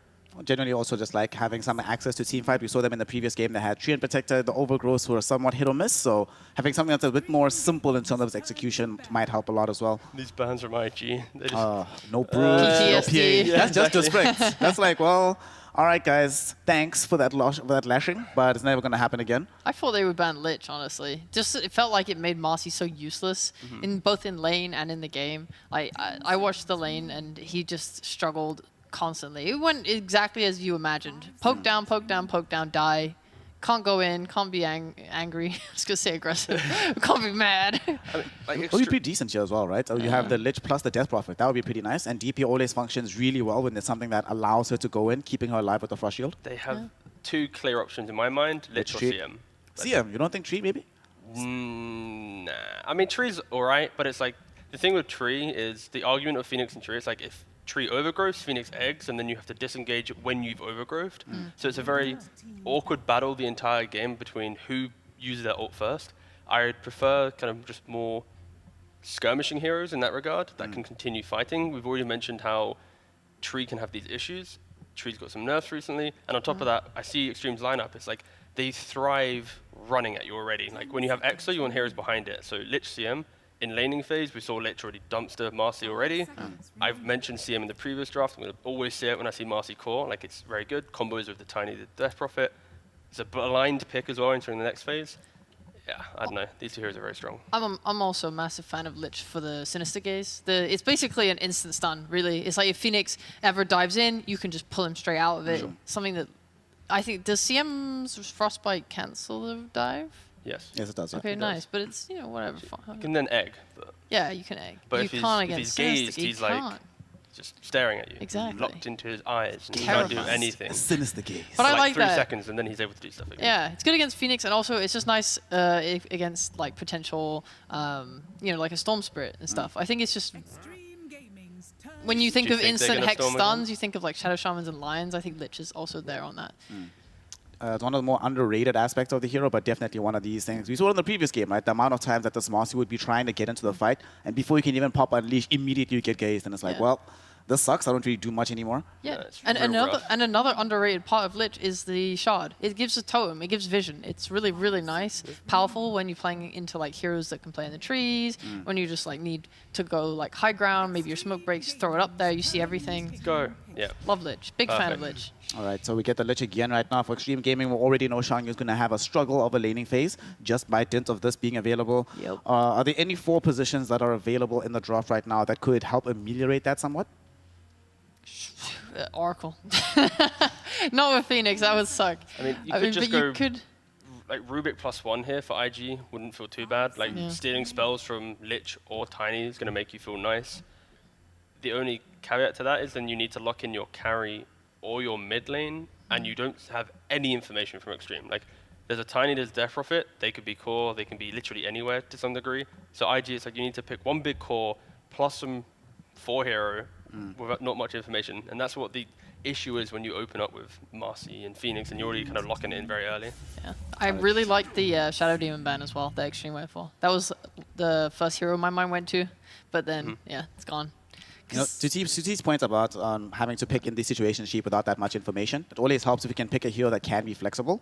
This SF, normally, yes, we become accustomed to him in the safe lane role, but Team Aster did demonstrate the mid-tech to us earlier today, so there is potential, it feels like, that they might still end up flexing this. It makes it, I guess you get to witness the matchup and then decide afterwards. You know what's the best part of the SF is that the last time Emo played Storm mid, Dust played SF on the safe lane. Yep. That's what I was thinking. Okay. So yeah, Dust is the only SF player so far for the team, and it does give that scenario where farm distribution might lean more towards Dust. And okay, we're mentioning not having much information and flexibility. They picked 2 heroes that now, again, you'd argue it's maybe a little bit ambiguous, but no, realistically it should just be Shadow Fiend mid.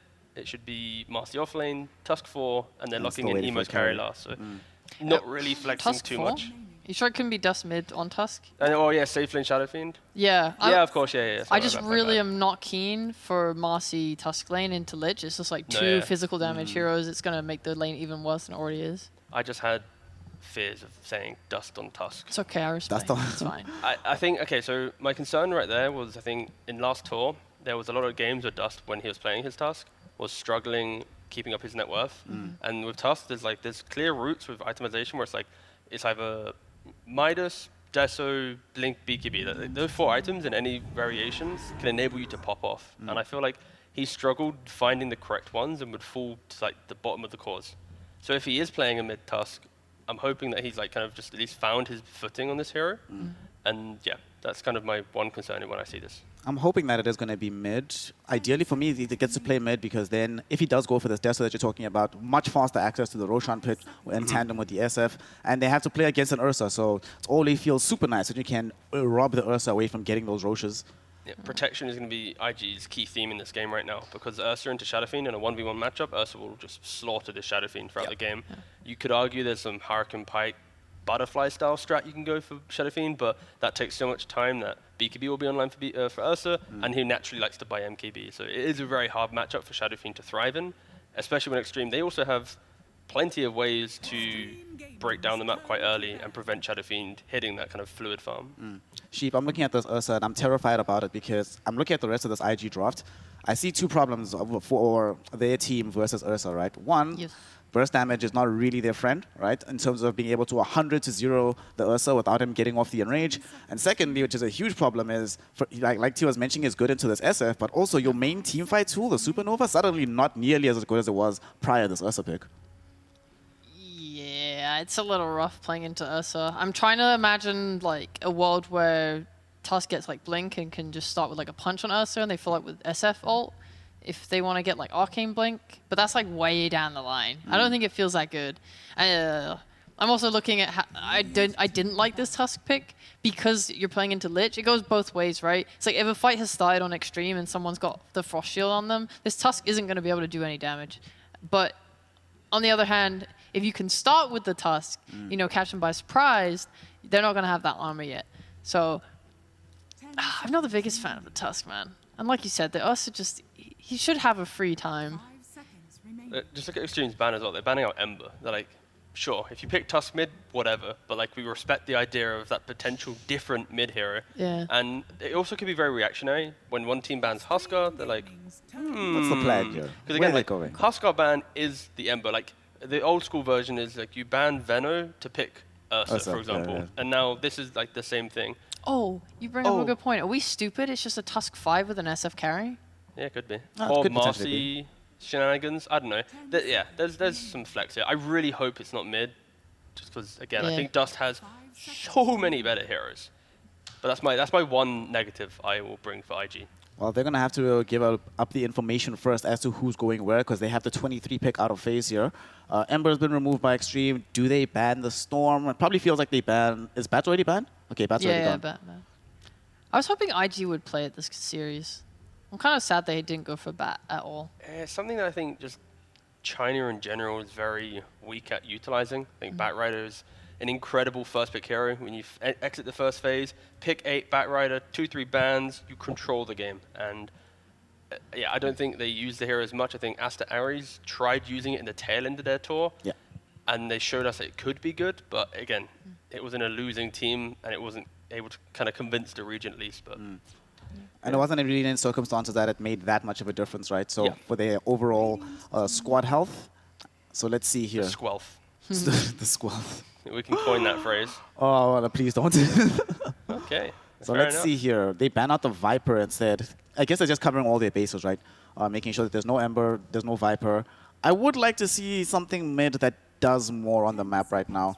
I'm looking at this IG lineup. I don't want this Marcy and Tusk to be the only ones moving around. Anything stand out to you, Sheep, that can allow them to be dynamic? Well, turns out it's Pango. I would have been okay with like a Pugna. I think that would have been kind of cool. But the problem is XG having the last pick, it makes it too hard to pick a mid that's like niche at all. So this Pango's like so generic. It's just a hero, does stuff. Oh. And does Emo that is stuff. indeed playing the Pango. That Dust was is a loud playing clap. the I'm Shadow so sorry Fiend. if that picked up on mic. I just felt like clapping for a second. And thank you. Yeah, I guess because like of all the games, I just you know what? I still can't decide if this is actual role swap Because in game 1, it's a Shadow Fiend for Emo, and game 2, it's a... No, sorry. Game 1 is a Storm Spirit. Game 2 is a Shadow Fiend. And these are the two heroes that they do break the rules to play on. So it's like maybe this is still just original strats from the previous tour, but I prefer Extreme's lineup a lot more. Extreme's lineup, yeah? Yeah, it's like they got the Storm Spirit, there's no real punishment. CC isn't IG's best friend, they don't really have that lockdown. So heroes like Ursa and Storm are going to just thrive when they get 1-2 items. And once again, it feels like IG need to kind of get that ball rolling, go for Roshan with Touch Shadow Fiend. Marcy needs to be super clinical with how she fights, and too many things need to go right for IG to feel comfortable throughout this game. And Sheep, how do you feel? Give me the over-under. What are the odds here that IG can manage to eke out a victory in game 2? Not high. I think this last big Storm Spirit's really nice for them to pressure Dust and Emo even. I mean, your supports as well are going to do a lot of damage. Yeah, they just have really nice supports to help like Give me roam. the numbers, Sheep. We asked for the numbers. Sorry. Okay, like there's like a 10% chance maybe they can win potentially if everything goes well and everything goes bad for Extreme. I'll give them but you're 11%. saying there's a chance. 10, 11, that's Wow. still a chance. It can still happen. IG will somehow manage to make my panel look very, very foolish in game 2. Let's go. But if not, it's going to be the side of Extreme Gaming going over to victory in a 2-0 fashion. We find out with the incredible duo of the ornate OD Pixel and the famous Fogged. Take it away, boys.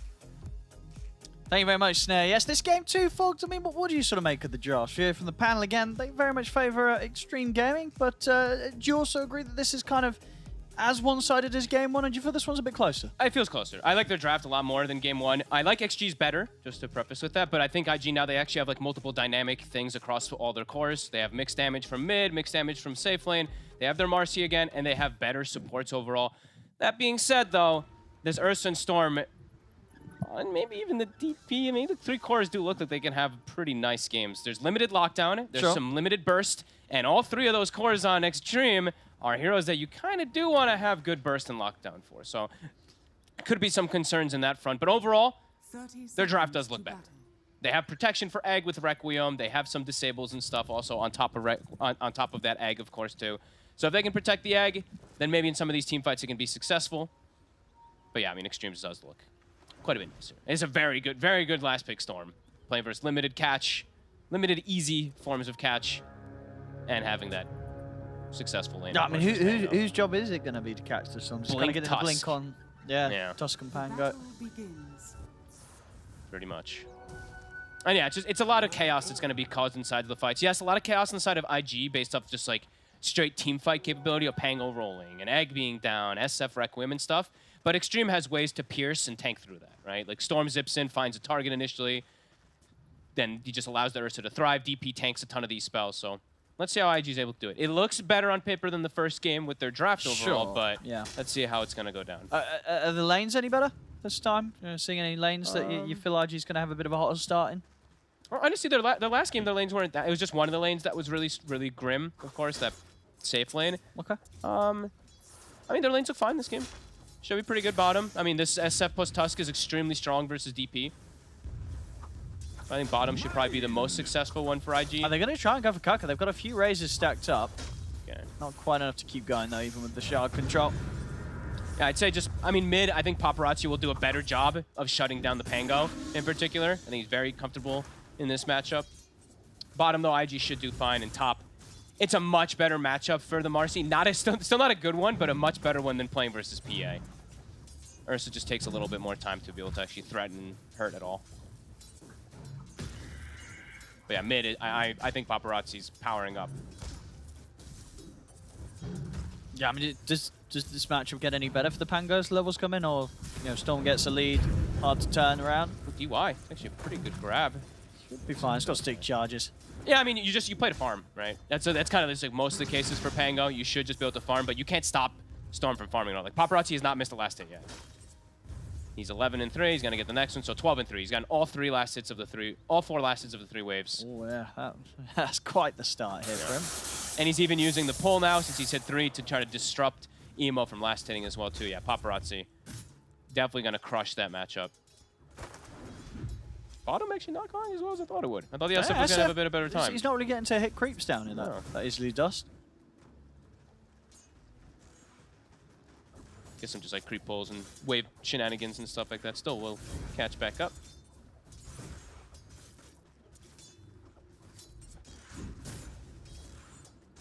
mean, once you sort of have kind of that level 3, are you able to go on the DP, or is the DP able to really survive even through the Razors stacking? Oh, you definitely can go. Yeah, this is a very strong, super strong.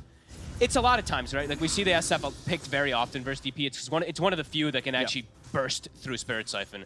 And DP in offlane is a little bit slow. That's why you see JT's opted to go for Windlace early on. You can just get stacked up and ran down. It's overwhelming. On top. The jump on DY.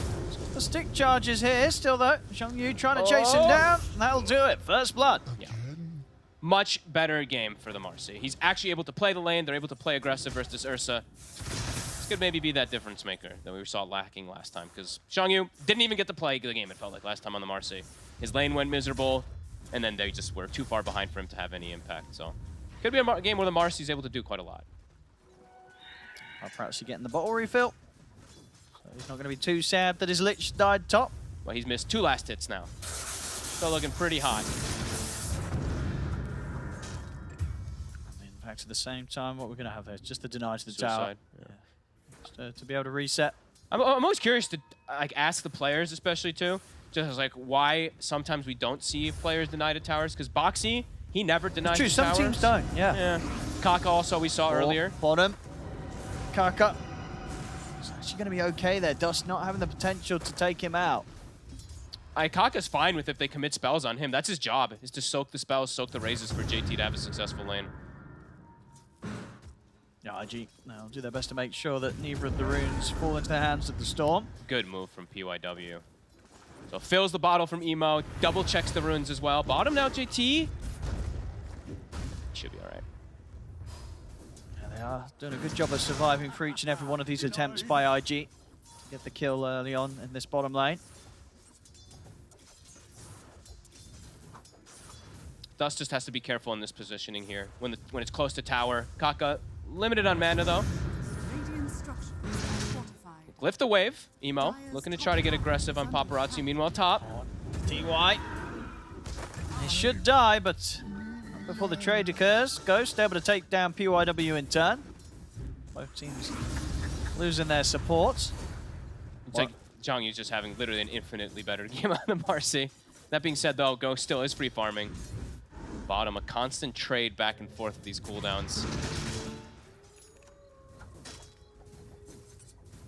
Gives him a tango, refills bottle, puts down a pretty much exact same ward in mid. That'd be a very value sentry if Amo is able to find it. PYW fills the bottle again, just both enabling mid, distracting our poor observer. Bottom lane, this time around they're able to set up for taking Kaka down. We see a few times though, JT and Kaka living on the edge. It's time they get pushed over it. It is causing Dust to miss some last hits, though. I mean, 22 and 5, it's not bad, but you see the Ursa is quite a bit ahead, at least in those last hits.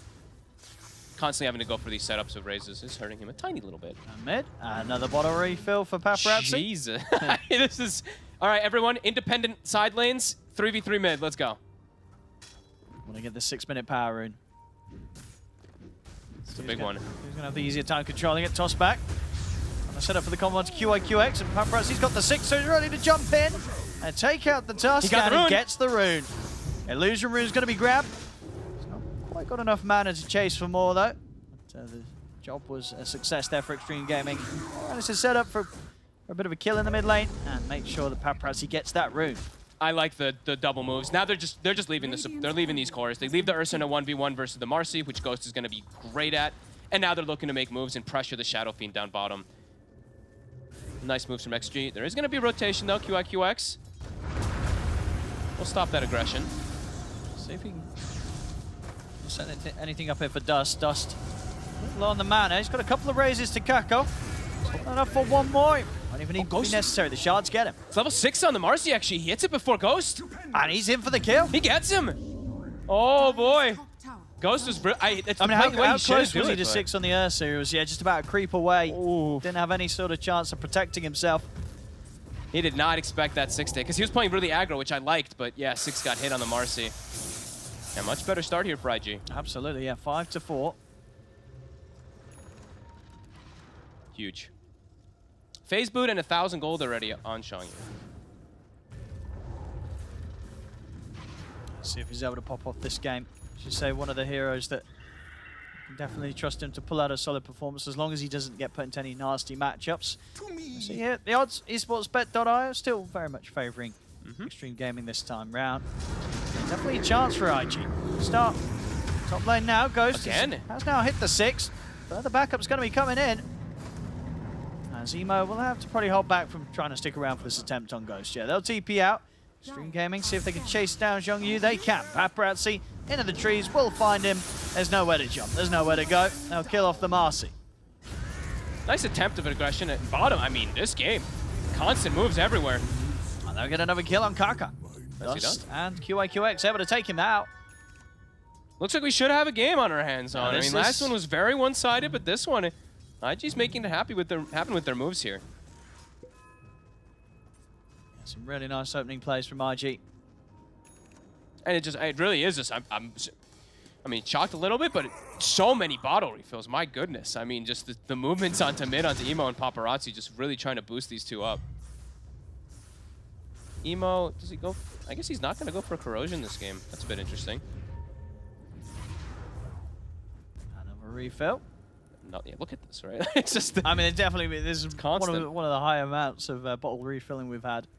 I look at I mean, it's like 4 wards kind of placed for the mid lane too, for the side of Extreme, just making sure Paparazzi does have this amazing game. And now the smoke to bottom, Dust treads in 21 charges, but there is an exorcism at the ready for JT. We've got some TPs at the ready as well. Let's check on the pang. Yeah, Emo's got TP back up, so could help out. JT's in. And Dust, he's going to go for the Requiem, and it's an excellent one. Catches the two of them, pushes them back, gives them the chance to turn towards Paparazzi. Paparazzi having to use the last bit of mana to get away, but Emo is in with the Rolling Thunder. Dust will still fall. Let's see if Emo is able to get some kills return. Good dodging from JT. See them be able to slow him down a bit here with the dive from PYW. As it was, I mean, it was a great Requiem, but they didn't quite have the follow-up. Emo not quite able to be there maybe as soon as would have been hoped for IG. As they don't get anything in return, they do just end up losing the Shadow Fiend. Spirit Siphon. Just heals back up the full Kaka. Not going to be so lucky. Something. JT still happy to stand his ground because Paparazzi's fueled up a bit. He's got some mana to play with once again, and he's back in. Nice play. I like that he lingered, right? He stayed bottom, found the bounty rune, I believe. Stuck around for the aggressive play. Good moves from XG. Rune will spawn top. Not going to be lucky for Emo. Good aggressive moves to shut down the Shadow Fiend. Early deaths on SF hurt a lot when you're playing versus all this burst damage that can get on top of you. Will slow down his timings a lot too. And he's not going the Mask of Madness build either on Dust. He's just going straight Dragonlance. Maybe because they have so many gap close on him that he just wants to be a bit tankier earlier, but that does slow down your farm potential a lot, the speed that you're able to accelerate your items. Still see a large amount of Extreme Gaming hovering around bottom, Paparazzi. 4 of them. Dire's middle tower is under attack. Trying to put some pressure on the tower, but PYW has got the 6, so IG's still in a good spot to hold this tier 1 if Extreme Gaming really try and push. JT though, now he has mech, I believe, about to be finished, and he has level 4 Spirit Siphon if he wants to put it. He's saving a point just now in case he needs a silence or something, I guess, but couldn't die before from that burst damage from Requiem. Now with the mech, unlikely he will again. And then it's kind of what we were talking about from earlier. You know, the burst is just a little lackluster from the side of IG. Good to bring these targets down fast. But Marcy, still top of net worth. Seeing that armlet coming out. Actually able to itemize as a real carry this time around from offlane. But now gonna get gone on. Yeah, they want to try and take her down. She is so deep. There he is. Yeah, there's no saving this. And Tusk was, starting to head over. QIQX looked towards it, but nothing to be done there. And when you're having this good of a lane, good of a game on like something like a Marcy or anyone really, those deaths hurt a lot. You give a ton of XP to 3 heroes. Give what, 300 XP to each? That's very significant. Paparazzi's rotations so far working out. Opted to go for Falcon Blade also instead of Witchblade, just having more mana regen and stuff to make early moves. It's working. Well, they want to go on Kaka mid. Caught him nicely in their shards. That'll set up for some easy raises. He's got the shield coming out from DY. They actually have to roll for this. They've got to go in deep for this one.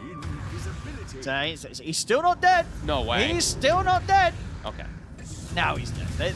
It takes a lot, though. And now maybe a chance for a turnaround. The Chain Frost going to bounce across to get the pullback as well. There's going to be no chance for the Supernova to come out as BYW is taken down. IG, though, they're going to continue to push in deep here up to the tier 2 as Zhongyu's clean it up. Triple kill for the Marcy. Imagine they get the egg off, too. They got the chain control on the Phoenix. Close to being a team wipe. Yeah, just great aggression beyond the tower here. IG, knowing that they can push forward with the power of the Marcy. As Zhongyu up to 6 kills. And can start building on towards that BKB. It's other than that, kind of getting caught out in that one death where he's firing pretty deep top. This Marcy starting to pop off. I was a little worried for IG too with the way it all starts off, right? The Rolling Thunder being used to go for Kaka, but very aggressive play, bringing all 5 heroes. Yeah, they know how strong they are if they just force the fights right now. And how strong the Marcy is, right? Like this armlet build. He's just in. If you're able to have a successful lane, your damage is absolutely absurd. Like, watch when he's able to stick on any of these targets. Like, DY dies in 2 seconds. Next one, JT dies in, just about 2 or 3 seconds as well. Really nicely played there by IG as a team, just playing around the power of the Marcy at this stage. And now Emo, he has Diffusal too, so good item timings across the board. Shadow Fiend slightly slowed down as we talked about on Dust. But those other 2 cores having a very good time. And they keep finding Kaka. So initiation on the side of XG, it's going to have to come from the Storm Spirit for most of this early game, because Kaka, he's 1 in 5, so Blink's going to come very late. And Dust actually is going to go back for Mask of Madness. Interesting.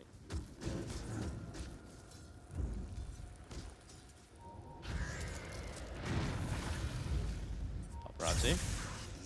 Can't get that rune.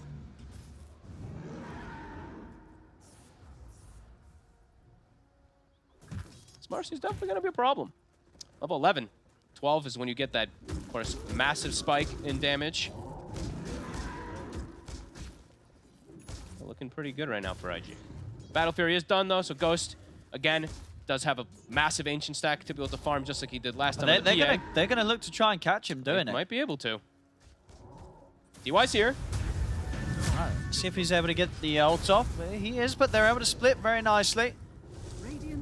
So they're taking the attention away from the Ancients, and as it looks to be Ghost, he got most of them, but a couple of the big ones will get left behind, so IG able to clean up something from that. Good positioning from DY, though. You see the purple, he's like, he had a feeling. He's like, something's going on. They're probably looking to invade, so. Doesn't get a successful Chain Frost, but does tank the gank. Now, though, IG will be able to likely take out mid tower. On the flip side, JT is going to take out bottom, though.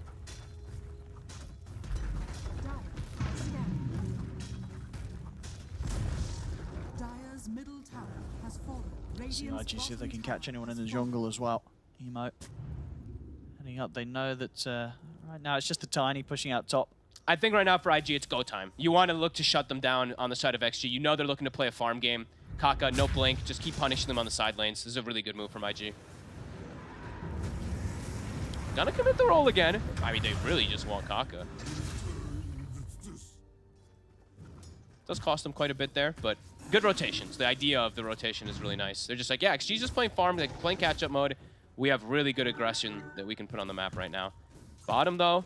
They want to try for Zhongyu. There's a big kill, and they do have 3 heroes set up for it, so should be able to get him.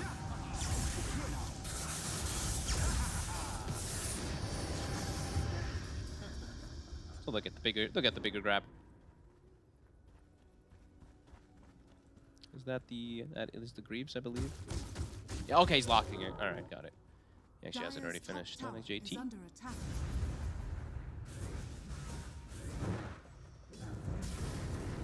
I mean, Extreme Gaming still with the 3 of them in IG's jungle. Same time, QIQX has got his eyes on Kaka. He's close to the tier 2 tower though, so maybe not something that the SF wants to get too involved in. Good, Kaka just wants to keep this lane here to finish off his Blink Dagger. Emo. He's going to try and go for this, but nice immediate TP. JT. And same to be said for DY. I know that the ult still to be on cooldown after Emo's earlier play top. And that shows 3 heroes in bottom lane, so now Kaka's like, yes! I can actually finish off my Blink Dagger. He's getting very close. And then we'll likely see XG get back on more of that aggression. But I mean, they're fine with the game state at the moment. Ghost is able to sit back with Battle Fury. IG still in a comfortable spot, but need to make sure they keep trying to put some pressure on here versus this Ursa that they have full vision of. They can make the aggressive moves pre-Blink Dagger a little bit easier on this Tusk as Kaka Can they actually go for this? They might be able to get him. They might get him right before Blink. He's 70 off. Yeah, I think they will. Surely no struggle here for Dust. He's got the physical damage. Takes out Kaka, and indeed the Blink Dagger will be slowed down that little bit more. Good plays. And now, since he's dead, they look to bring more heroes over. They are under vision, though, so do have to be careful how far they extend. But they have a great deep ward just watching everything from XG. I'm going to try and chase here, but plenty of mana for Paparazzi to play around with. Okay, roll, forced. DY. Get caught here close to tier 2. Try and split him apart from it with the shards, but they can't keep going for this one, IG. Now they might just get gone on themselves because that ward's still up. Straight back in, Paparazzi. Starting to run low on the mana. Uh-oh. And now, in fact, QAQX is just going to go straight back in on him. They've got the Supernova and the Requiem. Will clip Paparazzi from the side, but the heal comes in from JT, and Paparazzi, he's going to be fine for now. But JT... He's getting committed in upon by Zhongyu as he goes in with the Unleash, trying to take down the depth of the Siphons. Not enough to save JT. Now the swashbuckle from Emo. Maybe they'll be able to set up for Kaka as well. Jump in from Zhongyu. They'll catch another. Wait, and Kaka, he actually switched build because of that death. He's gone 4-staff. Oh, That really? is painful for the side of Extreme. I mean, he was so close to the Blink Dagger Dream. Did he really need to drift away from it? I mean, maybe they're just feeling like they're just getting focused too hard by this Marcy right now, and they have no way to protect their cores. Speaking of Marcy... They're going to try and go in on the mid, but... She's out. They're still heavily outnumbered, of course. IG, they've got everybody up and available here. Five of the mid. Uh-oh. I mean, XG. That's painful. Now their initiation is just quite lackluster. No tiny blink. He's just a defensive posture. It's really all up to Paparazzi to do every single one of these fights. And JT actually can't act as a frontliner because how good this Marcy's game is. She has the burst. Yeah, the Siphons are just not going to save him. No. No, there's far too much damage coming out from Marcy. Massive, and the BKB said done. He had the Brigand's Blade. He actually passed it to Emo, and he finds the second best item. So he finds the Dagger of Ristul. He's just going to be able to focus fire. So we're talking about how they maybe did lack some burst damage, but the fact that Marcy's having such an explosive game actually allows her to be that big burst to take out all these targets, even versus Frost Shield. Level 4 Frost Shield, Greaves, etc. still melted JT. Impressive stuff from IG. And good itemization too. PYW has a Yules on Phoenix, so the Ursa Ghost, if he shows up without BKB, he's just going to get Yules in the air every single time. Yeah, I'm really liking the way IG's playing this game. Big improvements from game 1. Just goes to show that maybe it really was kind of just the draft that was holding them back in that first game of the series. Tusk, likely to go down here. But it's 3 heroes for just a Tusk. And immediately IG already swinging over. A bottle DD for the Marcy. He might just do Roche. Why not? Yeah, he's just like, I can do this by myself.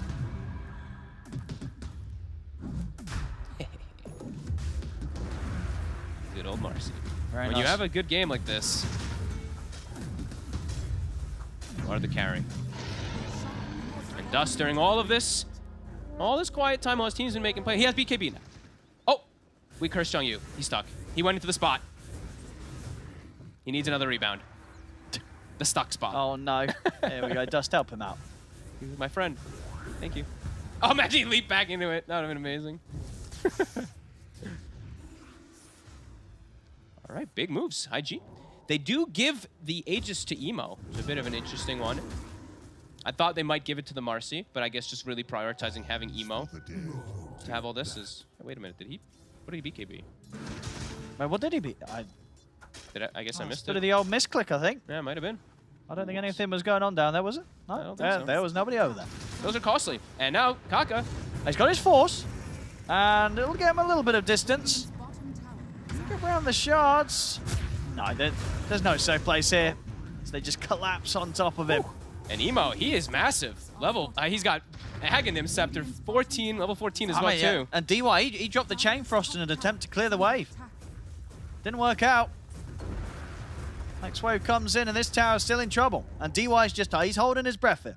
Hoping they don't find him. Oh, my goodness. Looks like they won't. They're like, what the hell, Frost Armor? Where is he? But they won't even go for him. They'll get the tower. Early tier 2, 22 minutes. JT was trying to get a bit of a push going with the Ghost down bottom. He's out just in time. Snowball won't catch him.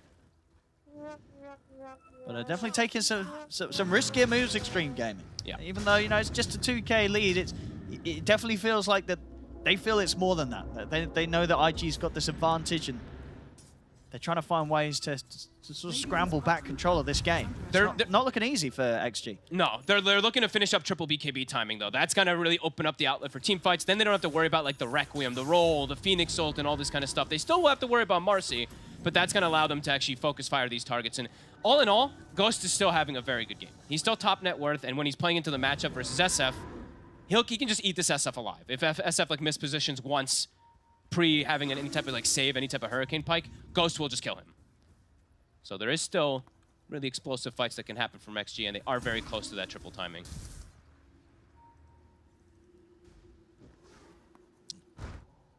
Let's see if IG can find a move with this 2 minutes of Aegis. Let's see what they get. Just before those sort of combo vibes will be out by Extreme. Yeah, they've got level 2 Egg, as we mentioned before. They've got this Pango who is 15 with an Aghanims now too, so he's got the Shield Crush talent. And yeah, XG. Still no Blink Dagger on Kaka, since he did go for Force. 600 away. But they might hit, like, yeah, it might just be like a quad item timing that comes in from XG. Triple BKBs plus Blink on Kaka. That will allow them to be able to fight back. And Aegis might even time out. So yeah, it might all come in at the same time together. We'll see if IG will be prepared for it. Right now, all sticking together. Dire's bottom tower is under attack. Radiant's top tower has fallen. DY stalling the push. Dire's structure But only just a stall for now. They will pop the glyph to hold it. And Dust, okay, he does have Hurricane Pike, so we'll have a way to at least reset himself away from the Ursa, perhaps. is under attack.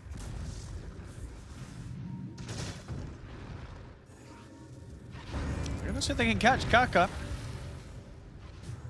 TP back. Maybe Emo still has a chance. Yeah, he closes the gap. Sure does.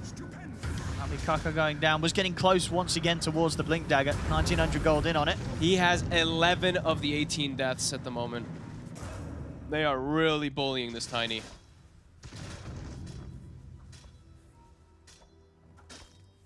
Dire are BKBs scanning. are hit on those 3 cores on XG, but lacking the Tiny Blink, maybe gonna dissuade them from going for a full-on fight. But Aegis is getting reclaimed in 50, so maybe they do just still look to fight versus it.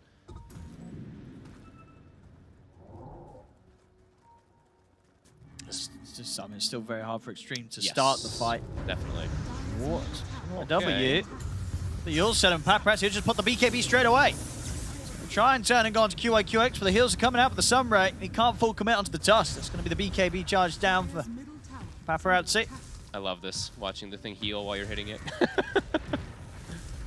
He's like, what the hell? Screw it. Great move from IG again, though. Just a quick little jump, forces BKB, and now Extreme can't actually defend this tier 2 as well. They have to keep going for this farm play and split push, and 2 of their cores continue to get further and further behind. As you said, Ghost still absolutely killing it here on this Ursa, but he's got some heavy lifting, it feels like now at this point. And they're itemizing just to deal with Ursa, as we mentioned before. PYW Yules, lots of different forms of disable and control over him now.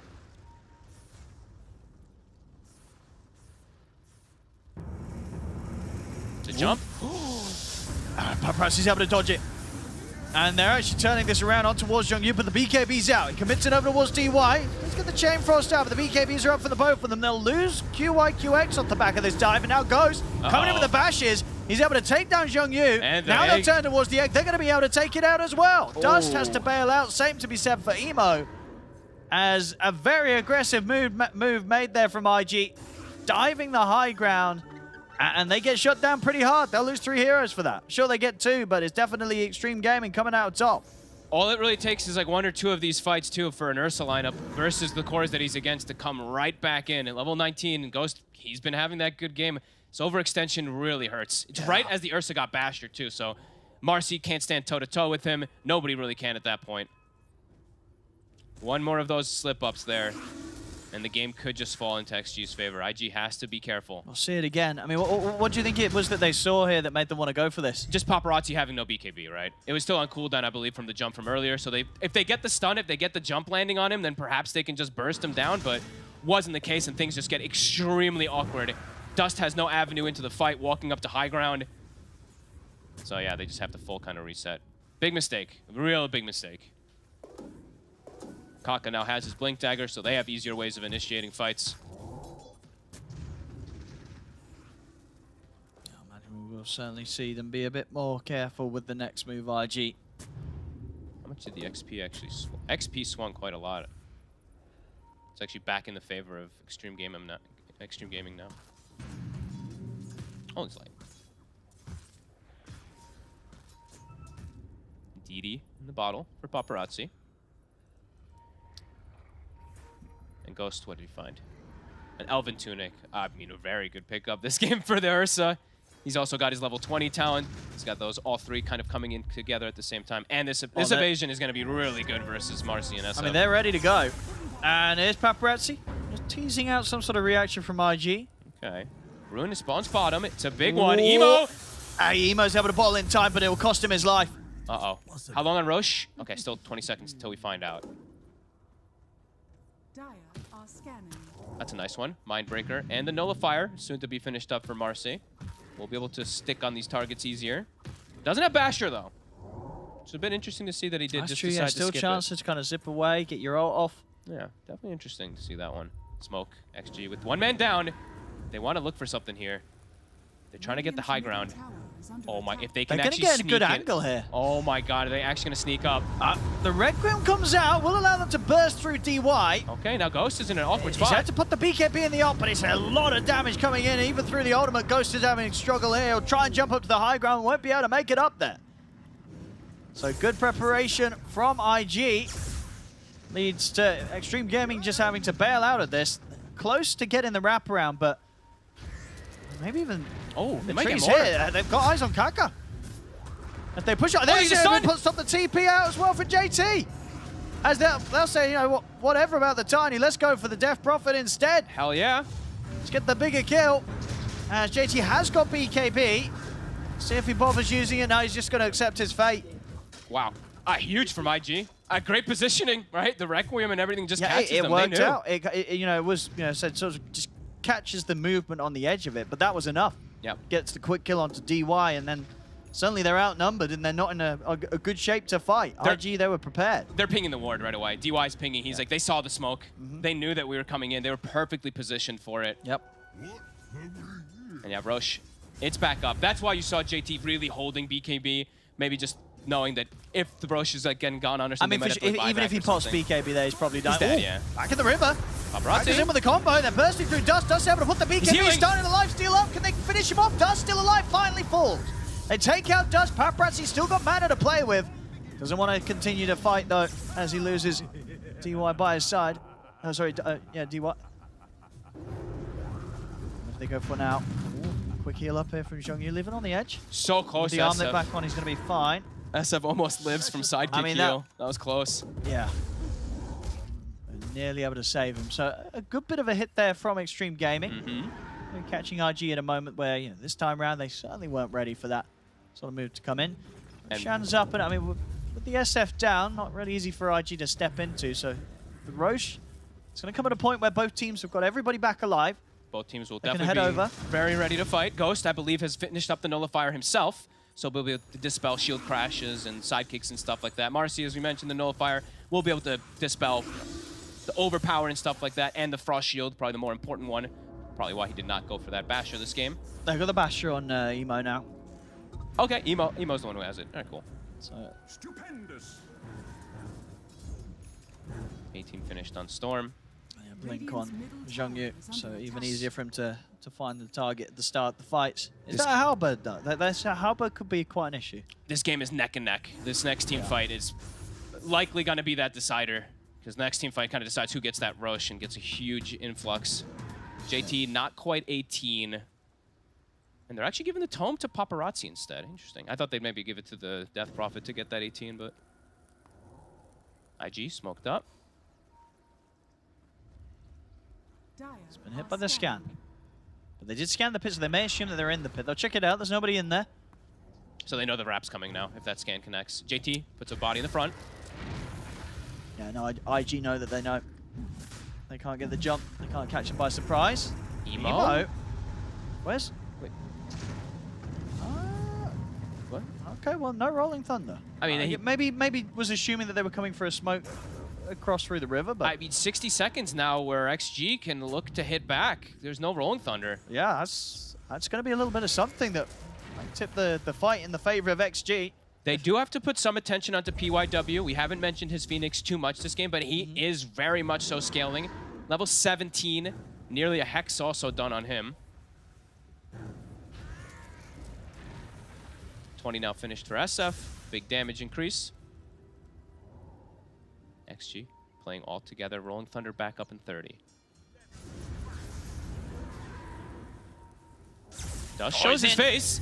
Paparazzi goes straight forward, but the BKBs come out from both of them. Okay. Dust and Paparazzi BKBs down. Shadowblade picked up now for Dust. They're actually just going in. All right, they're saying SF no BKB. Pango, I mean, Pango's role is going to be back up pretty 5 shortly, seconds. right? Yeah. It's a bold move. Requiem this time miles away from anybody.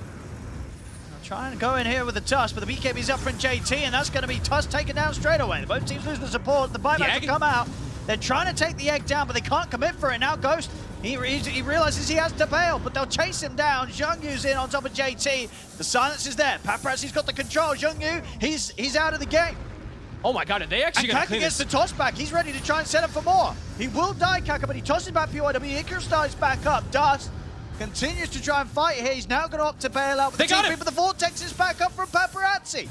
Drags back Dust, puts a stop to the TP out. There's a sentry there, ready to detect them as Kaka jumps in combo, takes down Dust.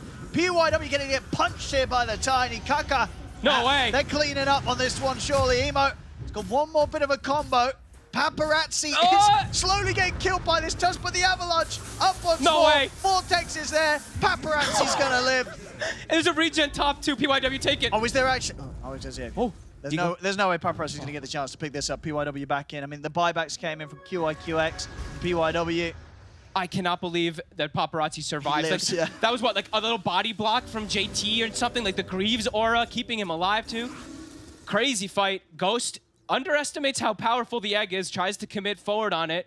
Then IG kind of overcommits themselves into the Ghosts and gets kind of taken out from Paparazzi and from JT. The buyback's also coming into play, of course, too, with that outpost being available from XG. Is they swing the game back into their kind of like back into their advantage slightly. So now how these BK, all right, cooldowns now. Let's look. Egg 25, DP ult 30. Yeah, I mean, Ursa can just go and rush, I think. You think so? There's enough of a window? I would say I mean, so. you're right. Yeah, 2 arrows down. Yeah. And SF, he's not going to have full souls when he comes back if he looks to fight right away, too, so. I mean, they're still going to try and interrupt this with the 3 of them. This is a tough Emo one. going to try and time the Rolling Thunder. He's in. He's actually going to jump to the heroes out on the side. Zhongyu's in with the ultimate, so you can take down Roche. He's going to be Ghost still picking it up.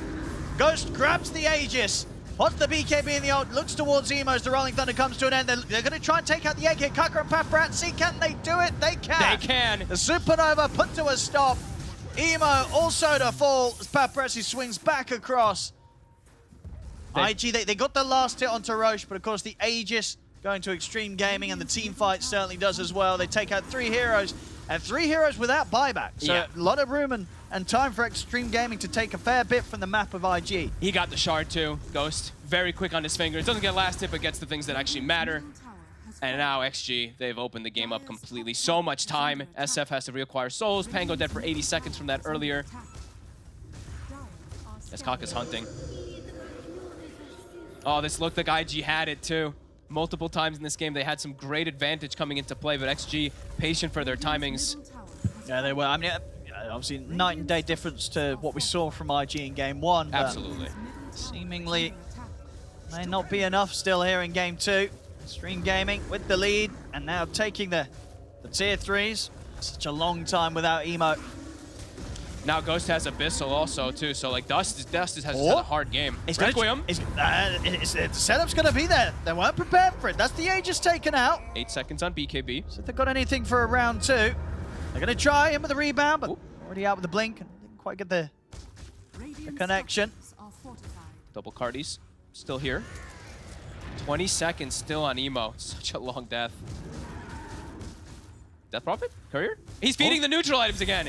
He's dropping the tier 1s. Dude, JT is actually a troll. That's some BM right there.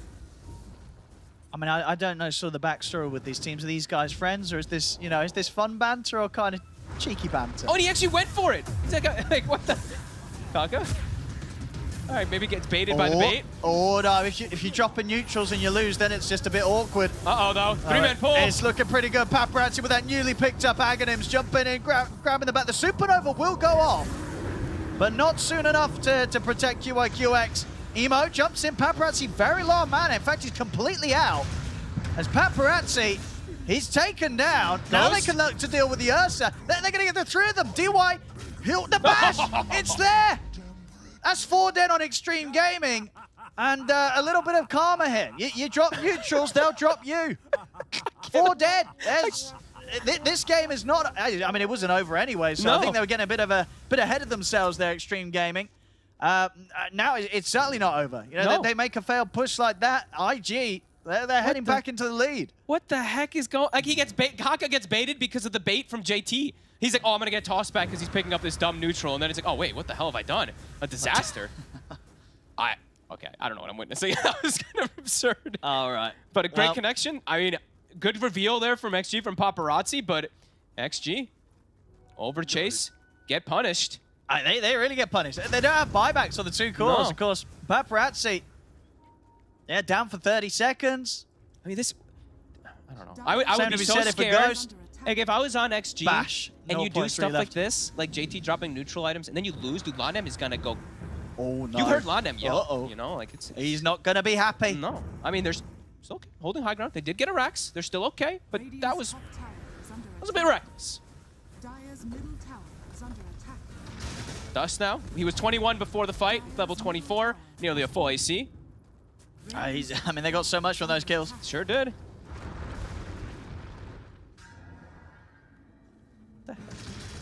I don't know. Usually, like JT's like laughing and stuff. I mean, keep looking at the camera. I mean, he was laughing. He still got his smiles. He was laughing earlier. He was definitely. Well, he might not be laughing now. No, now he's very serious. He was smiling earlier. He was definitely clowning around a bit earlier. He's got his hands up. It's like, oh. He's like, what have I done? Oh no. Oh no. He's like, guys, what? My bad. And the other thing to point out too, didn't get to touch on it, but the gem, during all that craziness, since DY did die, they did get the gem onto IG also. And the Hex is finished up on PYW. They're in. Oh, it's a lovely roll as well. Straight and pretty much catching the 3 of them. Paparazzi is able to be quick enough with the BKB. Still he has to zip out of the side. They'll lose Kaka. Tiny down for 50 seconds. We see Dust popping up the Requiem. Pushing him back. Ghost is in with the BKB on top of Zhang Yu, but he can't kill the Marcy. Marcy's perfectly fine. But he got the egg. See if they can get more. Ghost and JT trying to chase them out. Paparazzi's got enough mana to close in on Emo. They'll get another one on this defense. Extreme Gaming, able to hold nicely. Oh, and an Arcane Rune top also for Paparazzi. About to be 25 on the Storm, so big extra damage coming into play. Good recognition from Ghost. Had the initial overpower popped. Or straight for the egg. Straight for the egg. Hits 25 right afterwards, has more overpower stacks, takes that one out, and then the fight. Emo is totally split compared from the rest of his team. Ghost kind of zoning 3 heroes by himself. A really good fight from the Ursa. JT's like, I knew that was gonna happen, you know? What a madman. And there are those overload bounces now. So if he does get a multi-hero pull, they probably will just insta-die this time around. See if Emo wants to consider the buyback hit. But just let this Rax go. It looks like it's going to be the latter. They'll let this top Rax fall. Not wanting to use the buyback on the Pango. Definitely is painful, though. It's a big increase of gold, too, for the side of XG. Anything massive that they're... I mean, not that, I think they already have pretty much all their big items, actually. Either way, though, that momentum now, mid and top, constantly going to be shoving in. So XG, so much freedom around the map. They can pick and choose where they want to go. And now picking up those neutral items as well, those tier 4s. Dust. Did you look at the graph from this game, by the way? The last 10 down, minutes are one of the funnier graphs I've ever seen. We'll bring it up in a sec. But yeah. The moment the neutral item started being dropped is somewhere around there. Smoke time. Coming stream. Kaka has ninja gear, so he can freely like smoke and break the smokes and stuff like that. Weemo. Oh, are they gonna find him? He's Aeon Disc. It's gonna be up in a second. There it is. Comes back off cooldown and may give him a chance to survive for this. In fact, it's certainly more with the backup coming in. QX is going to jump forward. P1 was able to get the Hex down on a Paparazzi. Paparazzi, he's able to survive long enough to get the BKB off though. Still off to the side, Requiem comes out. He'll take out DY. DY immediately been with the buyback. Supernova's going to go off successfully, and Paparazzi is straight into the stun of the Supernova. Paparazzi gets caught, Ghost taken down. The buybacks coming out, triple buybacks from Extreme Gaming. It's a triple kill for Emo. Oh, and where was the nullifier from the Ursa on the go on the Emo? Let's check the replay. He didn't use it. Did he not? He did not. So Emo, I mean, Aeon Disc was like 1 second cooldown. They didn't even use nullifier or anything on him. He's able to just roll around, get out. That was awkward spellcasting. Check from it out XG. here, Fogged. Let me see. I don't know. Am I blind? The toss, maybe it messed with him? I got caught by the... But I know. Where's the nullifier? Why didn't you just use it earlier, right? I mean, maybe the roll-up really just caught him for a second there, but... great fight from IG. The egg is perfect. XG. I mean, yeah. Bit of a blunder. I mean, Paparazzi getting caught here as well. Look, zips back into the fight, not respecting the fact that the egg was about to pop. Hey, Arcane, yeah. Big mistakes from XG. IG, they punish. Still having a fighting chance, and the graph continues to be absolutely insane. Look at it go. That's a W right there. Certainly for the viewers. This is true. What? That was so weird. I don't know. I mean, maybe too many activatable items. Like Ghost does have 6 activatable items, and an activatable neutral as well too. So I don't know. Something went wrong. Maybe it was just the roll up, just completely messed him up. I think he was saving it because, as you said, like they probably.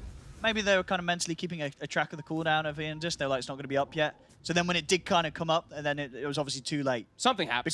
Because he got caught by the roll up. You know, as soon as Emo could roll up, he did. And now no chance to get the nullifier off. Yeah, I don't know. There's something different. There's DD in the bottle here for Dust.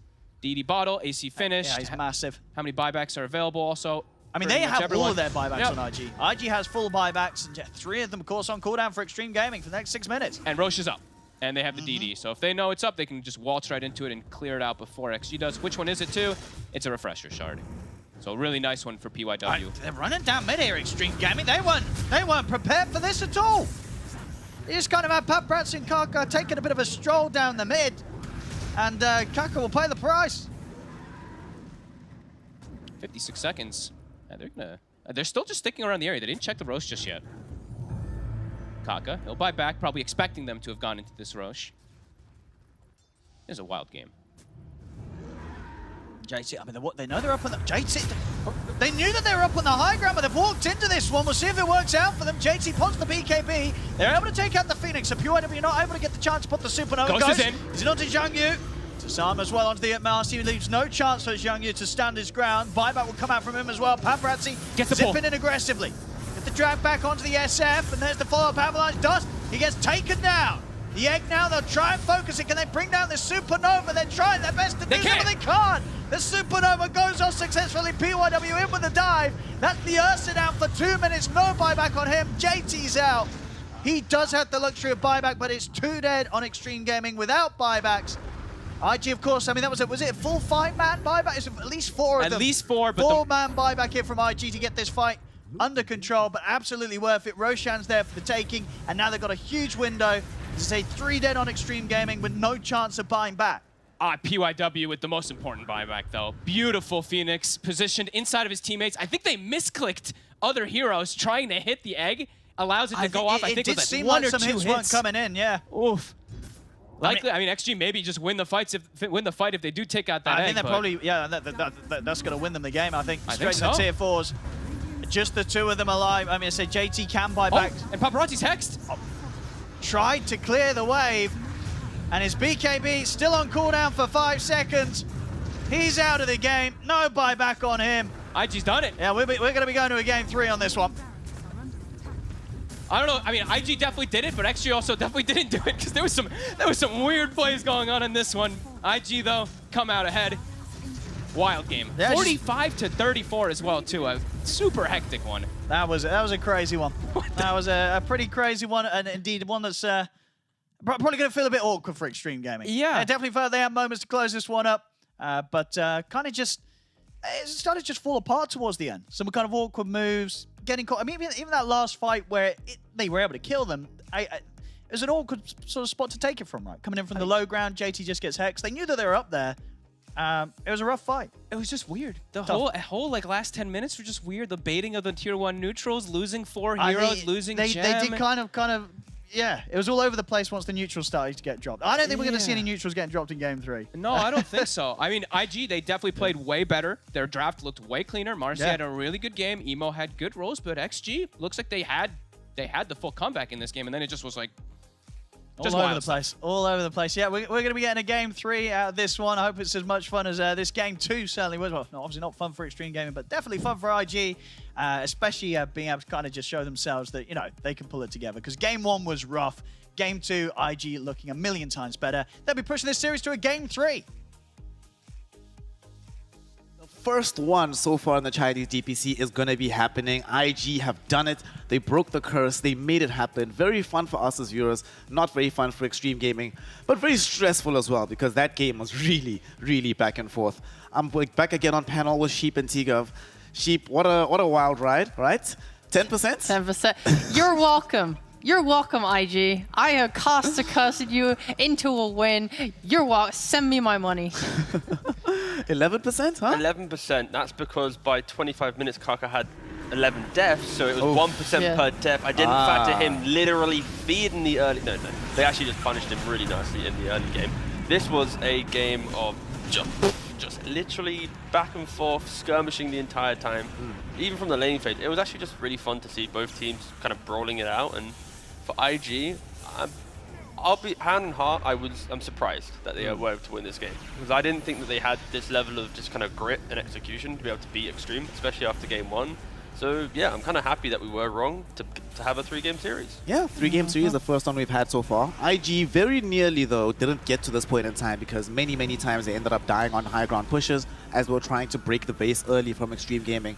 Eventually, a billion buybacks later, it ends up breaking in their favor. But I think grit is a good word that he's using here, Sheep, because they were just constantly having their backs against the wall, able to figure things out in moments where it doesn't actually make sense, right? This clutch fight that we're going to probably be seeing very shortly, where this Phoenix, this should be dead to rights, right? The game should actually end right here. You've got the Supernova out. There's a lot of heroes covering. This Emo Pango, you should be dead right here. You should be nullified, killed, and then immediately the game ends in the opposite direction. But time and time again, they were just fighting, and they were willing to take the fight even when it didn't seem advantageous initially. Yeah, I have no idea. The fights were so back and forth. Like one fight, I think it was this one. Yeah, you'll see Ursa on the right here, and he just can't kill anyone. He goes in on SF, hits him. He's full health, doesn't matter. And then the next fight, he'll go on like Marcy, and Marcy will just die. I think the game got a little bit hard when his BKB on Marcy went down to 6 seconds, because then there was like the opportunities for Extreme to start killing him. Otherwise, God, he was a menace this game. He was so enabled. Yep, definitely super enabled. And I think no matter what, T, the MVP we've got to give to Shangyan. Thank you. Oh, I was so scared. No. The stat line, like Emo being 16, 3, and 19, people like after the fact were like, yeah, maybe, but no. The fact that Zhang Yu in the early game, he was like top net worth, he was like the thorn in Extreme's side to force Extreme to have to come back, to have to then create this kind of chaos. So yeah, I think just because of that early game and how he kind of put IG in this position of always being in contention and allowing others to shine, yeah, for sure, has to be Zhang Yu. Yep. Okay, I want to talk about how this ended up happening because I watched the early game very nicely. I want to see big props to them because what they did in lane was they killed Lich. And Lich dies, he's a 5 position. What does your mid say? Yo, come refill my bottle. So he TP's mid on Lich, and then is just away from the lane. Yep. And it allows Marcy to drag wave, fix the lane equilibrium, get solo XP, feeling happy, not feeling pressured. And then on top of that, then the Lich continued, like DY continued to stay mid and do a lot of brawling. I think this was such a mistake because it meant that Ursa was suddenly vulnerable. Marcy hit 6 before him, gets a kill. You know, then you have Emo, you know, credit to him. He also came top, pressured the bear. Like, I think they just really had a nice... There was mistakes from Extreme, and there was focus on enabling Zhang Yu, and he just got such an easy game off the back of it. That's actually a very good point because... no. it worked. What the hell is this? No, We're boo. striking. We're striking. We're not like saying this. anything until we get to see We need Zhang Zhang Yu. Yu. Go on, give us He did Zhang Yu. everything. Like, The real tech talk, is there. Emo was great, you know, there were some very clutch moves that came. A little bit sus on the Rolling Thunders, I will be honest, but it has to be this Marcy. Another great thing that this Marcy did as well, because of the pressure you're talking about, Sheep, the amount of time that Go spent just having to go recovery farm, never feeling comfortable enough to show up and fight. And although you're top net worth for a large portion of this game, you know when that net worth is not actually being utilized. It's just sitting dead in the back of your pocket.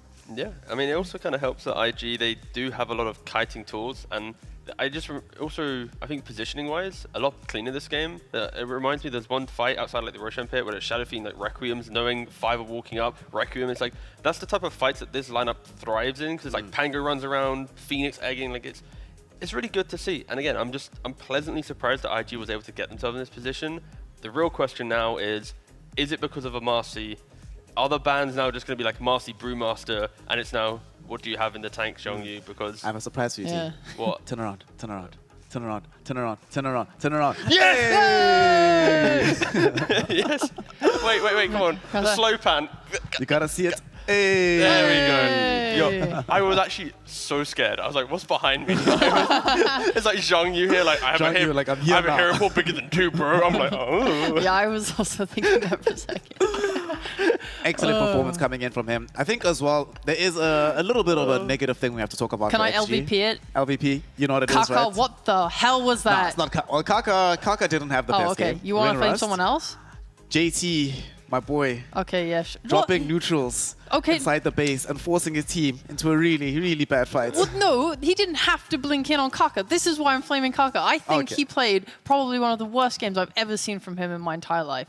He was constantly out of position. I'm looking at him on side lanes. He's just dying to heroes. At the start of every fight, he's somehow just not like ready and getting picked off and dying. Like, how many buybacks did he have to use this game because he just dies straight up at the start of a fight and has to somehow get back in? It was ridiculous. You see a good Tiny game, and they are like always getting the toss backs to save their team. They're always getting the right toss ins to like start fights. I didn't see any of that. I just saw him constantly dead. It's because like his game though, it changed from the point where he was like 2200 gold into death, into 2150 gold into death, and then Into he was buying like, you know Force what, stuff. I'm gonna buy Force. Yeah. And as soon as you buy Force, your mindset changes on the hero, and then yeah, it's just weird. But you know, sometimes you go 218-20.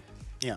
I mean, it's Ring Rust, right? This is his Yeah, first it's whatever. competitive game back after a while. Okay. He was on the shelf for a little bit, you know. There was a lot of pressure as well because this Tiny, they needed him to sort of pop off and be available to make a lot happen on this map. Otherwise, the entire responsibility is on Paparazzi. And Paparazzi was doing it. There was a large portion of the game where he was holding it down for his team, but you can't do everything. Eventually, what happens at the end of the game will happen. You jump in, you get Sinister Gazed, you die immediately, then your team is like, well, now what? Things are a lot more complicated, so... Game 3. Game 3, the first Game 3. Yeah. It's going to be really fun to watch. I don't know what's come to me. Hi, how you doing? It's just guys. That's a Game 3 phase.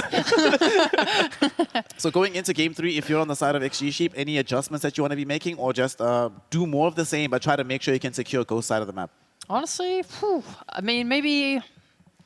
I know Extreme won the coin flips. They have first priority. I don't know what they're going to take, but if there is a world where they take first pick and they just ban Brew, Marcy, and take the Undying, I feel like that could maybe be like pretty hype.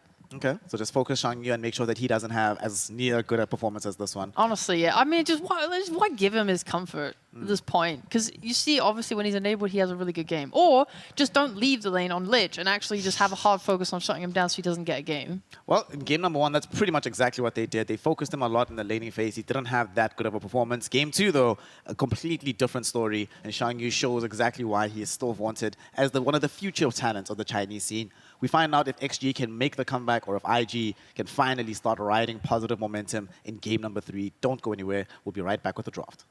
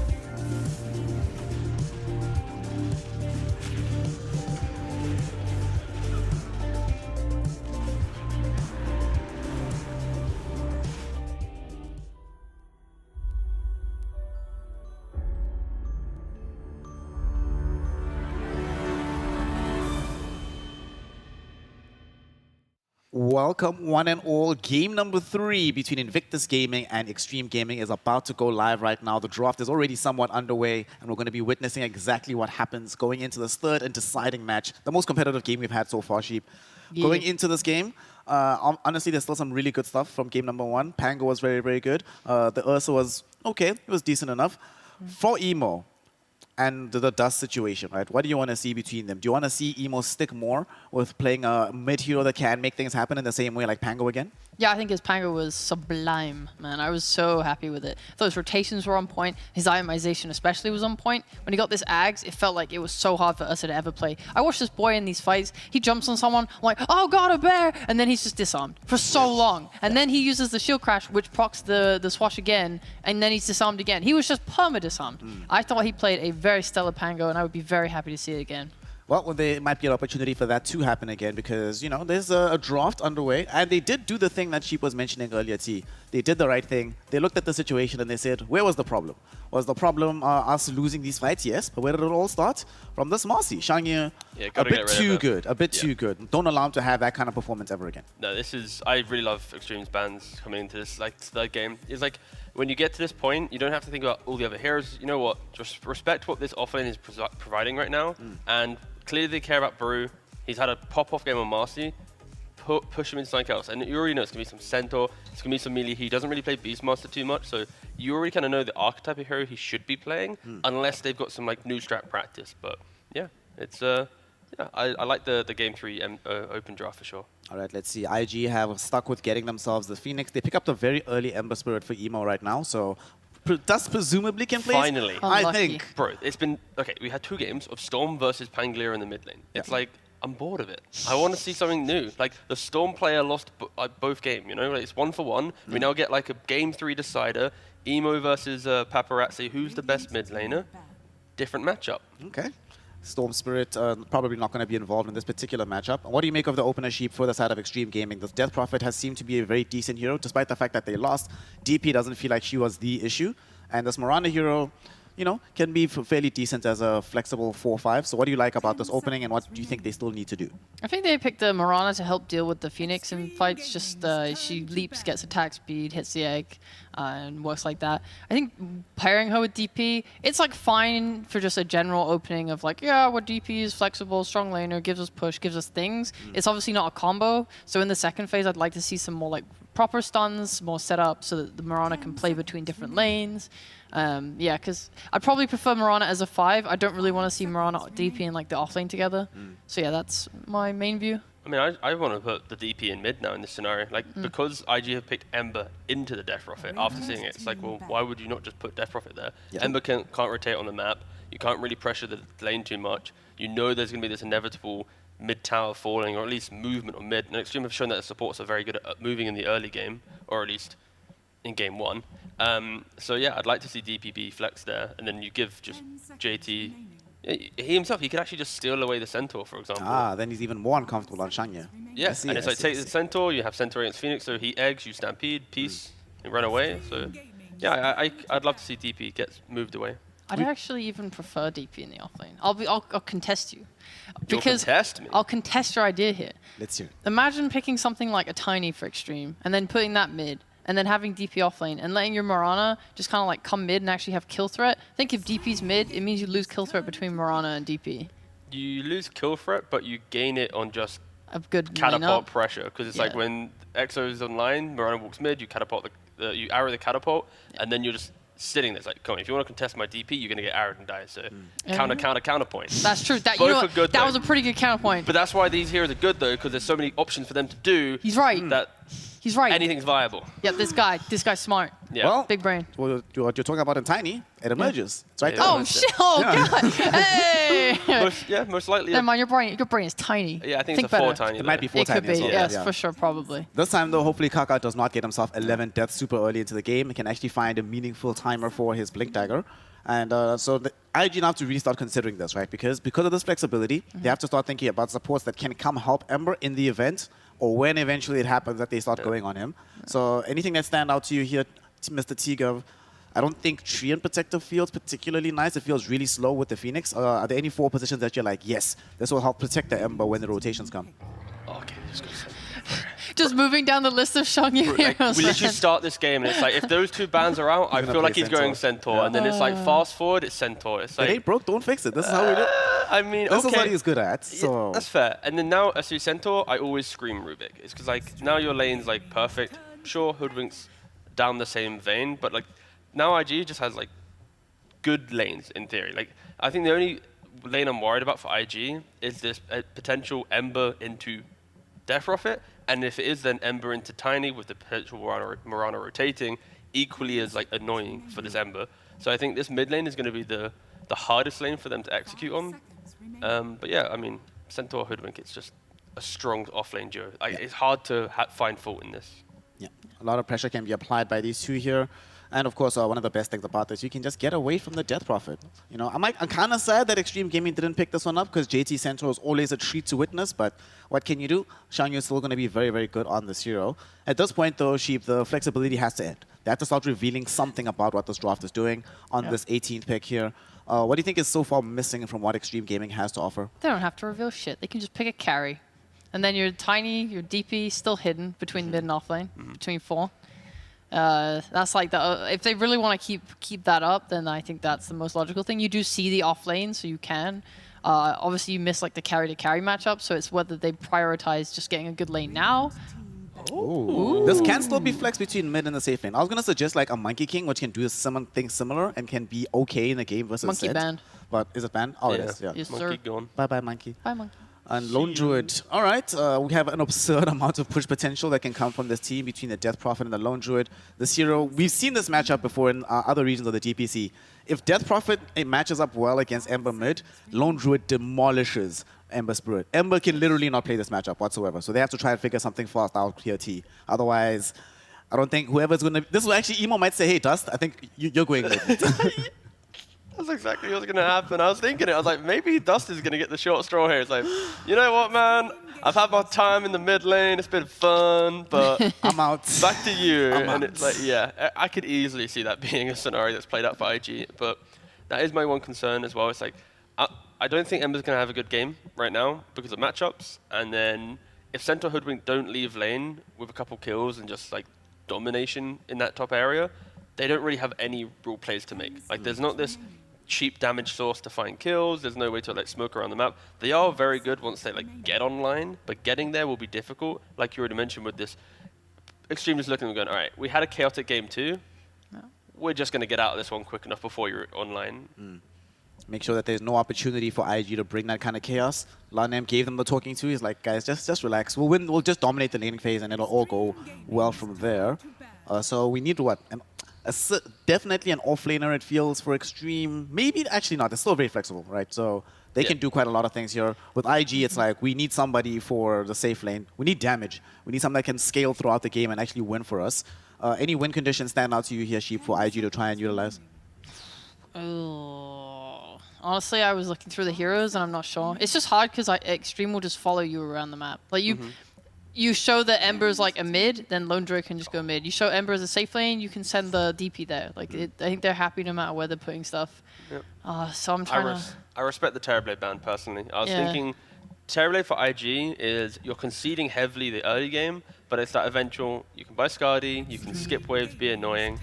So yeah, I really like that ban from Extreme. Instead they go for a TA on IG. Okay. TA is the type of hero that you're actually pretty strong in lane if you have the correct heroes with you.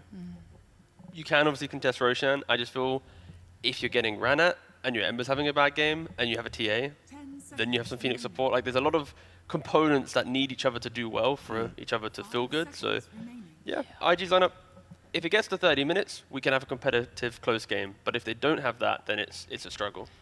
Just something I would really like to see, though, is with this TA, like the old build on Lone Druid Bear of Radiance, now it's been buffed, plus an AC afterwards, you have armor. Yep. And then if DP can get like a Lotus Orb, then I feel like this Bear should be able to just hit like a 20-25 minutes where it's super strong. Bring back the Solar Crest. Get Mirana Solar Holy Crest. You know what? There's shit. all armor on it. Yeah. What are the odds of them running this TA middle and then putting Ember Spirit into the safe lane to try and avoid the truly horrendous matchups that Ember has to suffer? I guess that's the thing. They'll just wait and see what Extreme pick here. Yep. They just pick Huskar, man. Just Huskar.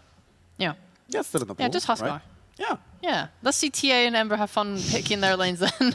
That would actually be really good. Because it's like Lone Druid safe lane, it's like, and then it's like DP. Oh, boo. Okay, so let's see where they're picking up their heroes first.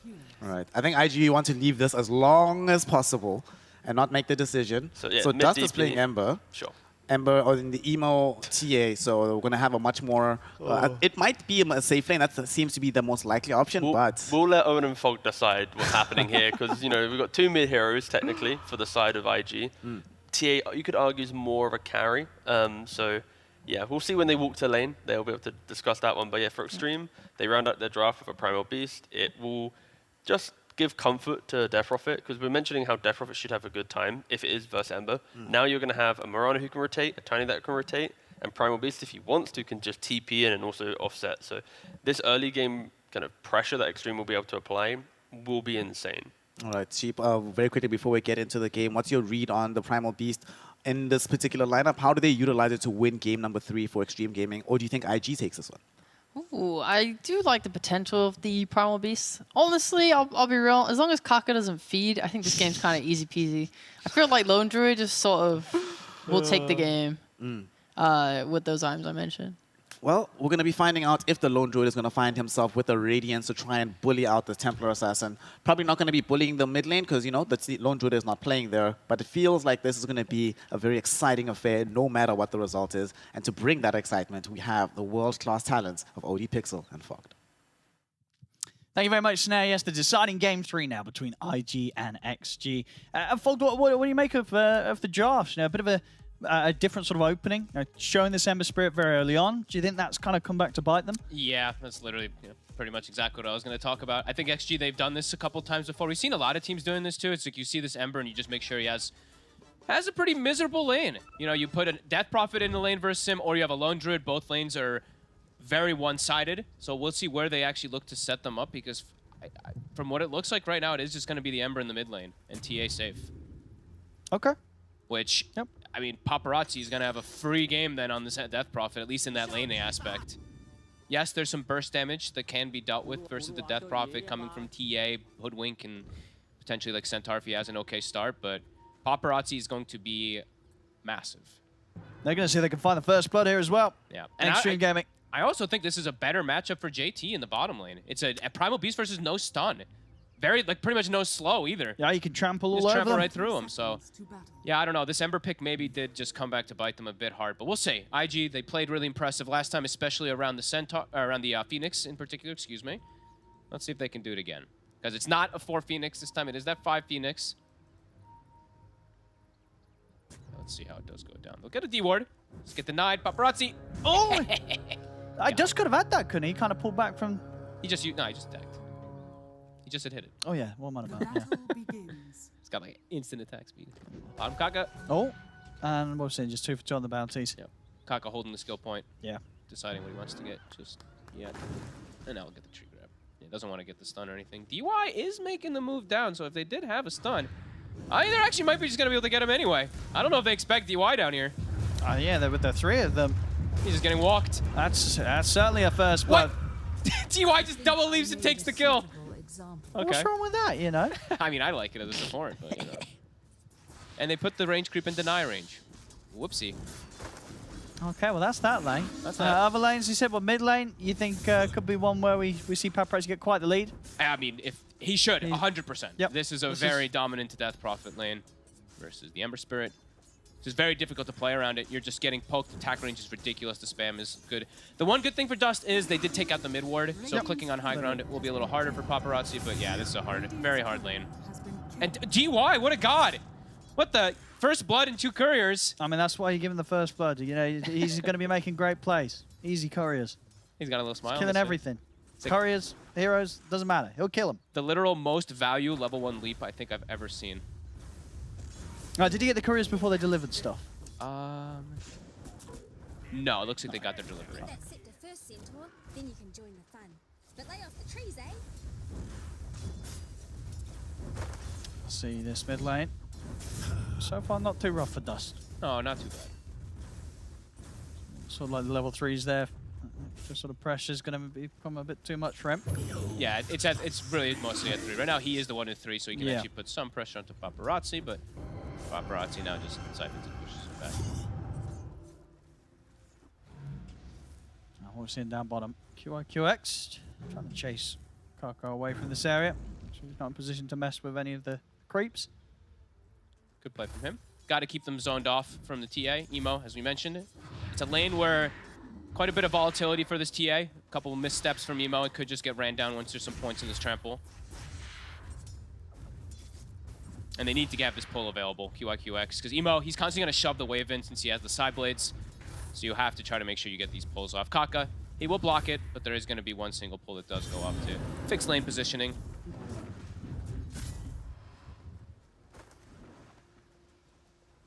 Now we'll see how Xiongyu does on his centaur this game. I mean, of course, in the draft, we had the first 2 bans, very much focusing his 2 main heroes. Looks all right. Like, to disengage versus the Death Prophet and stuff can be pretty nice. To stampede and get on top of Lone Druid in that aspect can be pretty okay. Now we see here with the odds provided to us, like esportsbet.io. Very much feeling that Extreme Gaming should have the edge with this swap. Oh, Dust is getting zoned out of the wave. Actually has to bring a salve to keep himself healthy. They're going to have to bring... They might have to rotate a support to check out a rune to make sure that Dust can actually stay healthy here. Because it's starting to get... Yeah, Paparazzi's starting to really dominate and get those denies. And, you know, you're able to dominate the lane matchup, so you get a level advantage. And then, as Dust, it's like you have to call for supports to move, because DP's going to hit 6 very early in this matchup and going to be able to pressure this tower, so... Yeah, for sure. We'll see how they react. As an Ember, you're not going to be able to kind of push the Death Prophet off the tower. No. Yeah, 30 seconds, we'll look to see if we see a rotation. Nice last hit. Scary for them to rotate. I mean, top, I guess the Hoodwink. PYW is the easiest one to be able to move. Leaving Emo is a bit of a risk. I like that Emo went boots early, because there is that constant kill threat bottom if he does step up too far. And they're actually going to go on Emo. Never mind. He used the uproar in the tree toss, but... So yeah, they're swinging the Phoenix over to get a rune. So, yeah, Dust will at least get one of those. Top. Fair. So they can kill the bear. And they get will. it. Easy 300 gold. Big money. Arrow. Why not? Okay, Dio's still got a lead to play with. And he's in. got another one. He's gonna get him. Oh, he does. He is going to die in return, but hey, that's Xiongyu pushed out the lane. I mean, PYW will take the hell out of that. He got the bear and the kill on the next hero, so he actually has Arcane Boots already on the Hoodwink. That's actually really nice. Doesn't have the best hero to spam with, of course. Has a Centaur. Not really a great one to be able to use that mana, but nevertheless, still a very good timing. Mid, though, the hurt is coming. Dust. This time not around to be able to TP in and fill the bottles up. They have to stay in their side lanes, so. Paparazzi soon 6. Let's see what they do about that. Or if they do just let Paparazzi get a lot of early damage on the tower. 4. The heal of the Sunray, trying to stand his ground. Sunray doing work there, keeping Emo healthy. Very cool. JT and Kaka, they have not got nearly enough damage to burst through that heal. Really cool skill build. You don't really see Phoenix having Sunray at this point. He gets to level 2. So a bit unexpected there, but definitely a good adaptation versus the lane that he's up against. Rotations to mid. PYW wants to help out. Paparazzi is the level 6, so those rotations, catapult waves are out, exorcism's ready. 6 heroes in the mid lane. There we go. That is the combo. Kaka has the control. The ghosts are out. The damage is done. Dust taken out of the lane. And yeah, now tower pressure as well, too.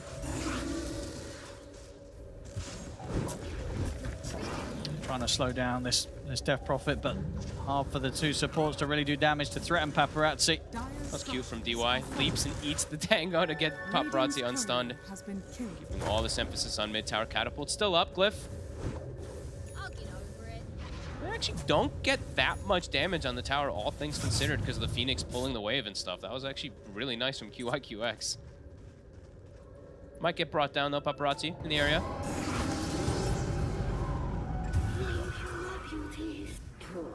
Holds the tower there. Dire's middle tower is under attack. Go ahead, Ghost. Trying to chase down Xiongyu. DY is here to help out. See if they can turn towards PYW instead. Same time in the mid, Dust having to back off. The root's there. Ghost will manage to Get that kill with that. Well, DY actually ends up being the one cleaning up the kill again. So Of course. he's 3 kills now on this Mirana. Nice roots. I mean, Ghost. Good RNG coming out. And bottom, we do see now JT. Amo farming very well. I thought he'd actually get slowed down a little bit more, but I guess they just played more for a passive farming. JT has Vanguard. Now he's pretty happy to sit down here, and now they could perhaps get aggressive onto Emo soon when Trample's back up. Yeah, Emo has stepped up really far. And this time, they've got the Sunray heal. But this time round, he's got refraction back up. He's going to be fine. It is enough, only just. But buys him time for the meld, and then the refraction walk away. Honestly, this Sunray level 1 is actually it's saving him twice. It really is. Really cool from the Phoenix. Are seeing the results of these lanes, though, coming into play. It's a 2K lead already from XG. As we said, Death Prophet having a phenomenal game, 1,500 ahead of the counterpart. And Lone Druid, there's no way to pressure a Lone Druid with a Hoodwink Centaur. Just waiting to see what build Ghost does look for. If he does go for like Radiance, or if he just does a standard build. I think he can just go standard. Kaga, get the regen, but immediately broken.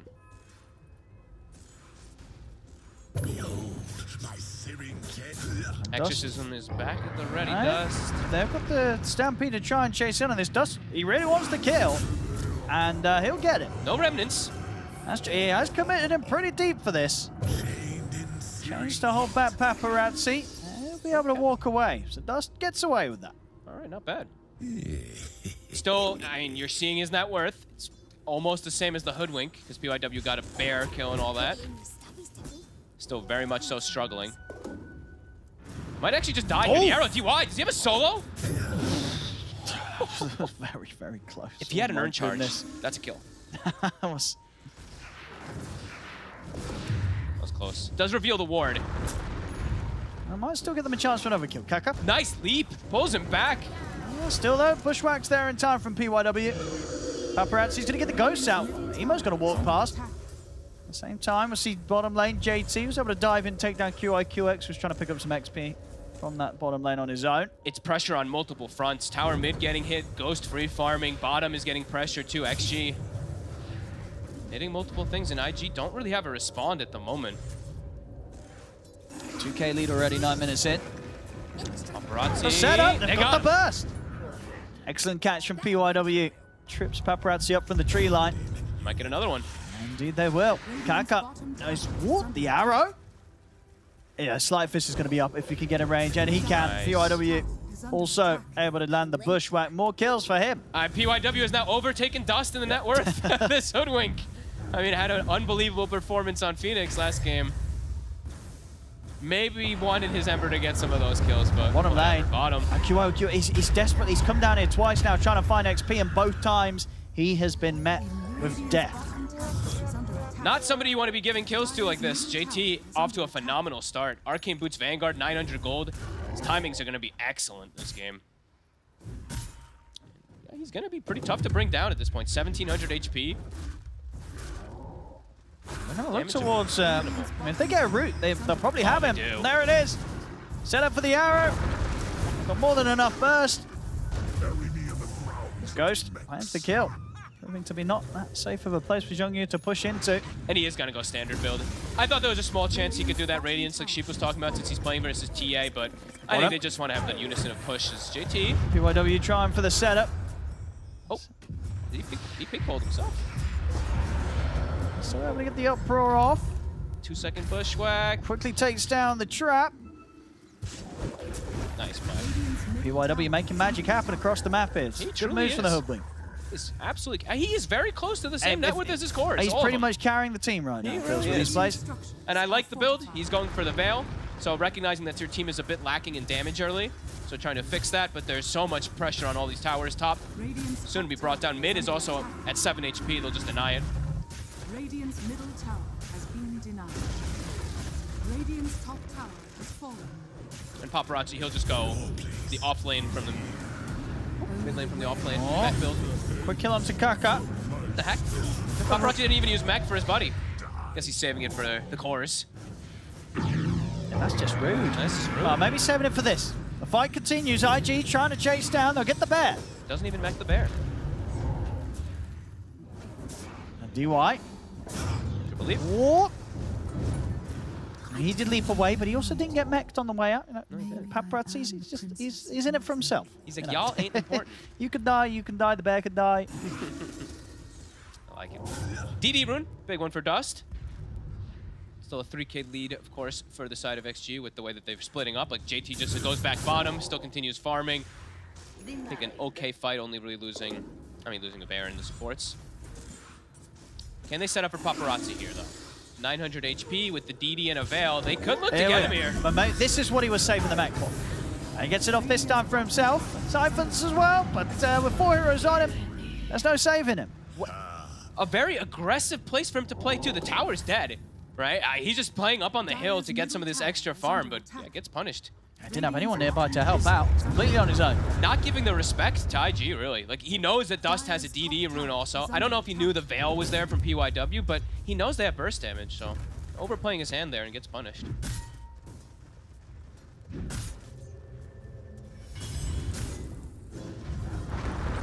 Can get going here, Kaka.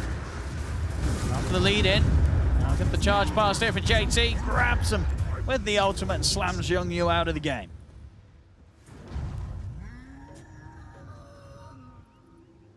Mid lane, Paparazzi has returned to the spot. This time he does have the backup of Mirana in case. I mean, he's still very aggressively positioned, though. This has not proven to be a good place for him to be. He's dead again, and this time he's kind of baited DY into the position. What? This is not the place to be, Fog. What's going on here? He's got so many places to farm. I guess he just wants to be aggressive. Nice. See people dead, probably. Kaka, he's not getting out either. Chains are there. I mean, they had a lead, but it's slipping away. What? I mean, this is very... Right? Like, they're free farming. The bear's not getting pressured. Don't go to the mid lane. There's nothing for him to get there. No. And IG, they'll take that all day. It's going to be a tower for them now. Maybe. They've got fortification, XG. JT is in the area, level 10, very strong. Oh, cool. Takes the magic resist during trample talent. You usually don't even really see people take that talent. No, that's true. That's true. Most people just opt for the onslaught. Kind of cool. A lot of kills, though. Paparazzi, after an incredibly successful laning phase, he's almost the same net worth as December now. Those deaths hurt. Dust is actually a full level ahead of him now. And he's been getting rune control, too. Had the DD, now has a haste. Almost going straight for the BKB this game. Yep. On Dust. They're gonna smoke. I think they caught vision of JT there for a second. The flames rush forth. All 5 heroes from IG. That's the catch. And they're going to try and burst through JT. Arrogance throwing out clips onto Youngyu, but he's tanky. And the heal's there with the Sunray. Good 3-man fear from Ghost will push them back.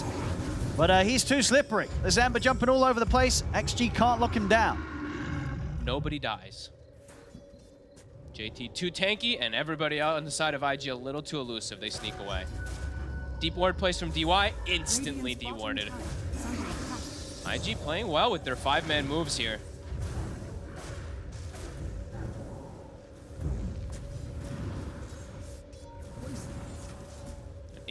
Lots of instant dewards this game.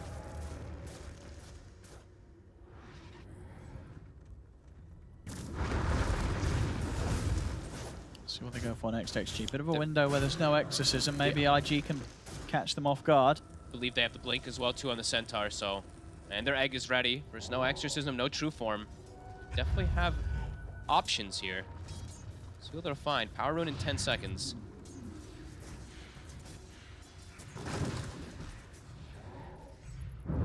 I'm going to try and go for JT. Catch and split for the rest of the team. In with the jump.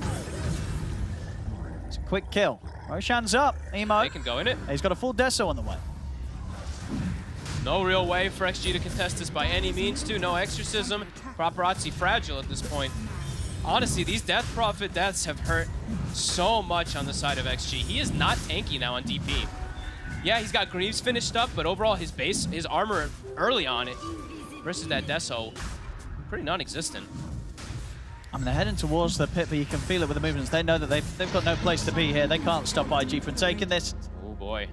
And Ghost still farming very well. Their cores are still looking pretty decent, but yeah, those deaths from Paparazzi. slowing down the game that XG wants to play. They want to be playing pretty fast, pretty aggressive. It's IG now who actually get the first rush somehow. Dust. It'll be just fine. Thrilling. What's up next? Let's see what they go for. Top lane. Looking for the tier 1 tower, IG. What was that noise I just heard? Was that the Death Prophet voice line? It was super loud.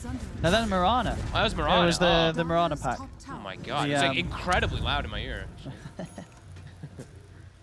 IG completely have stabilized this game from that laning phase.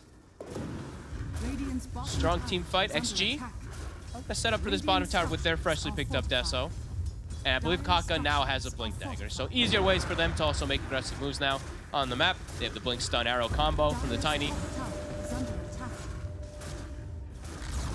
But IG getting away with quite a lot. Looked like it could have been problematic from the laning phase. Emo has a trap already set up in trees. He sees the TP's coming. Paparazzi's actually holding Nether Shawl. So wanting this magic resist versus the big magic burst, but will hurt versus the physical burst, which they have both of. That's the BKB recipe that was passing over. And I mean, look at PYW too. A sneaky base ward this early. He's really killing it on this Hoodwink. 4-1 and 6. And he's ready to try and maybe wrap around and hunt the tree line. He's going in. He's going to get eyes on Kaka, but Kaka will also get eyes on him. The arrow's not going to be there on the correct angle, though, so PYW is able to step out to safety. They're trying to go straight for Paparazzi. Supernova's going to be out. There's nobody available to hit it, so XG, they've got to kite it out, keep to the edge of it, but Paparazzi, he's not able to get out of range. They've got the Avalanche to take down the TA, the ones. See the Ghost come out, wrap the Phoenix, now with the combo. Looks like they'll also be able to deal with Emo a second time round as well. Zhongyu able to TP out into the trees. This time it's IG just overstepping the mark a little bit, going too aggressive beyond the tier 2 tower. Ooh, I don't think they had detection, Owen. There was a Moonlight Shadow. This Death Prophet just fades into the darkness, and there's no vision. But they had nothing. I don't think they had anything. She just goes invis. The egg pops. They have nobody to hit her. What was it? Well, yeah, Zhongyu had, I think he had dust in the backpack. Actually, no, he may have, I think he just got that sent out to him, actually. Yeah. He just brought some himself because he was like, guys, what's going on? Maybe they killed in the middle of the fight and I didn't notice. I don't know. It looked like he faded for a second. They didn't have all the burst damage, and then, yeah, it's an overextension. Missed opportunity there. XG very happy with that one. And this was, they saw a moment of opportunity there from IG, right? Because they're like, we killed JT's BKB. We have a chance to be able to dive forward there, but they actually get turned on pretty heavily there. Ghost now gets himself 2 Deso charges and things back to order. Was it another case of the dust coming out and then the Greaves being popped by Paparazzi? Actually, maybe you might be right. Maybe this is the one instance. I clicked on him toward the end. I was looking at the right side of the fight. Looking for PYW, and I tell you what, Ghost, he's gone and found him. Whoa! He finds him in the tree line. Tip DY, that was a baller arrow. Yeah, look at, I mean, he tips Ghost. DY tips PYW.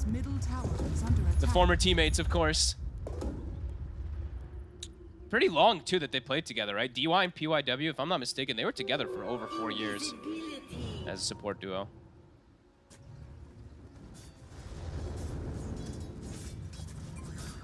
Paparazzi. Mid dust has BKB.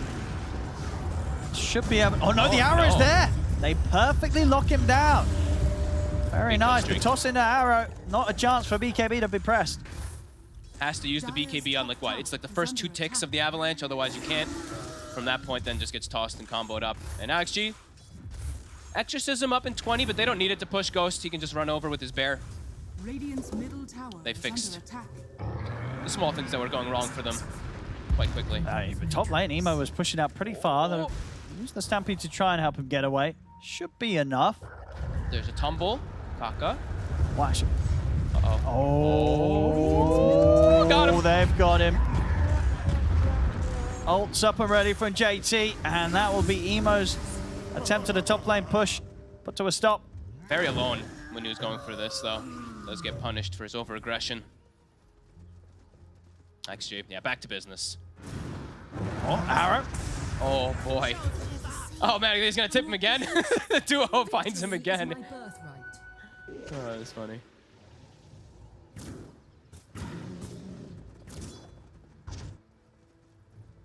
Ghost, a near full AC now finished up for this Lone Druid. So that physical damage, the small avenue that IG did have with that Deso finished up. Now they've got the counters. Another arrow. Another oh my combo. God. They're doing it perfectly. Wow. What DY has hit every single one, it feels like now in the last 4 minutes. Yeah, big kills with these. These are Two times on the Ember. Snowball kills. Now they can even poke high ground.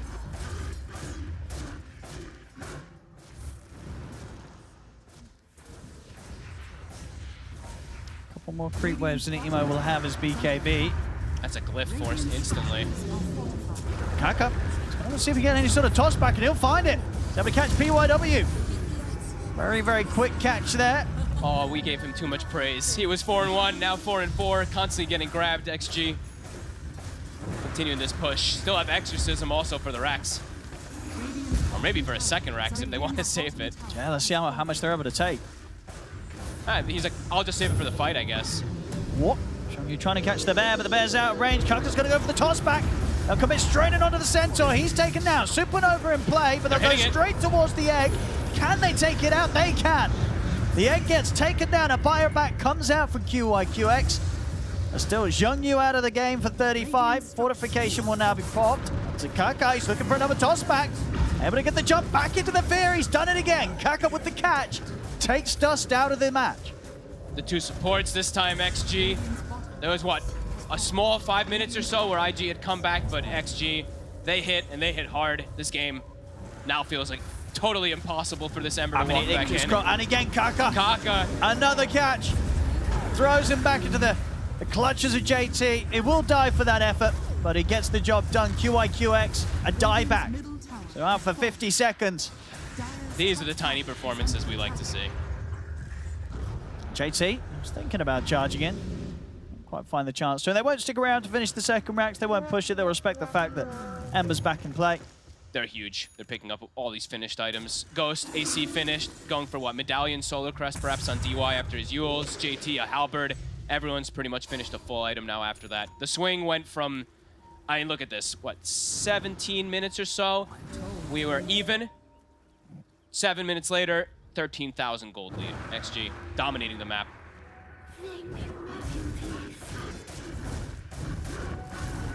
This is going to be tough for IG playing from behind with what they've got. See on the win probability down to 3%, just like that here. Still the early time of 24 minutes in.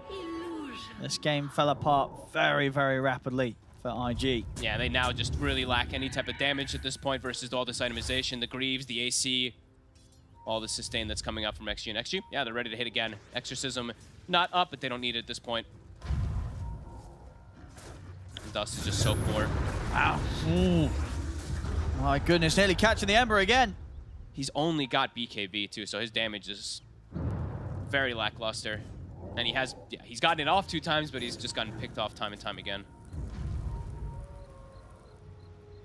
Another BKB finished up, this time for the Centaur, but it's not like a timing or anything like that. XG, they'll get the bigger timing. Roche respawns.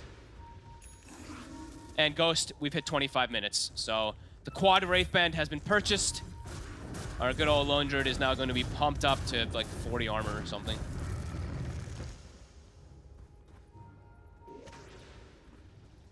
Yeah, well, we've got 25 47. up to 47. So a 22 armor increase. Yeah, not bad, not bad. This also helps him hit the bear, or hit the egg with his normal hero too, which is really cool. Double function. IG, feels like a bit of a desperation one. They have that BKB on Centaur. Still only level 10 on Phoenix. Only level 1 egg, not gonna be doing much. And XG seem to know. Dire's courier has He's been playing killed. around their vision. They're going to smoke up a second time. Okay. Roshan. Feel like they can just start it on XG. It is scanned. Radiant are scanning. Hard avenue for IG to go for. Paparazzi even has a haste. Oh, Kaka. He's going to start the fire up. Dust will get the BKB off this time. The pushback there onto the 2, and then they're bursting through Paparazzi. They've taken down the Death Prophet. The Supernova's out. They'll quickly kill off Emo. The Supernova will get put to a stop as well. So they may have lost Paparazzi, but this fight still looks to be firmly in the control of XG. A toss-up onto Dust. Ghost Bear's there to follow up. It's a triple kill. The Bear's cleaning up. As it was a good last-ditch attempt, as you say, from IG. They burst through Paparazzi, but it doesn't matter. Honestly, I think Paparazzi should get that BKB off. He plays a bit greedy with it, gets caught from the bushwhack. But Ghost, he's there to clean up. Literally full HP on the Lone Druid through the whole entire fight. And that egg, it's only level 1. It looked like it's like maybe gonna pop, and then they all just hit it at the same time, and it just dies. Yeah, straight away it's gone. Not a chance. Good bushwhack again, though. I mean, PYW still has been very impressive this game on his Hoodwink, but XG's draft has just hit a beautiful timing. Emo just gets bonked by the arrow. Yeah. And he's dead. He can't get the BKB off, and he's gone for good. Buyback on cooldown, of course, and that is indeed it. GG is called. XG. No messing around in this game. 3 as they'll shut down the series. 2-1 for them. I would imagine so after that last game. I'm sure Lonem, some words were had. Lonem probably pulled out the machete a little bit there. So, yeah, no, much cleaner this time around. They did give up a couple kills. Paparazzi, he's probably going to get yelled at, I would think, from Lonem. Like a couple of these positioning plays, him playing on the high ground, giving up like 2-3 kills. Gave a little bit of an outlet there to IG, but XG, they still understood their timings. That top fight was kind of everything, right? They won that fight, and then it's like a 14,000 gold swing. They get multiple pickoffs on Hoodwink and stuff like that. So overall, XG should be happy, but not with the way that like that trolling and stuff like that happened. Sure, like JT dropping neutral items and stuff like that. I mean, this was what, the first series for them of the tour? Yes. Yeah, this was their first series. Yeah, so first series takes a bit of time to make sure you're not trolling around. And, yeah, but I don't think they'll be doing that again. No, sometimes we always talk about JT. He's very lively, especially in the camera. He's always like laughing. He was having a great time until that moment happened in game 2. I'm sure they went to him and they were just like, "You got to cool down, my friend. You're gonna play Primal Beast. You're gonna do your thing now. You're not gonna be dropping no neutrals." And yeah, it was better, but definitely things to improve on. IG. Of course, things to improve on. Still swapping things up a lot, so I'm wondering what the actual inevitability of the lanes are going to be. Yeah, who's going where? Who's going where? But either way, not too bad of a showing. No, they're not indeed. But yeah, overall, Extreme Gaming, they'll tidy things up again in game 3, and with that, take the series. 2-1 here for Extreme Gaming. 2-1 dub for Extreme Gaming. They get themselves into a winning position, and although there were some shaky moments coming in from the lineup, they eventually corral all together and make the victory work out. T, we mentioned just before game 1, JT's his love quota, his chuckle quota, right?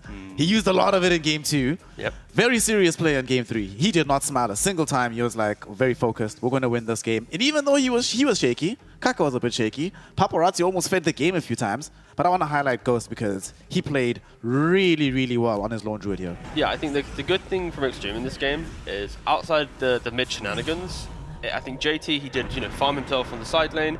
Lone Druid just ignored the chaos and continued farming. You look at the net worth right now.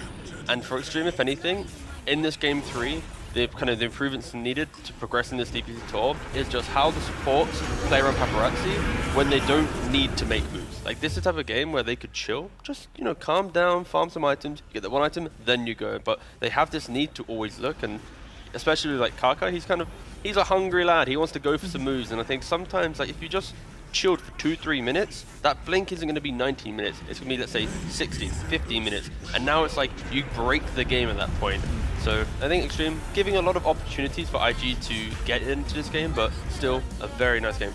I completely agree. I was like, the first clip we saw on this highlight reel was a moment where Extreme crossed the river with 2 heroes, including Paparazzi, and then they both feed. And then Kaka's just wandering through the river for no reason and then gets caught in the crossfire, which should not have happened. Like, I think there was a lot of unnecessary deaths from him in the early game, which if he can, just iron out, he's solid on Tiny. Because his catches in the mid to late game, even his early rotation on like 5.5 minutes when he came mid, and they did some nice like toss combo with Exorcism, super lovely. Love that shit. I also loved his counterpart on DY. Marana played a really, really good game as well. DY got the super early courier sniped, found the first blood early on. And you were mentioning, Sheep, that in game number 2, because of his movements away from the safe lane, they put too much pressure on Ghost. That's what allowed Shangyu to have an amazing game. Yep. This time around, none of that. He was there from jump, from the get-go, ensuring that they'd be able to apply the necessary pressure and secure the laning phase. So Extreme 2-0 up. For IG, Still a lot of questions to ask, right? The support duo did actually do a lot of work this game. I can't blame PYW, can't blame QIQX, right? Question marks, though, at the very top end of the spectrum here, T. Let's talk about, firstly, the movement between mid and safe lane between Emo and Dust. Is this something you think they can maybe the long-term plan is, whenever possible, we can do this. Just swap between who just feels more comfortable on a hero and in that particular matchup. I'm down just to say that I think this was potentially one of the weakest Ember picks I've ever seen in like this tour of DPC, previous tour of DPC. It's because like you see DP on second pick and you're going Ember, you're allowing them to control the entire draft because it's like, I don't really want to put Ember into DP mid. Oh, I only pick Lone Druids and I don't want to even do some like quirky stuff. Fine, whatever. And it's like, I don't think you can draft like that. And I think for IG at least, if they can kind of calibrate what Emo and what Dust actually want to bring to the team and find common ground where they can excel, then sure, this team can do things. Like they're taking Extreme to 3 games. The issue is I just don't think even after Tour 1, they found that level of like where they want to stand. And on top of that, they're picking Ember in this position, which I think is extremely weak. So they didn't really deal themselves the correct cards to be able to actually take this game 3. To be fair, I was going to say, I wonder if this Ember pick could have been made better by like an Eon disc earlier, perhaps. Because honestly, I wasn't super against it in the mid game where I felt like they played, despite having a very big net worth deficit, like you're completely right. The lane went absolutely terrible, got ganked, died, just saddest thing ever. But he made it work. He did. And they had some really good fights because they had a lot of kill potential with like the Hoodwink, with the Centaur. And I really liked, for example, at 14 minutes, they did like a nice smoke. They poked out Exorcism. They got back. They smoked again. They found JT, got a kill on him pre-BKB, did that Roshan. And I think like Ember helped enable that because of just how the hero is and how he can fight. So I like that. But you want him to do more. I want him to like excel. Yes, you know, that's having to play from behind. It's like you're dealing that to yourself. Like you see the heroes. Why are you making him have to make these cool plays with 5.5k net worth, 4k below his opponents? Like that's not how this should be going. So it's like I fully agree. He did better than he should have. So why not find a way for him to do that? I don't know. To be fair, confusing. It's also one of these decision-making things, right? Because throughout this game, Ember has a rough lane, played really, really well in the early mid game. And the whole team as a whole, I think, could have still won this game if not for the disastrous fight around 22 minutes. They go to the tier 2 I actually forgot about that tier 2 fight. I feel like, in my opinion, that was the full turning point of the game. That's a good point, they get completely team wiped. They lose that Aegis that they just took prior. And it's like, well, okay, our lineup excels at bursting these heroes. And we fight them, this is like, what, a minute after DP got Greaves? So we fight them with new Greaves under a tower where they're going to be stronger anyway. Yeah, and Ghost is just there saying, thank you for the free net worth. That's what I mean. It's kind of fun that I actually eradicated that from my memory. Like, the fact that, like, this entire game, I completely ignored the fact that they had Aegis and went tier 2. I was like, yeah, were just kind of getting outplayed. And it's like, no, they actually also, they had a moment to kind of bounce back, like 15 minutes, the team that has no real major plays to make, they're making all the big plays. So, yeah, they have the chances to do it. I just feel like there's key pillars in, like, winning a Dota game that they kind of hindered themselves on. So yeah, again, IG, this should be the tour that they could make the most development. I think last tour, it was kind of a lost cause. I didn't really see that, but I have a glimmer of hope for them after this series at least. Yeah, I'm glad it was very competitive going to the brink. You know, the full 3-game stretch, it means that the rest of the Chinese season is not just going to be 2-0 whitewashes the entire way through. It's going to be exciting. It's going to be competitive every single day of the week. Speaking of, we still have to now, because of their win, they find themselves at the top of the leaderboard, their first win in the bag. IG, there's a lot for them to learn from and to try and grow in this particular situation. It's not the end of the world for them. And this is not the end of the road for us in this tour either. We still have quite a lot of Dota to go throughout the rest of these weeks. So for the first things first, Aster Aries, Team Aster, Vici Gaming, Extreme have all notched up their first wins. The only team that hasn't played just yet is PSG LGD, and they'll be in action still in the future. But for now, Sheep, what do you think? Besides Aster Aries, I don't think Aster Aries, we don't really have enough to say about them just yet because they played the outsiders from China who are looking fairly far from the level of what's expected. Let's not beat around the bush. As well, Aster, Vici, Extreme, top 4. How do you feel about this? I feel like Aster, LGD will probably easily take top 1, 2. And then after that, maybe if Extreme don't like fix up their feeding problems, they could be then another one. And then I'm not really sure who I want to put as like my 4th team. Really? I think I put Vici Gaming as like my within top 4 contention quite nicely. I think Extreme and I'll even go as far as saying that maybe Aster Ares, they could surprise us a little bit this tour, even though they were the ones that technically were out, and then due to the opening of new slots, they got back in. So I would feel like, yeah, Extreme just needs to be careful, because I think Vici Game and Aster Ares are very hungry to get into top 4, and at any moment, that could surprise them. But for sure, I think Extreme is, of course, easily should be going to the major. You said, and look at last tour, what happened. Every single person last tour. Every time. Everybody said they're going to get 4th at least. Yeah. Everybody was hyping them up. But like Sheep says, this happens to Extreme all the time, where they look so sad. good, they look so promising, and then it just doesn't work out for some reason. Guys, come on. Okay, we're thinking. Just fix it. Just stop it. Just stop throwing. Stop feeding. I mean, the thing is that after watching this series, it feels like they haven't fixed the problems that they had from last tour, which makes me very concerned. And I'm thinking, okay, you bring in Kaka, you bring in Lanham, this should be fixed, or this should be a very high point of like, okay, we understand this is our main problem. So I'm hoping by the end of the tour, they'll have it sorted out. Yeah. But by God, that series was genuinely a little bit concerning for me, but I mean, I feel like, but the TLDR is like China as a region has got a little bit weaker recently. It's weak. And they are just trying to find themselves. They're in transition. Yeah, like they're trying to refine their footing, right? And I think at least IG's moving in a good direction. Vici Gaming is making their return. Extreme is still, very kind of wobbly a bit. And then of course you lean on Aster and PSG to kind of lead everyone from the front. So I think we have to be accepting that it's going to be wild below the top 2, and yeah, we'll see what happens. Yep, definitely going to be wild beneath the top 2. But that's the second day of Dota that we've put in the books right now. You all saw on the schedule that popped up on the screens the kind of teams that we have in action for you next. The one I'm most excited to witness is PSG LGD being back in action. The team is very, very different from what it used to be. There's jokes about them basically just being eHome because they've cribbed so many of their players. Hell, even nothing to say. Still officially on loan from eHome until about a week ago.